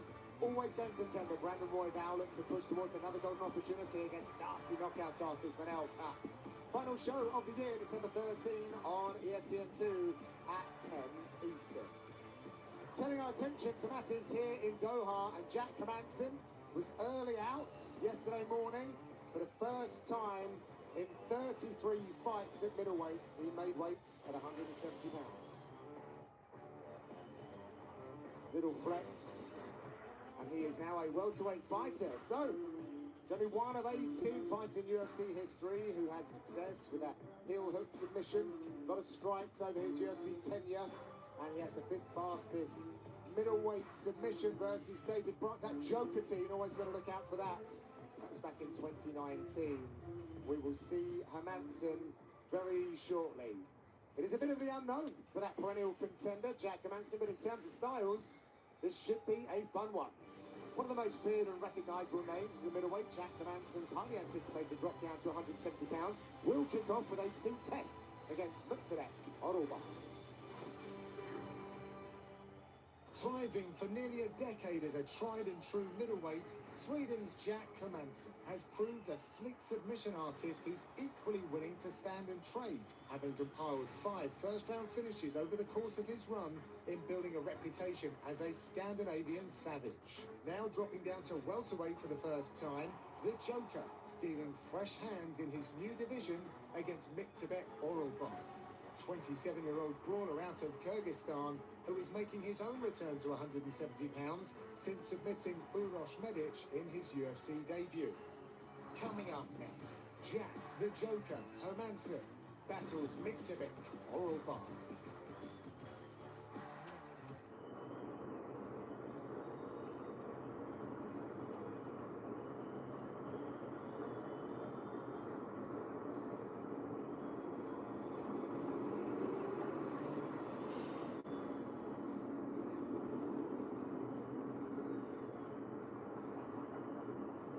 Trying to build a parlay.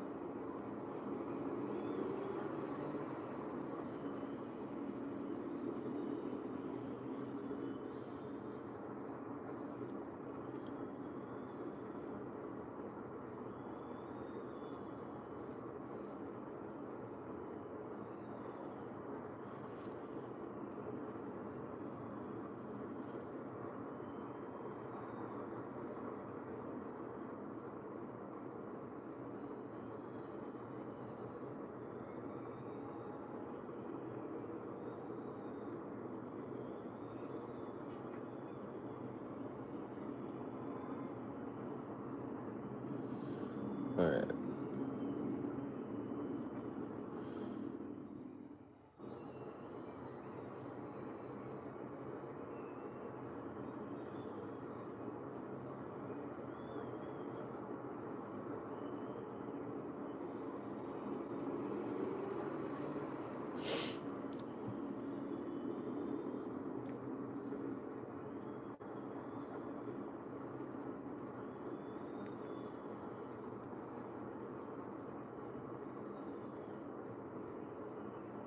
Oh, my VPN. Your ability to take a punch.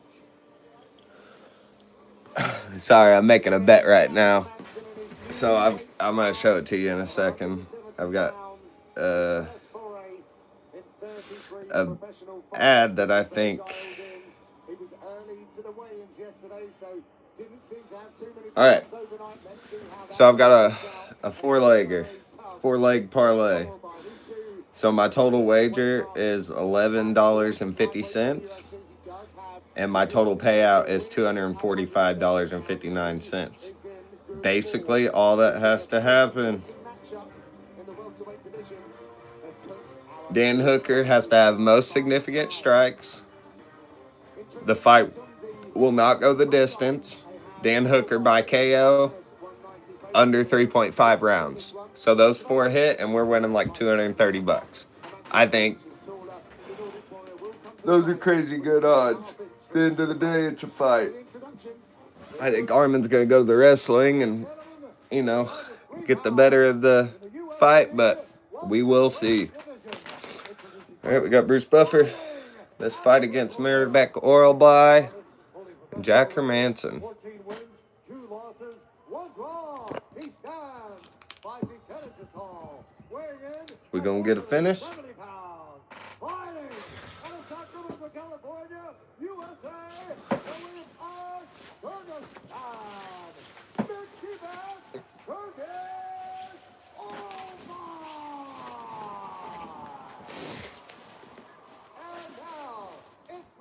Ground and pound Bernice. It is going. It is going. I'm gonna have to come in and use the bathroom in a minute.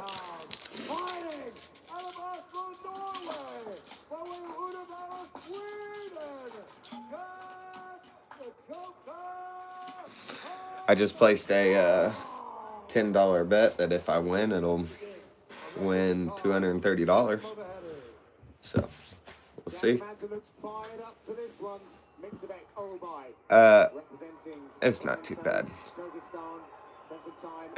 I've got the heater on, but I've just turned it on recently. It's not too cold though. All right, Hermanson and Mirabek Oralby, round 1.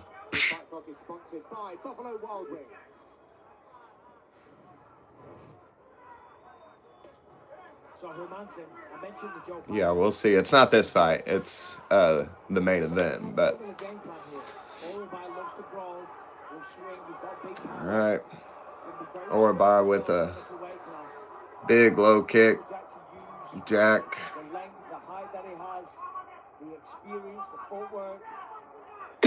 Nice jab, jab, hook combo from Jack.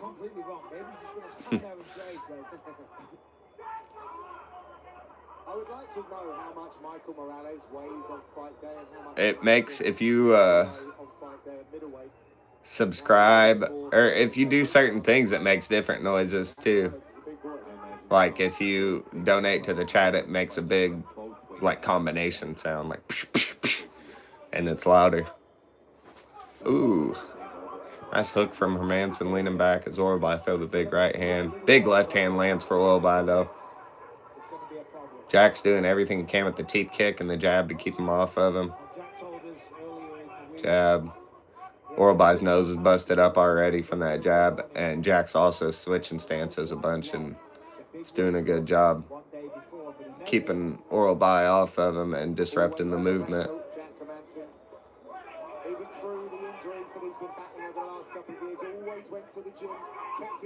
Nice right hand from Oralby.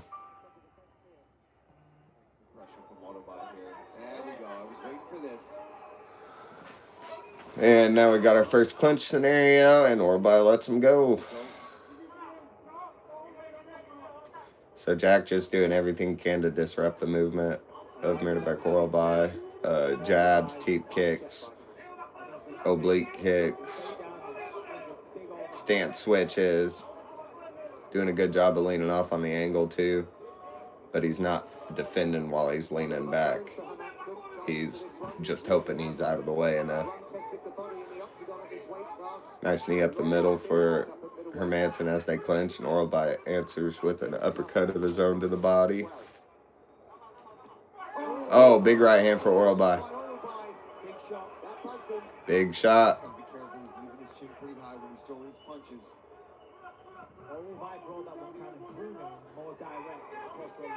Ooh, big uppercut left hand from Oralby. Partially blocked, but landed. Oh, big right hand just slipped Hermanson. Oh! Mirabek Oralby with a huge knockout. Woo! Wow. Wow. Huge right hand. He was asleep before he hit the ground. And here comes the cool hats. In the UFC, if you've got a cool hat, you're going places. He's got the little coffee filter looking. It's like a Pinocchio hat is what it looks like. Wow, huge right hand for Mirabek Oralby. And it didn't even hit flush. It like punched off of the side of the head. It looked like he missed. Wasn't even flush. I mean, the tiniest. Coming off of a pretty devastating KO to Gregory Rodriguez. Flush to the mush. And dropping all that weight. Yeah, just right off the side of the ear. Wow. And Hermanson is asleep. Wow. Jack, dang. Alright, so I know what we're going to open, though. Since we know Oral buys the rookie and Topps 2025, we're going to open that. So we're on a finishing run now. Alright. Mirderbeck Oral buy with the finish. So, well, you know what? We're not trying to pull Oral buy, though. We're trying to pull Hermanson. And I know Hermanson is in 2024. So let's open a pack of 2024. And this will go into our finisher giveaway. So the way our finisher giveaway goes, we open cards or MMA collectibles every time someone gets finished in the octagon. If we pull the person who got finished in the octagon, then I have to give that away to the chat, no matter what. So there could be a 1 of 1, of 5, of 10 or something, autograph, relic card in here that if it is Jack Hermanson, I have to give it to the chat. And we have a new subscriber in here, and they are going to be the winner of the finisher giveaway if it is one. And that is going to be Carla Rosario. So, shout out to Carla. Let's go ahead and open this as we've got Hermanson getting finished. All right, let's see. Boom, all right. So, first card is Josh Quinlan rookie card. Smirderbeck Orabai has announced the winner.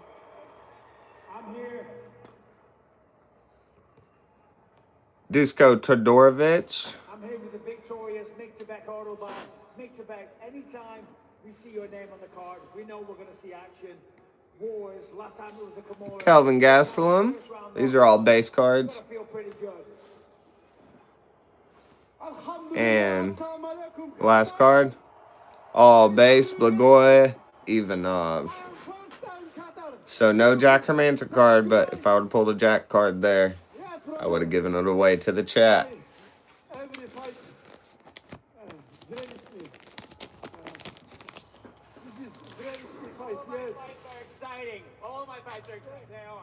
Oh, I just noticed that this Blagoy Imavov is actually a refractor. It does have a little rainbowing filtering effect to it.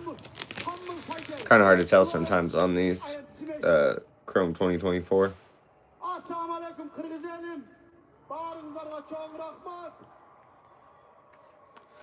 So huge win for Orabai as he continues his journey through the division. Yeah, Hermanson barely got touched by that shot. I'm surprised it knocked him out. But like they said, he just came off of a knockout loss to Gregory Rodriguez. So you wonder if he's a little chinny. He just might be a little chinny.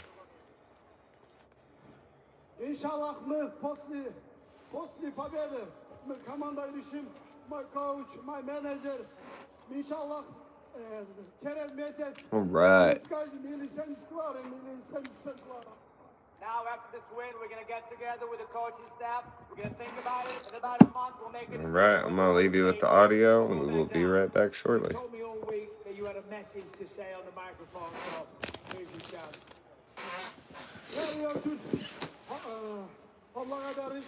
Mama, papa, старший брат Замир Тубек и команда, коуч Рая, коуч Тима, коуч Аслан.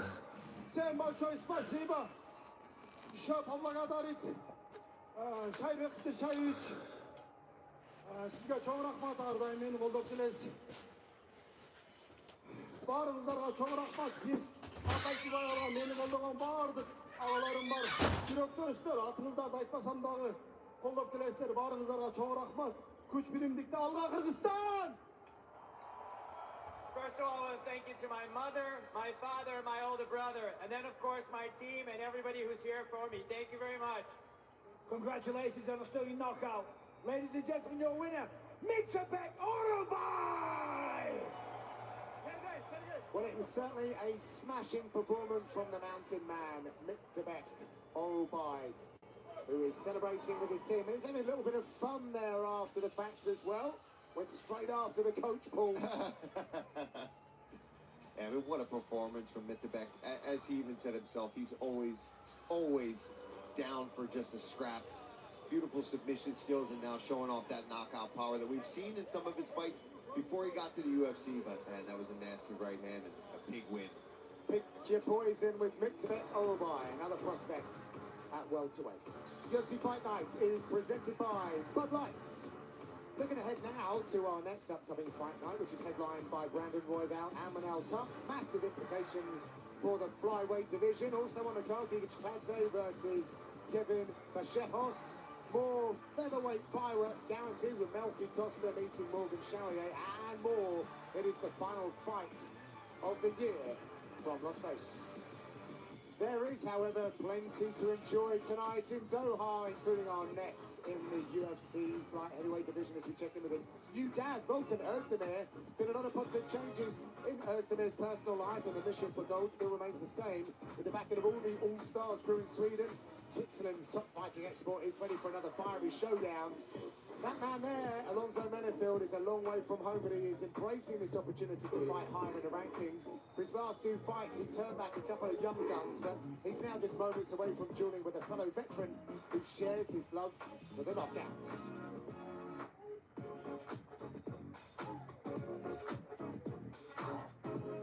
Picture postcards from Doha. The fighters are making history tonight as the first group of UFC athletes throw down here in Qatar.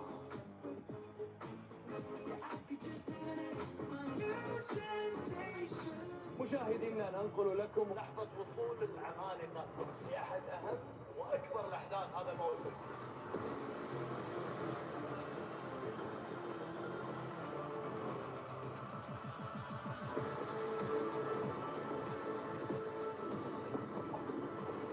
مشاهدينا تم تأكيد وصول عمالقة UFC إلى العاصمة القطرية الدوحة.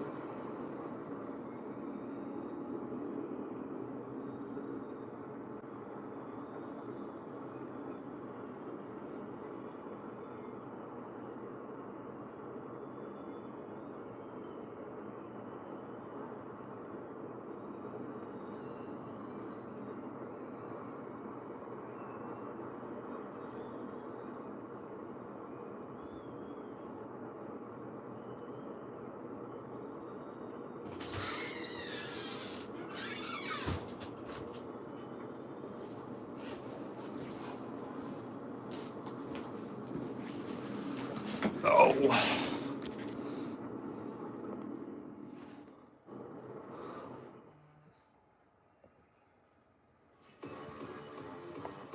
Welcome back. So the UFC continues to hit a whole bunch of milestones in its short history. As we've mentioned before, this is our first stop in Qatar. It becomes the third country in the Middle East to host a UFC event. The Octagon has made 4 trips to the Middle East this year, and tonight marks the 25th UFC event in this region. We continue to make great memories in this part of the world, and we've already had a lot of fighters that have left a lasting impression. There is now no time to waste. It's on with the show as we welcome the power of atomic proportions. With his knockout power, a calling card that keeps him forever close to title talks, Volkan Ozdemir is in the business of making statements, and he'd like to make one more tonight in a big spot against Alonzo Menifield. Feared from the beginning as one of the most lethal strikers in the light heavyweight division, Switzerland's Volkan Ozdemir needed only 70 total seconds to knock out the likes of Misha Serkinov and Jimmy Manua in punching his ticket to a title shot to begin his career. More recent first-round finishes of Bogdan Gushkov and Johnny Walker have him believing that there's no time like the present for another run, and standing in his way tonight is atomic Alonzo Menifield. A former football standout turned demolition man with a notorious short fuse, Menifield's knockouts of Paul Craig and Misha Serkinov stand out amongst his greatest hits. Coming up next, Volkan No Time Ozdemir faces off with atomic Alonzo Menifield. Alonzo Menifield has had several bright spots this camp as he looks to make it 3 in a row. He said his training at Fortis MMA under Saeed Sayoud has been going tremendously, more consistent than ever, and really he's been leaning into his recovery, actually becoming obsessed with it. He says he's been doing cryo, getting acupuncture, massages, and cold plunging. I asked him how long he cold plunges for. He told me anywhere between 12 to 18 minutes at a time. Obviously, I was shocked, and so he told me, well, mainly the reason that I do that is because my wife, who's a former track star, is cheering me on as I'm in that 38-degree frigid water. Now, also adding more excitement to the camp, his wife is pregnant with their 3rd kid, a daughter named Grace, and that daughter will be due the same week in January as the same week that Alonzo Menifield will be celebrating his 7-year UFC anniversary, guys. Thanks very much. Well, congratulations to the Menifield family. So, 3rd fight of the year for Alonzo Menifield.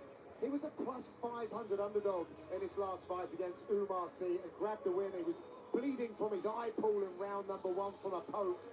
It's a very different year for him when you compare it to his 2024. And when I was speaking with his coach, Saeed Sayoud, he's just a veteran now who is always in the gym, he's always evolving, and now he's got that experience plus the power. I'm excited to see what he brings out to this fight against Ozdemir. Yeah, I think now when we look at Alonzo Menifield, he's more than just somebody that goes out there, gets reckless, and is hunting for that knockout and getting a little sloppy in the process. He was always dangerous with that punching power, but it was a little unpredictable, and the gas tank was a little unpredictable. And as Charlie just talked about, the amount of time that he's spending in recovery and really just treating the camps like a true professional and going out there and being a bit more calculated, showing that the wrestling is starting to really evolve. The takedown defense is there, and still just as dangerous with those strikes, but a bit more calculated in his approach, and standing at an opportunity here to really crack into the top 10 and taking on a former title challenger in Volkan Ozdemir is a massive opportunity for somebody like Alonzo Menifield.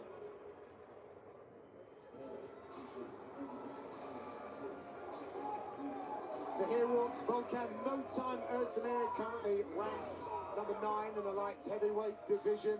We haven't seen him since last November, Michael. The delay was because they welcomed a little new to the family, if you will. He's now 4 months old. He moved back to Switzerland. He's opened No Time MMA. And he's still in the top 10. He hasn't dropped out since he made his debut. He's still dangerous.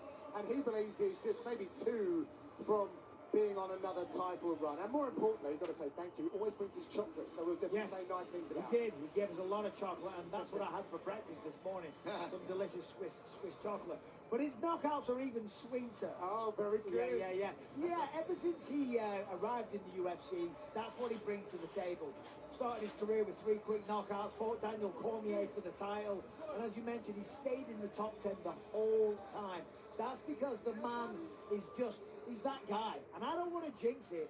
we've had 4 stoppages in a row, and with this matchup, I think we're going to get 5, because the way they're going to go at one another in the middle of the octagon, I think it's only a matter of time before somebody gets knocked out. As you said, Paul, Alonso has kind of refined his style a little bit recently, and he's going to need to do that against Volkan Oezdemir, because if he does go forward and stand there and go toe-to-toe, the punching power that Oezdemir has, it's some of the biggest in this division.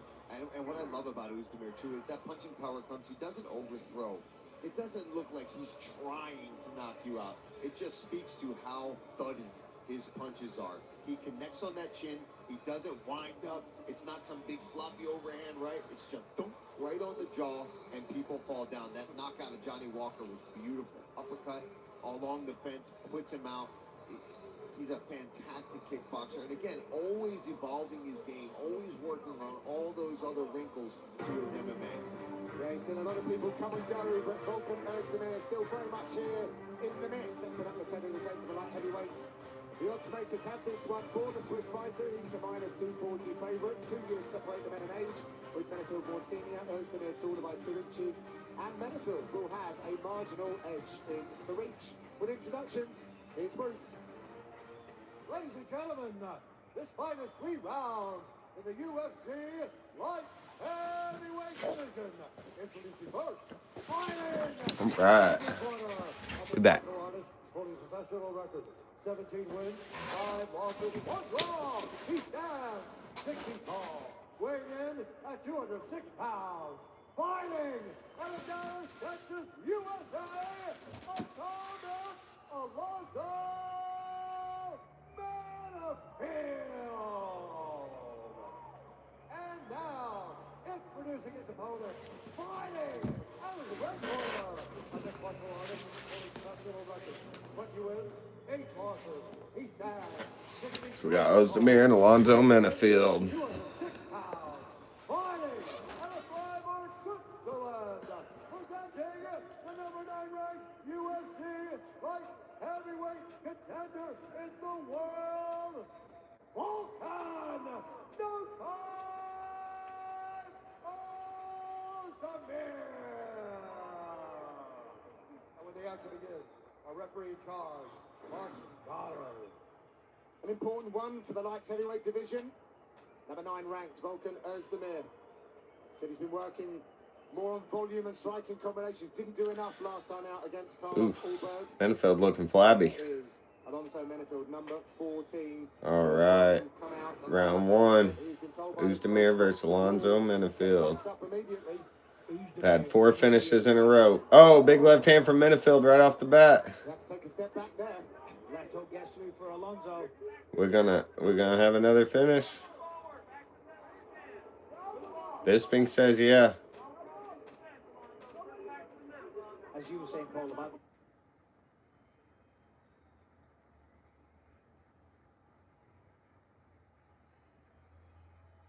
evolution of Oezdemir. So beautiful submission. Big combination from Oezdemir. Big left hand over the ear. Follow that up with a sensational knockout. Just dangerous area to be in.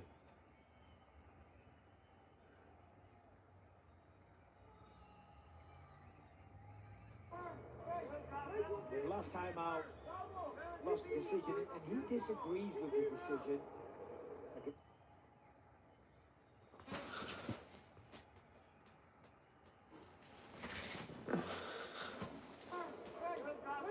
Last time out, lost the decision, and he disagrees with the decision against Carlos Ulberg, who was probably Oh.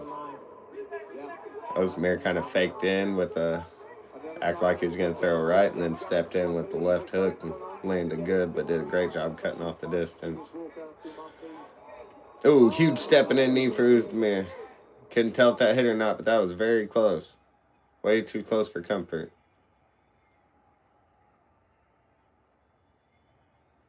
Nice timing. You see that's something that Oezdemir has been. Oh, big overhand for Menifield, lands barely.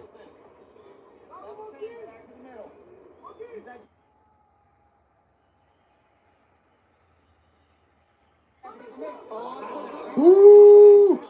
Oh, Uzdemir's opening up. Oh, big uppercuts. Menifield's out on his feet. Whoa.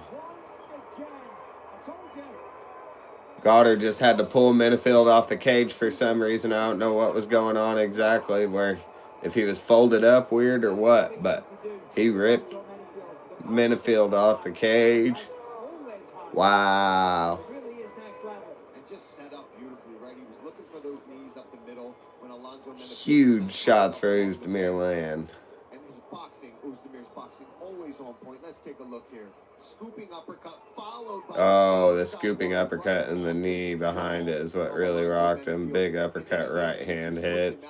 Menifield's doing a good job dodging. There was a good left in there. And then that uppercut just, oh my gosh. There was like 3 or 4 shots there. He was out on his feet. Oh, man. All right. So that means we're open in 2025 because I know we got Alonzo Menifield in 2025. Holy crap.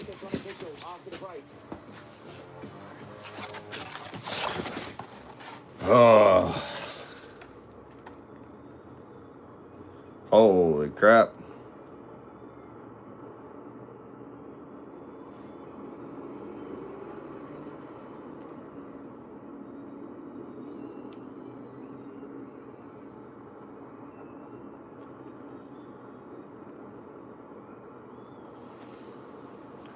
All right. Wildness. So we did get a finish. We got Alonzo Menifield getting knocked out. That means we are going to do our finisher giveaway. Every time we have a finish, we open some sort of MMA memorabilia. This time it's going to be Topps 2025 Chrome because we know that we got Alonzo Menifield in here. And the way it goes is I'm going to open this pack. If I pull Alonzo Menifield, if I pull the person who just got finished in the fight, and we do this after every finish, I have to give that card away to the chat. So, get a rip here. Let you guys get first look. All right. So first off, we got Christian Leroy Duncan, rookie card. These are the base cards. Ty Bam Bam Tuivasa. That's the second Ty Bam Bam we got today.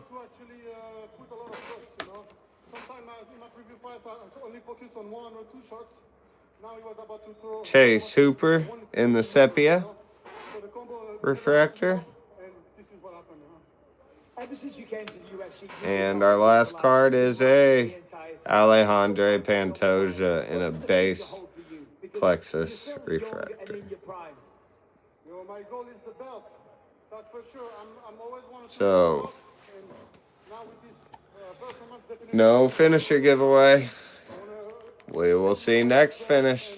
So Uzdemir gets the finish.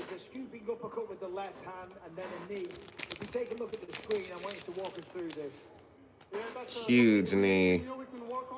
Really started the damage there up against the cage. And that's the thing. He's a little bit shorter than me. He loads down when you want to punch him. So the knee was there. It certainly was. It's always a pleasure to call your fights. We're always guaranteed a knockout. I see you still enjoying your work. I don't blame you. Congratulations, brother. Ladies and gentlemen, your winner, Vulcan. No time. Uzdemir. Clinical striking performance from Vulcan Özdemir. All right, 5 finishes in a row. We are on a roll now. We are on a roll now. What's going on, combo? What's the hits? It was the hits were Uzdemir's lead uppercut and the knee behind it. No, first hit we had right off the bat was a Mansour Barnell numbered card. You see it's kind of cutting out. 89 or 86 to 99. So that was out of PFL Contender. We just opened Topps Chrome 2025. Didn't get nothing out of it. Got a sepia refractor. We opened a MMA octagon fighter. We got Amanda Nunes in the octagon fighter. We got Blagoy Ivanov in the regular refractor. Arena Alex Giva, which I hate. I can't stand her. She was way more hype than fight. Rookie card. We got this was cool. I mean, it ain't a hit or nothing like that. John Jones Illusions from Panini Chronicles 2022. Checking out this rookie class. I like it or not. We got the Rafael Fiziev rookie card in here. What else do we get? Oh, here we got a couple. We got the Marab and the Charles and the Intimidators. And then Kamaru in the green from Panini 2023. Randy Brown, rookie card. Kyler Phillips, rookie card. Jalen Turner, rookie card from, this is from Chronicles 2022. And these were from Prism 2023. And yeah, so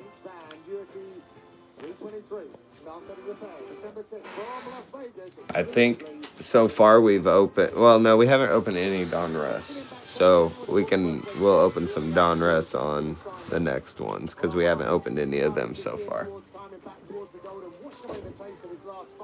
But yeah. Yeah. I will be right back, people. And across the hall is that man here, Machado Gary, getting ready to bring his swagger, his skill to the biggest night of his life. The Irishman has sharpened every weapon in his arsenal. He wants a finish badly tonight. Yeah. When you read between the lines, he does rate Muhammad's skills. Nah. He simply thinks he will break him. I'm just streaming off my phone. That makes every result from UFC 322 irrelevant. My internet kept dropping out. It's just around the corner, live from Doha. On your laptop.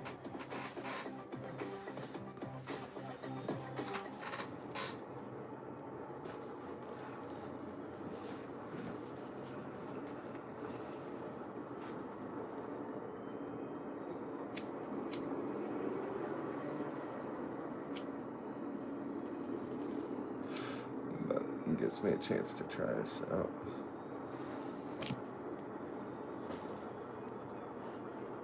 Got 29% battery left. Only like 2 fights left, so I mean, I haven't had it charging or anything this whole stream. I've been live since 8:45, 9.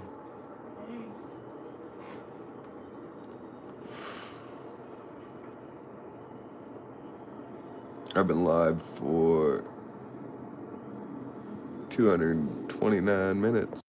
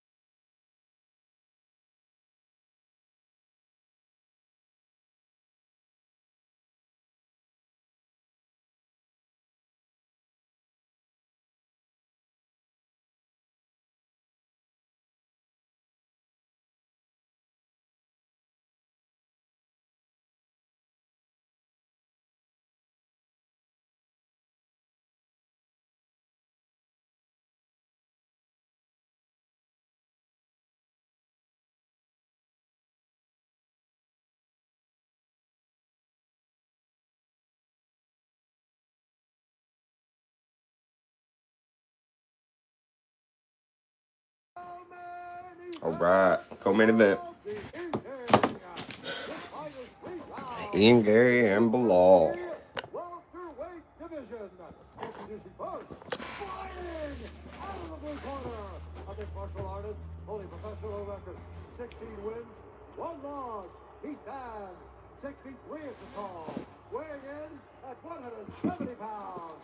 Fighting at a Dublin Island, by way of Belo Horizonte, Brazil, presenting the number 6 ranked UFC welterweight contender in the world, the future, Ian Machado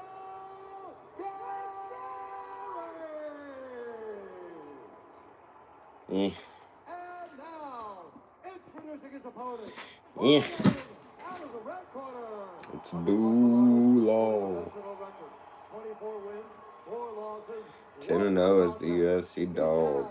5 feet 11 inches tall, weighing in at 171 pounds. Yeah. Out of Chicago, Illinois, USA. I don't know.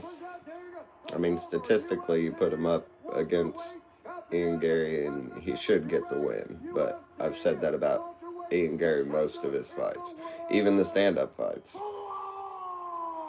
Like, I thought MVP was going to get the better of Ian Gary. I thought Shavkat was going to get the better of Ian Gary.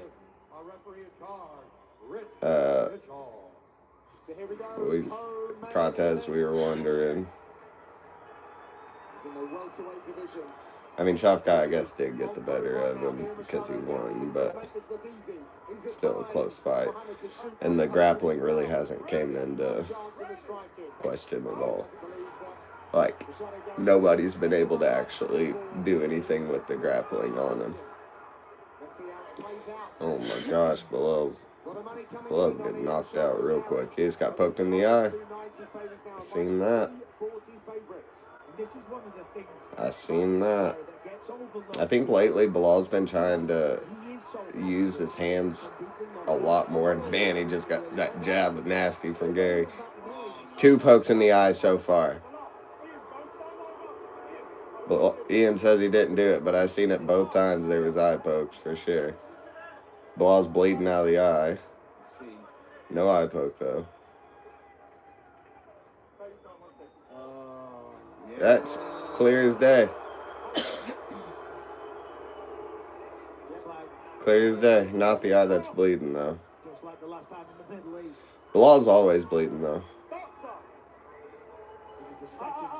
coaching. Over here for me, Bilal.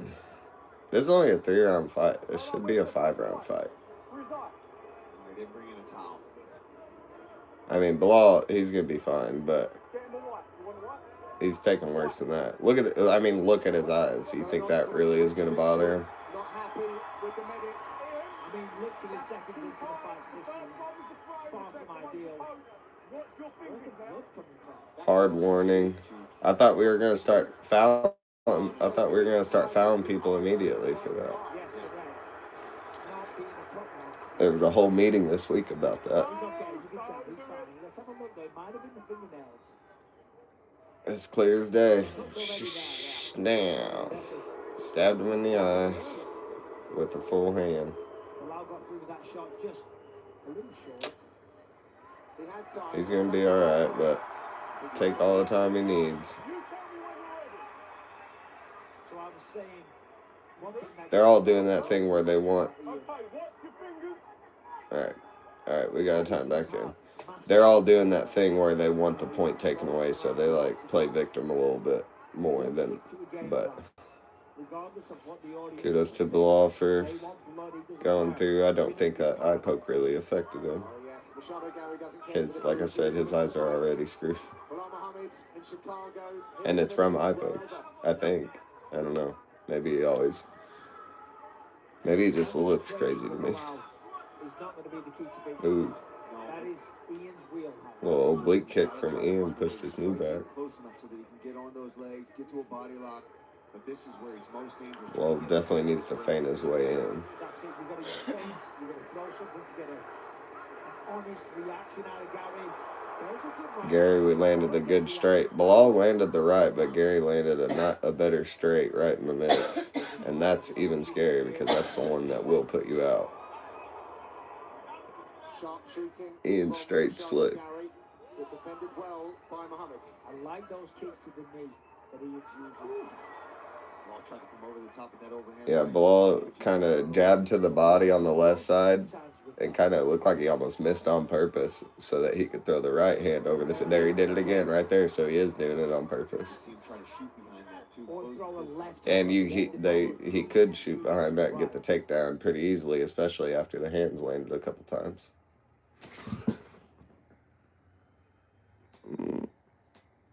Gotta pause in the stream. Oh, I think my video crashed.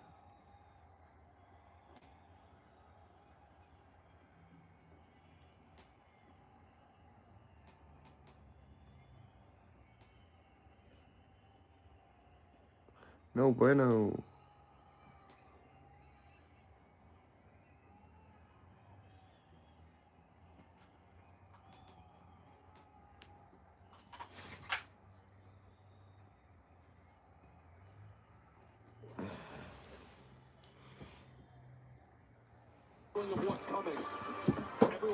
Let's start them.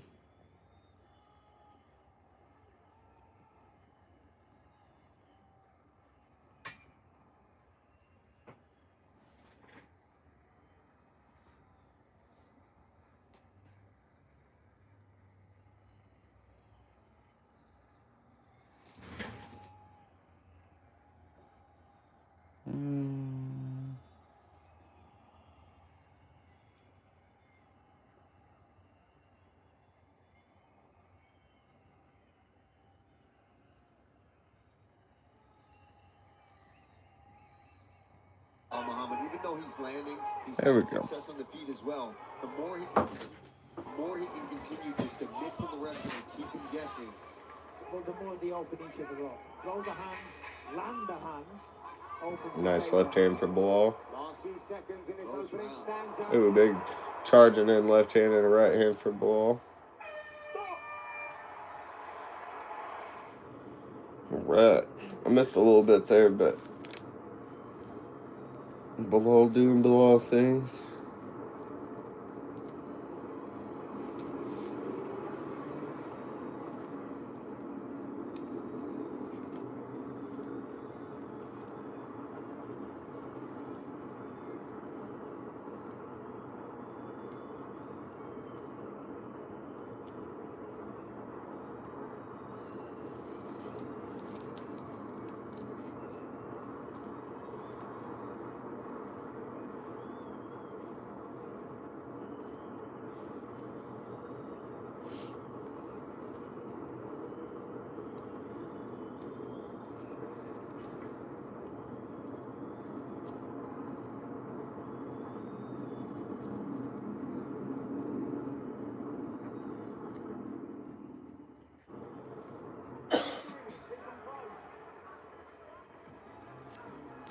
The holidays are almost here. Get all your holiday shopping done with early savings at UFCstore.com. Now, shop fan gift. Right, round two. So much more. Scan a QR code on screen or visit UFCstore.com to start your holiday shopping today. So Ian Machado, Gary, landed double the significant strikes than Prates in their fight, triple the amount in the Magny fights. But he has been matched very well by Bilal Muhammad here through the first round. The corner of Bilal wanted to slow down and not rush things. I don't know what they said in Ian Gary's corner because it wasn't Irish English, it was very much Portuguese. Speaking of the English, great to see John Hathaway in the corner. Big right hand for Bilal. That knocked the sweat off him. Ian felt it. Big body kick for Bilal. I like the advice in Bilal's corner too, telling him, let's punch the chest. They want him to jab the chest, and obviously we see the overhand right is something he's really looking for in this matchup. And that's going to help set that up right there. Well, it's interesting because Ian Gary's much taller, 6'3" to 5'11". Nice jab for Ian. So relatively a shorter reach for a 6'3" man than Ian Gary. And obviously per arm, it's only an inch each. Ooh, huge right hand for Ian Gary. Machado Gary can't get away from those leg kicks. You can already see some redness on that calf of Bilal Muhammad. He took him off his feet at one point. Ian Gary kind of getting off now. Just poking, getting in his rhythm. Great low kick. Great job for Bilal to get in on the body. Now he's got him up against the cage. Bilal's got to make these positions count. This is what he's working so hard for, to get past. Ian's got a good base though. Bilal hasn't been able to break it so far. Man, good job from Ian. Nice elbow on the break for Bilal. He's looking again at that dipping jab to the body, and then the hook over the top, or the overhand over the top, depending on how far out of the angle he goes. Nice oblique kick. Perfect single leg entry for Bilal though. Nice knee. He kind of wrestles like Merab, like he doesn't try, he doesn't put too much into the takedown. Like if it isn't there, it isn't there, and he'll switch to something that's a smarter move in the moment.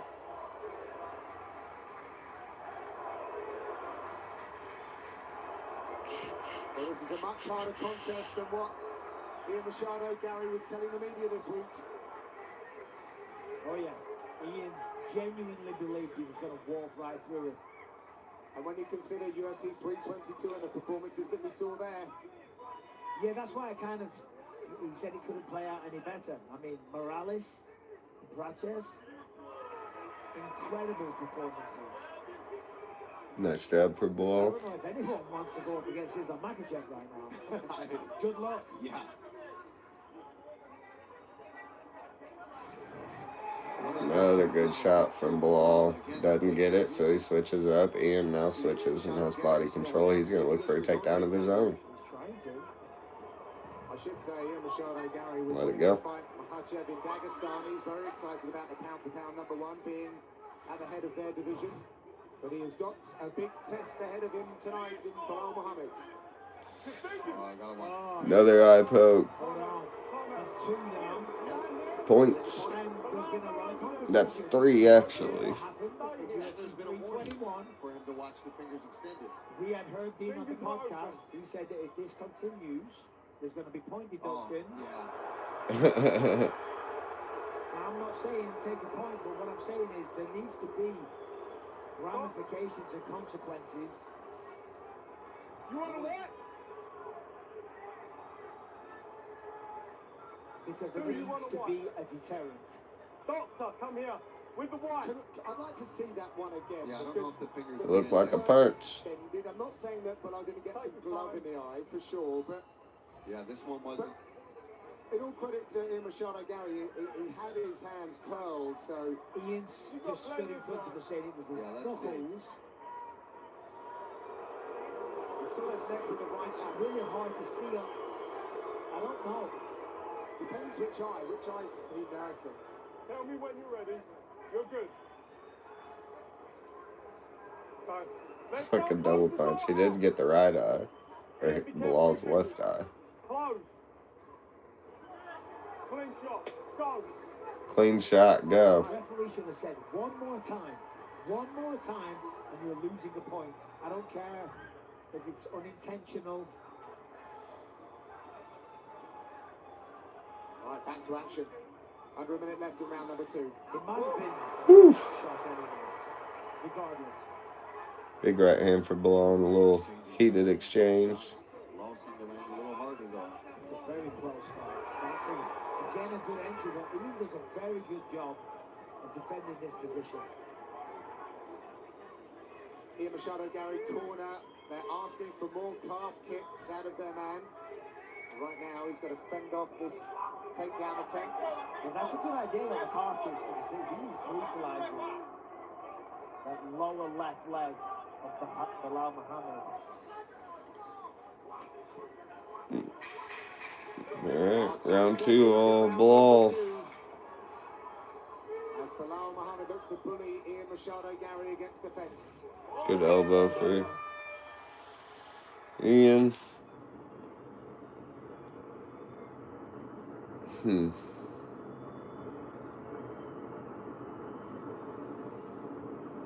I say that, but at the beginning of that round, Ian was really getting off better for the most part. So I think the eye poke makes me kind of lean one way or the other.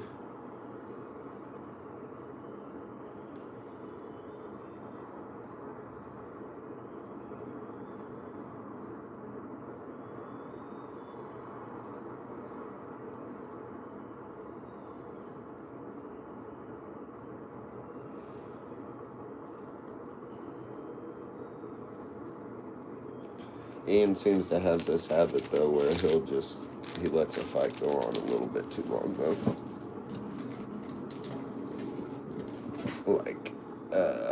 Like he'd probably be a better 5-round fighter, but he'll let a fight go on too long and it puts him in danger. Or maybe at this point, the fight's he's already down and he needs a finish now in a 3-round fight. He can still get it, but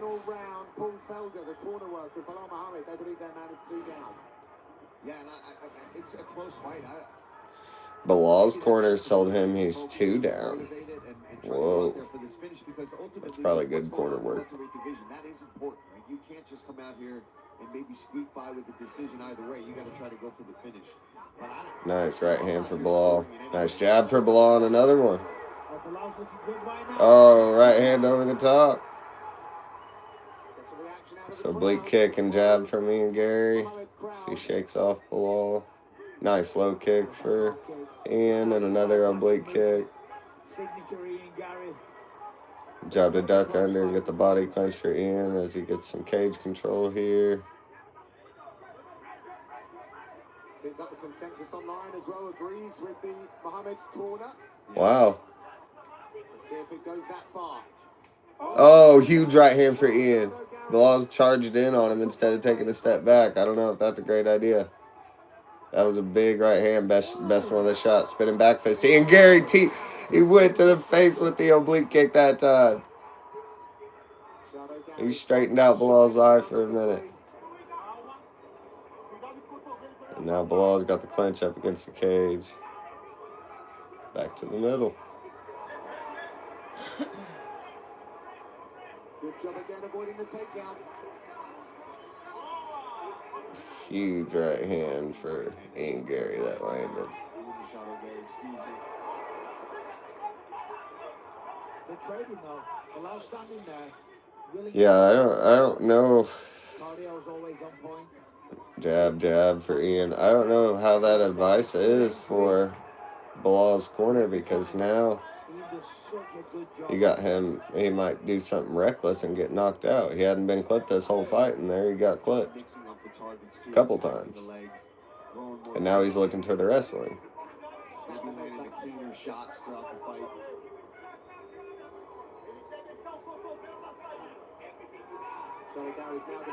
I think one thing's for certain is it's not going to be a finish if it goes to the ground. Oh, huge oblique kick for Ian Gary. That's such a good weapon for him. Nice low kick afterwards. And the way he took it to the face once in this fight really, really had it hidden. Yeah, I think if Bilal's going to win this fight, he needs a takedown. He needs some control, some damage on the ground. Leave the corner. Ian Gary's just...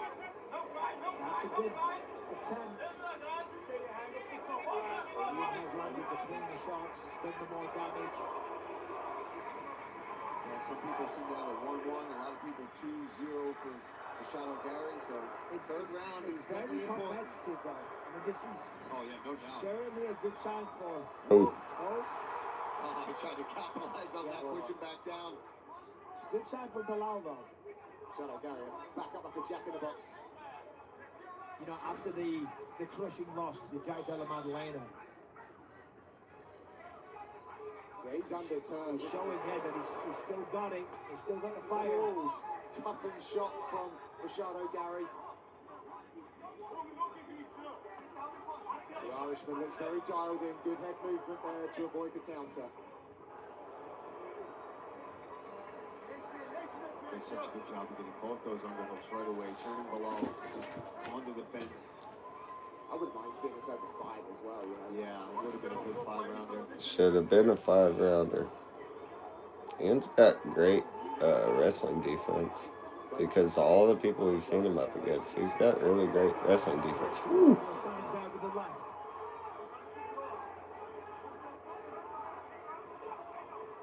Dirty boxing attempt from Bilal Muhammad. He's got a pretty good chin, too. Oh, huge elbow over top. 30 seconds left in the final round. 30 seconds left. Well, turns him on the cage. They're just working in the clinch here.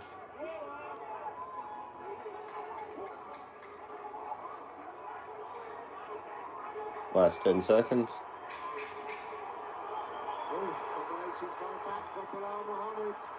Last few seconds. Whew. But he's trying to leave it all in. Oh, big left hand for Bilal right at the end. To the judges here. Yeah. Both men throw their arms in the air. Potential interested onlooker in Shavkat Rakhmonov. I don't know. I do not know. We'll have to wait a minute before we get the official decision. I was surprised to hear so many people saying Ian was up to.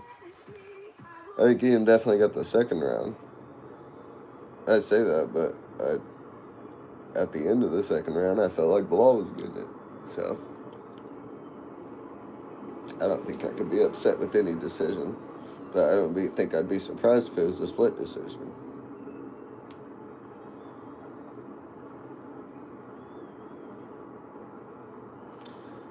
All that wrestling, though, and no takedowns don't look good.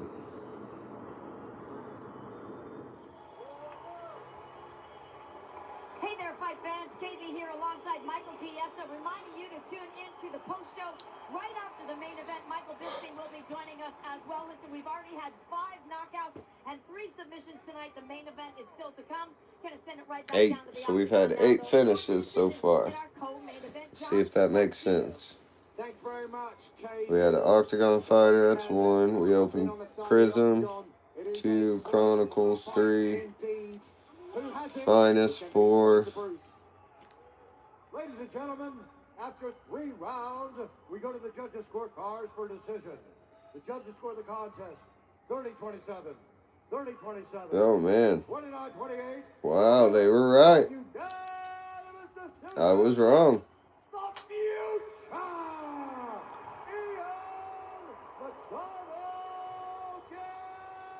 I don't know. Bilal looks upset. I think he knows he didn't 30-27 him. We opened 2 packs of 2024. We opened a pack of 2025 Chrome. That was a tremendous fight. A good, competitive, back-and-forth affair. Did Bilal surprise you here tonight? Because I know you were 2022 Chronicles. No, that man didn't surprise me at all. There's a reason why he was the world champion, and there's a reason why he hasn't been finished in 9 years. I hit that guy hard. I hit him very hard, and he just kept coming. Everybody booing him for giving his guy a compliment. He was looking for excuses to get out of there, but he's just a tough guy. The hard work that you put in is clearly evident. He's a tremendous wrestler. He wasn't able to take you down once. Yeah, didn't get a single takedown. So, yeah, Ian's wrestling's looking a lot better.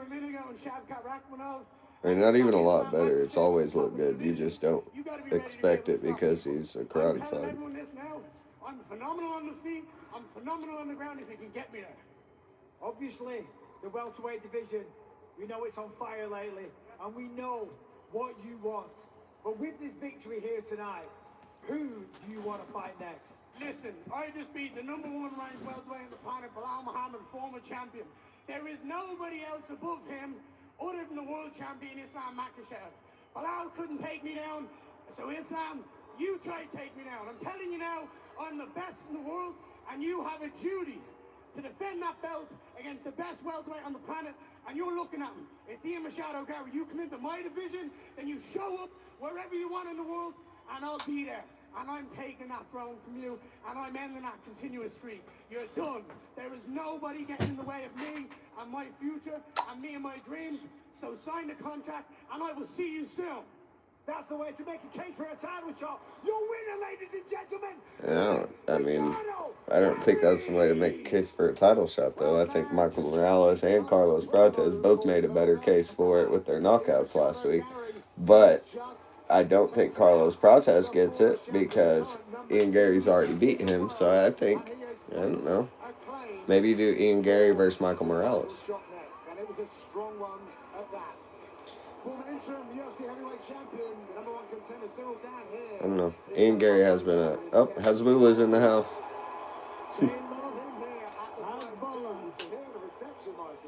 See? Tiniest hat. You got a cool hat in the UFC, you're going places. Oh. Enjoying our time, the futuristic backdrop here.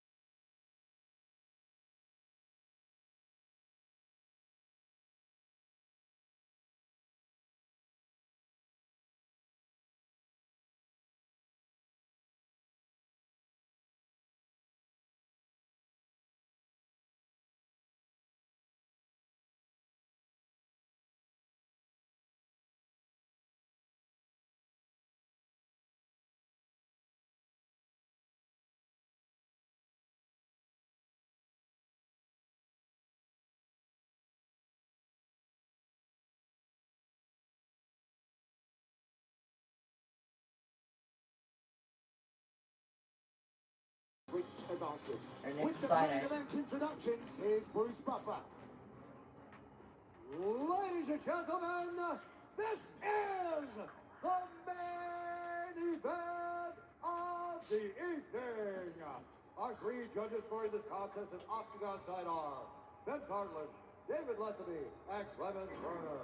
And a referee in charge of the Octagon, Mark Goddard. And now, for those in attendance and UFC fans watching around the world, this is the moment you've all been waiting for.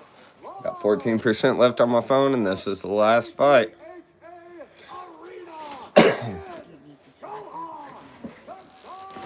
I'm gonna try and see if it makes it.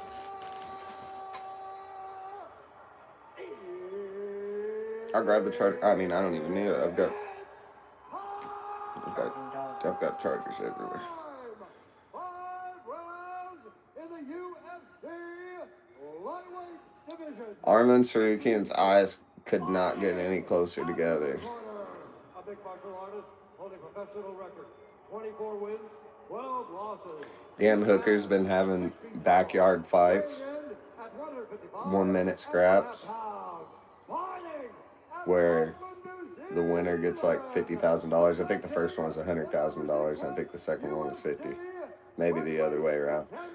But 1-minute scraps in his backyard, and the winner takes all. So you got these people out there, and it's like a 3-round tournament. So you got people going out there and having crazy fights with people, and people getting knocked out. Sometimes twice, because they get rocked in the first fight and end up winning it somehow, and then they get in the second fight and get knocked out. Or sometimes 3 times, I guess. If it's a tournament style like that, the loser in the 3rd round maybe gets knocked out 3 times.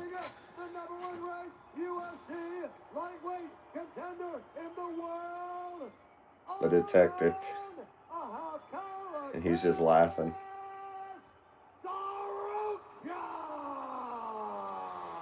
All right.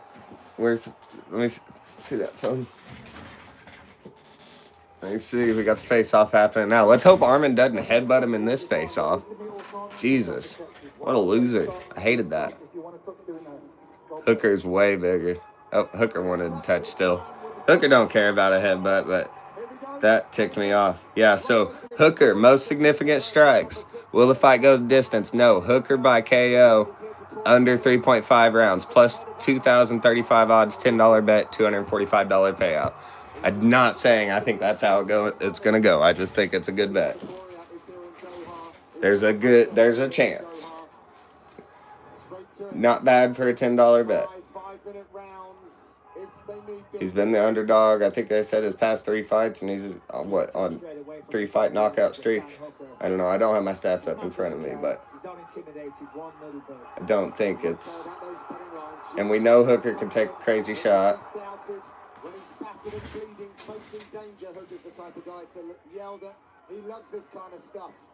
I mean, obviously, the man sat right next to me now, Dan Hooker. Huge size advantage. I love that Dan touched Arman's glove, but wouldn't touch my glove. We headbutted him yesterday. Come on, Dan. He hit him acknowledging what I said. I wouldn't have touched his gloves either after he headbutted me. But anyway, we're cool now. Nice low kick for Arman there. Got him in on the legs. Good job for Hooker. Good job for Hooker to stay to his feet, but then Arman with the trip in the back, and he still stayed to his feet, but that was great. Hooker's got double under now. He's fighting the hips. He's made a mistake there, letting his arms get involved a little too much. Tsarukyan, it's got like overhooks that are as strong as underhooks. He wants to drag this out so he can put a beating on a man from New Zealand. Does the switch on him, tries to get the over-under. Tries to punch him in the cup. Ooh, big. Tsarukyan laying a big knee there on Hooker's forehead. Big head kick. All right, Tsarukyan's gotten a couple shots off. Oh, big left hand for Tsarukyan. He's touching Dan. Oh, big left hand and right hand for Saryukin. He's got the faster hands. I think it's the threat of the takedown that's making the hands land. Nice low kick for Saryukin. Oh, big left hook in the middle for Hooker. Nice straight for Saryukin. Hooker framing for some big tie strikes. Big knee up the middle. He got one back. Big knee to the body. Saryukin gave up the back. Oh my God. We can't have Dan. Oh my God. We can't have Dan win by submission. Saryukin's in a guillotine. He's gonna be safe here though. Dan made a big mistake there. He should have got the hell out of there right as soon. He shouldn't have ever went for that, honestly. But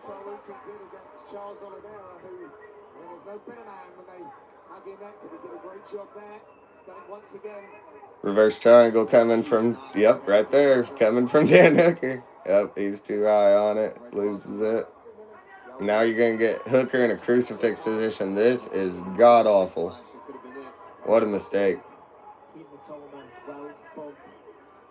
Hooker's safe right now, but Saryukin's going to start hammering elbows, and Hooker's going to have to either roll off the cage or roll to his belly, one of the two, and both of them are going to be bad news. Cage is probably a better option. I think if he rolls to his belly, he's going to give up that neck, and Saryukin's going to be waiting for that, be all over it. Hooker landing a couple cheeky elbows from the bottom. I think he just needs to be focusing on protecting himself for this round. Staying out of the crucifix position. Don't let that arm get isolated because he's going to go for a Kimura if you let it get any more isolated. He gave it up. Dropped a couple elbows instead. Probably a good choice. Alright. Saryukin fully side mounted now. Get that shin shield across the hips of Arman Saryukin. Not really getting much off so far. Keep that underhook from the other side. Time to do some damage. Landing a couple elbows. Dan not doing too. Those are good elbows. Dan not showing much movement to get back to his feet though.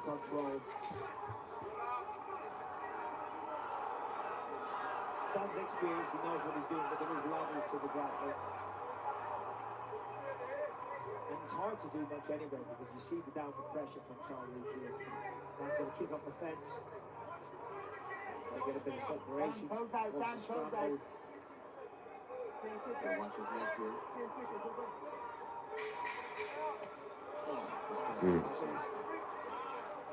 Big ground and pound for Saryukin here at the end.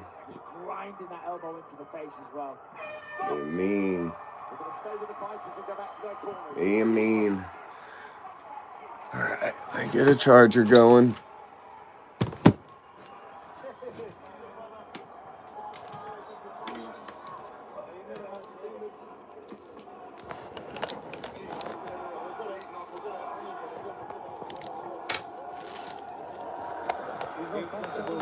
Here's the clash of heads.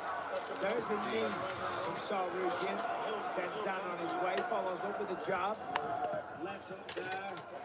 Right hand lands. And yeah, there it is. Clash of heads there. Not intentional. Wait up. Stay sharp. It's not comfortable with you then. It's not comfortable.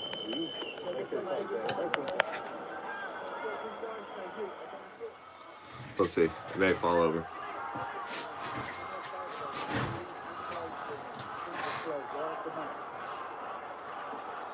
Both men are ready, and of course, Dan Hooker's smiling.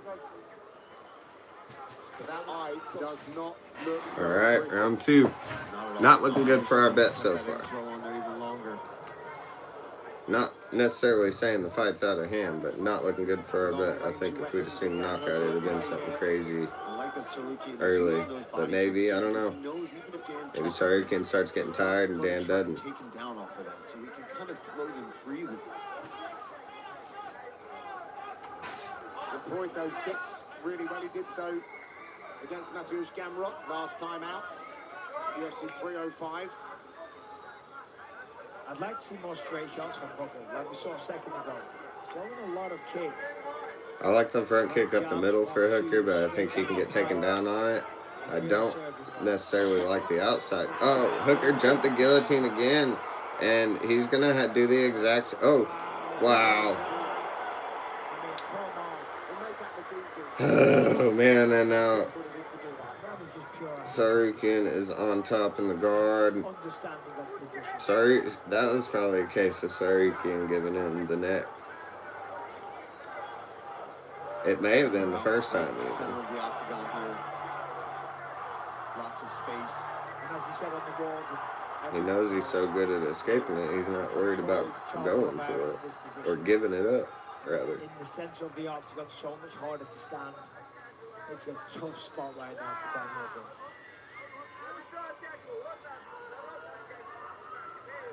Look at the welt on the leg as well.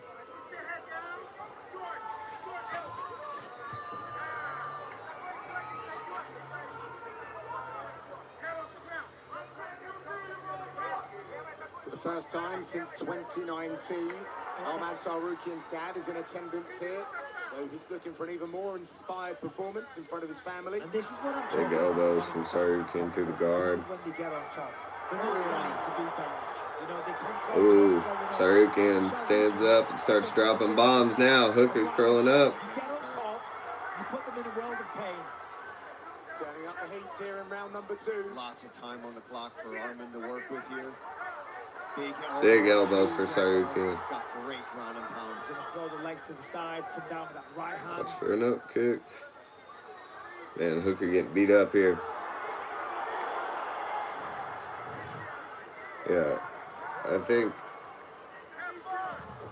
lots of mistakes. And it's been kind of the same mistake as Sarukian looks to set up an arm triangle. He's trying to get some out, denied by He's going to Hooker. tighten that clinch up and jump to the other side. Nope, let it go. That's a good elbow. Well, Gave it up for the elbow. as well. Sarukian doing a great job too. Shoulder pressure there as There well. he's switching. There he's hitting the switch on him. About 2 Nope, minutes left. let it go. Well, that's that 3/4 mount where he's So winning the leg. Sarukian's real smart about position over submission, not giving anything up or not getting too ahead of himself. Huge elbows from the guard here. Oh, there it is. Arm triangle is getting locked up now. Hooker's trying to grab the ankle and keep him there. Deciding whether or not to step up because he could lose position if he doesn't get the choke. Yeah, you can tell Dan's kind of waiting. Oh, there it is. Oh, it's getting tight. It's getting tight. It looks like he's coming. Oh, man, we got to finish. Sarukian is back in contention. Oh, man. This performance from the Armenian. So we didn't get our bet, but dang, what a performance. He might have had an extended bit of time away. Wow. But he got to work straight away. And he looked every bit the #1 contender. Absolutely. Yep, looked great. I hated the He was headbutt. on the feet with Dan, landing good shots. Straight away goes over to talk to Hunter Campbell, stating his case for a title shot. He tells Hasbulla to get in there. Nice to see. Tells Hunter Campbell he wants his title shot. Yeah, I mean, no done. Leading up to the fight, you get carried away, things get said, headbutts get thrown at weigh-ins. Yeah, I don't think so. I think that was him. Dan tries to use the guillotine as a defense or catch him in it, but Arman just Horrible mistake jumping the guillotine. as it's about to get tight, just turns Oh, rolls, man. ends up on top. What That kind is of transition not was easy to that? do. Then gets full mount here, and the ground and pound was on display as well, and then finally just locks up this arm triangle. Really You took see his Dan time trying as well. to extend his arm out to try to get some distance to get out of there, but that squeeze, too tight. Hamzat Chimaev And then Hamza. in the corner, loving the way he put that together. We're going to take a quick break now, but when we come back, we'll put this one in the book and give Arman right. his big moment here in Doha. Another one. All right, let's open some Don Rouse.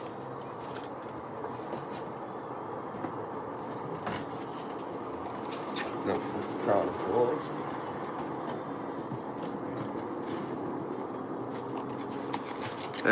So he hadn't opened any of these tonight. They got a lot of cards in them, so I want to check them out. From March of 2023. So Sarukian with the, I don't know what they're going to call that. Like a modified, some sort of modified choke. I don't know what they're going to call that exactly. But yeah. Same thing every time there's a finish. Oh, I see something cool. I don't know if it's good, but I see something cool. Every time there's a finish in the octagon, we open something, whether it's UFC cards, UFC collectible figures, UFC memorabilia, something related to MMA as we watch the fights. So every time there's a finish, we open something. So we got Sarukian beating Dan Hooker, like we thought. Not how we betted, but like we thought. We are opening 2023 Panini Don Russ at the moment. These cards, look how straight these are. I don't know if you even can, because they're so straight. Compared to Topps, here we got the official decision. At 3 minutes, 34 seconds of round number 2. Declaring the winner by submission due to a triangle choke, Armand Oh, triangle, yeah, duh. Yeah, arm triangle. I'm here with the winner, Ahmed Sarukian, on the shoulders. All right, we got Stipe as we listening to the interview. Mixed martial arts. On the feet, you were dangerous. On the floor, got Bisping. Brilliant, and of course, finished with a beautiful submission. Peter Yan, who's going to be fighting in the last numbered card ever on ESPN, headlining against, or is he? Yeah, headlining against Merab. All right, next card. Oh, look whose next card is. It's Merab. Wow, what are the chances of that? That's destiny.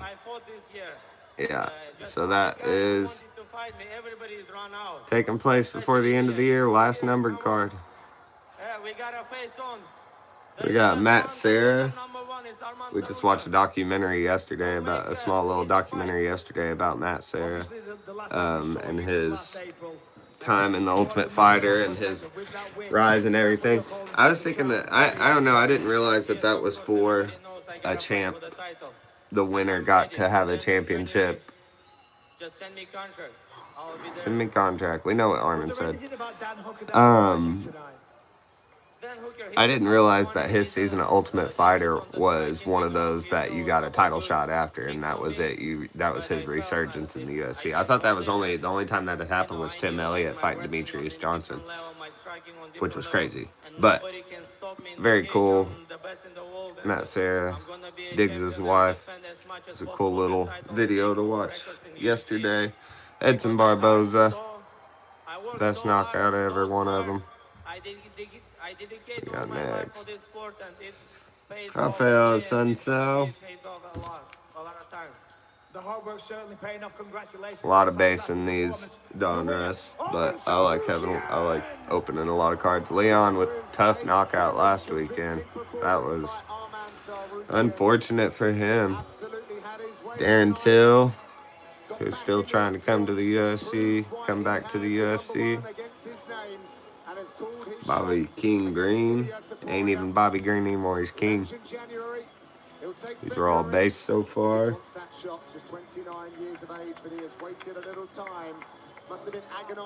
Adrian Yanez. Haven't seen him in forever. I don't know what's going on with him. He had such a good start and then don't know what happened after that. He beat up a racist dude and then the world was on his side and then I don't know what happened. Matt Hughes. Yeah, coming up, we've got December 6th. Last numbered card is UFC 323, and we got Valashvili versus Jan 2, which I don't understand why Jan's getting that shot, honestly. And then Pantoja and Joshua Van, and I do understand why Joshua Van's getting that shot. And then December 13th, we've got Brandon Royval versus Manel Kopp. Maybe, we'll see. Kopp holds like the record for the most canceled fights. We'll see. We got Sandhagen Corey Sandhagen, who is hilarious on social media now. I seen him the other day inventing items on his social media, like coming up with inventions. They were ridiculous. Manon Fior. There is a whole lot of competition for bonus money here in Doha. Volkan Özdemir, no time. And Aljamain Sterling. His claim to get closer to title contention. The big stars were here enjoying things here. Machado, Gary, he had And then the last card, let's see. I see the people on it. It's a duel and it's good people. We'll see. Boom. Fantasy matchups. Alex Pereira and Anderson Silva. This would be a cool, like, one-on-one card. That would be crazy. All right, broadcast is ending. Fantasy matchups. I don't know if I'd want to see that. I wouldn't. I don't know.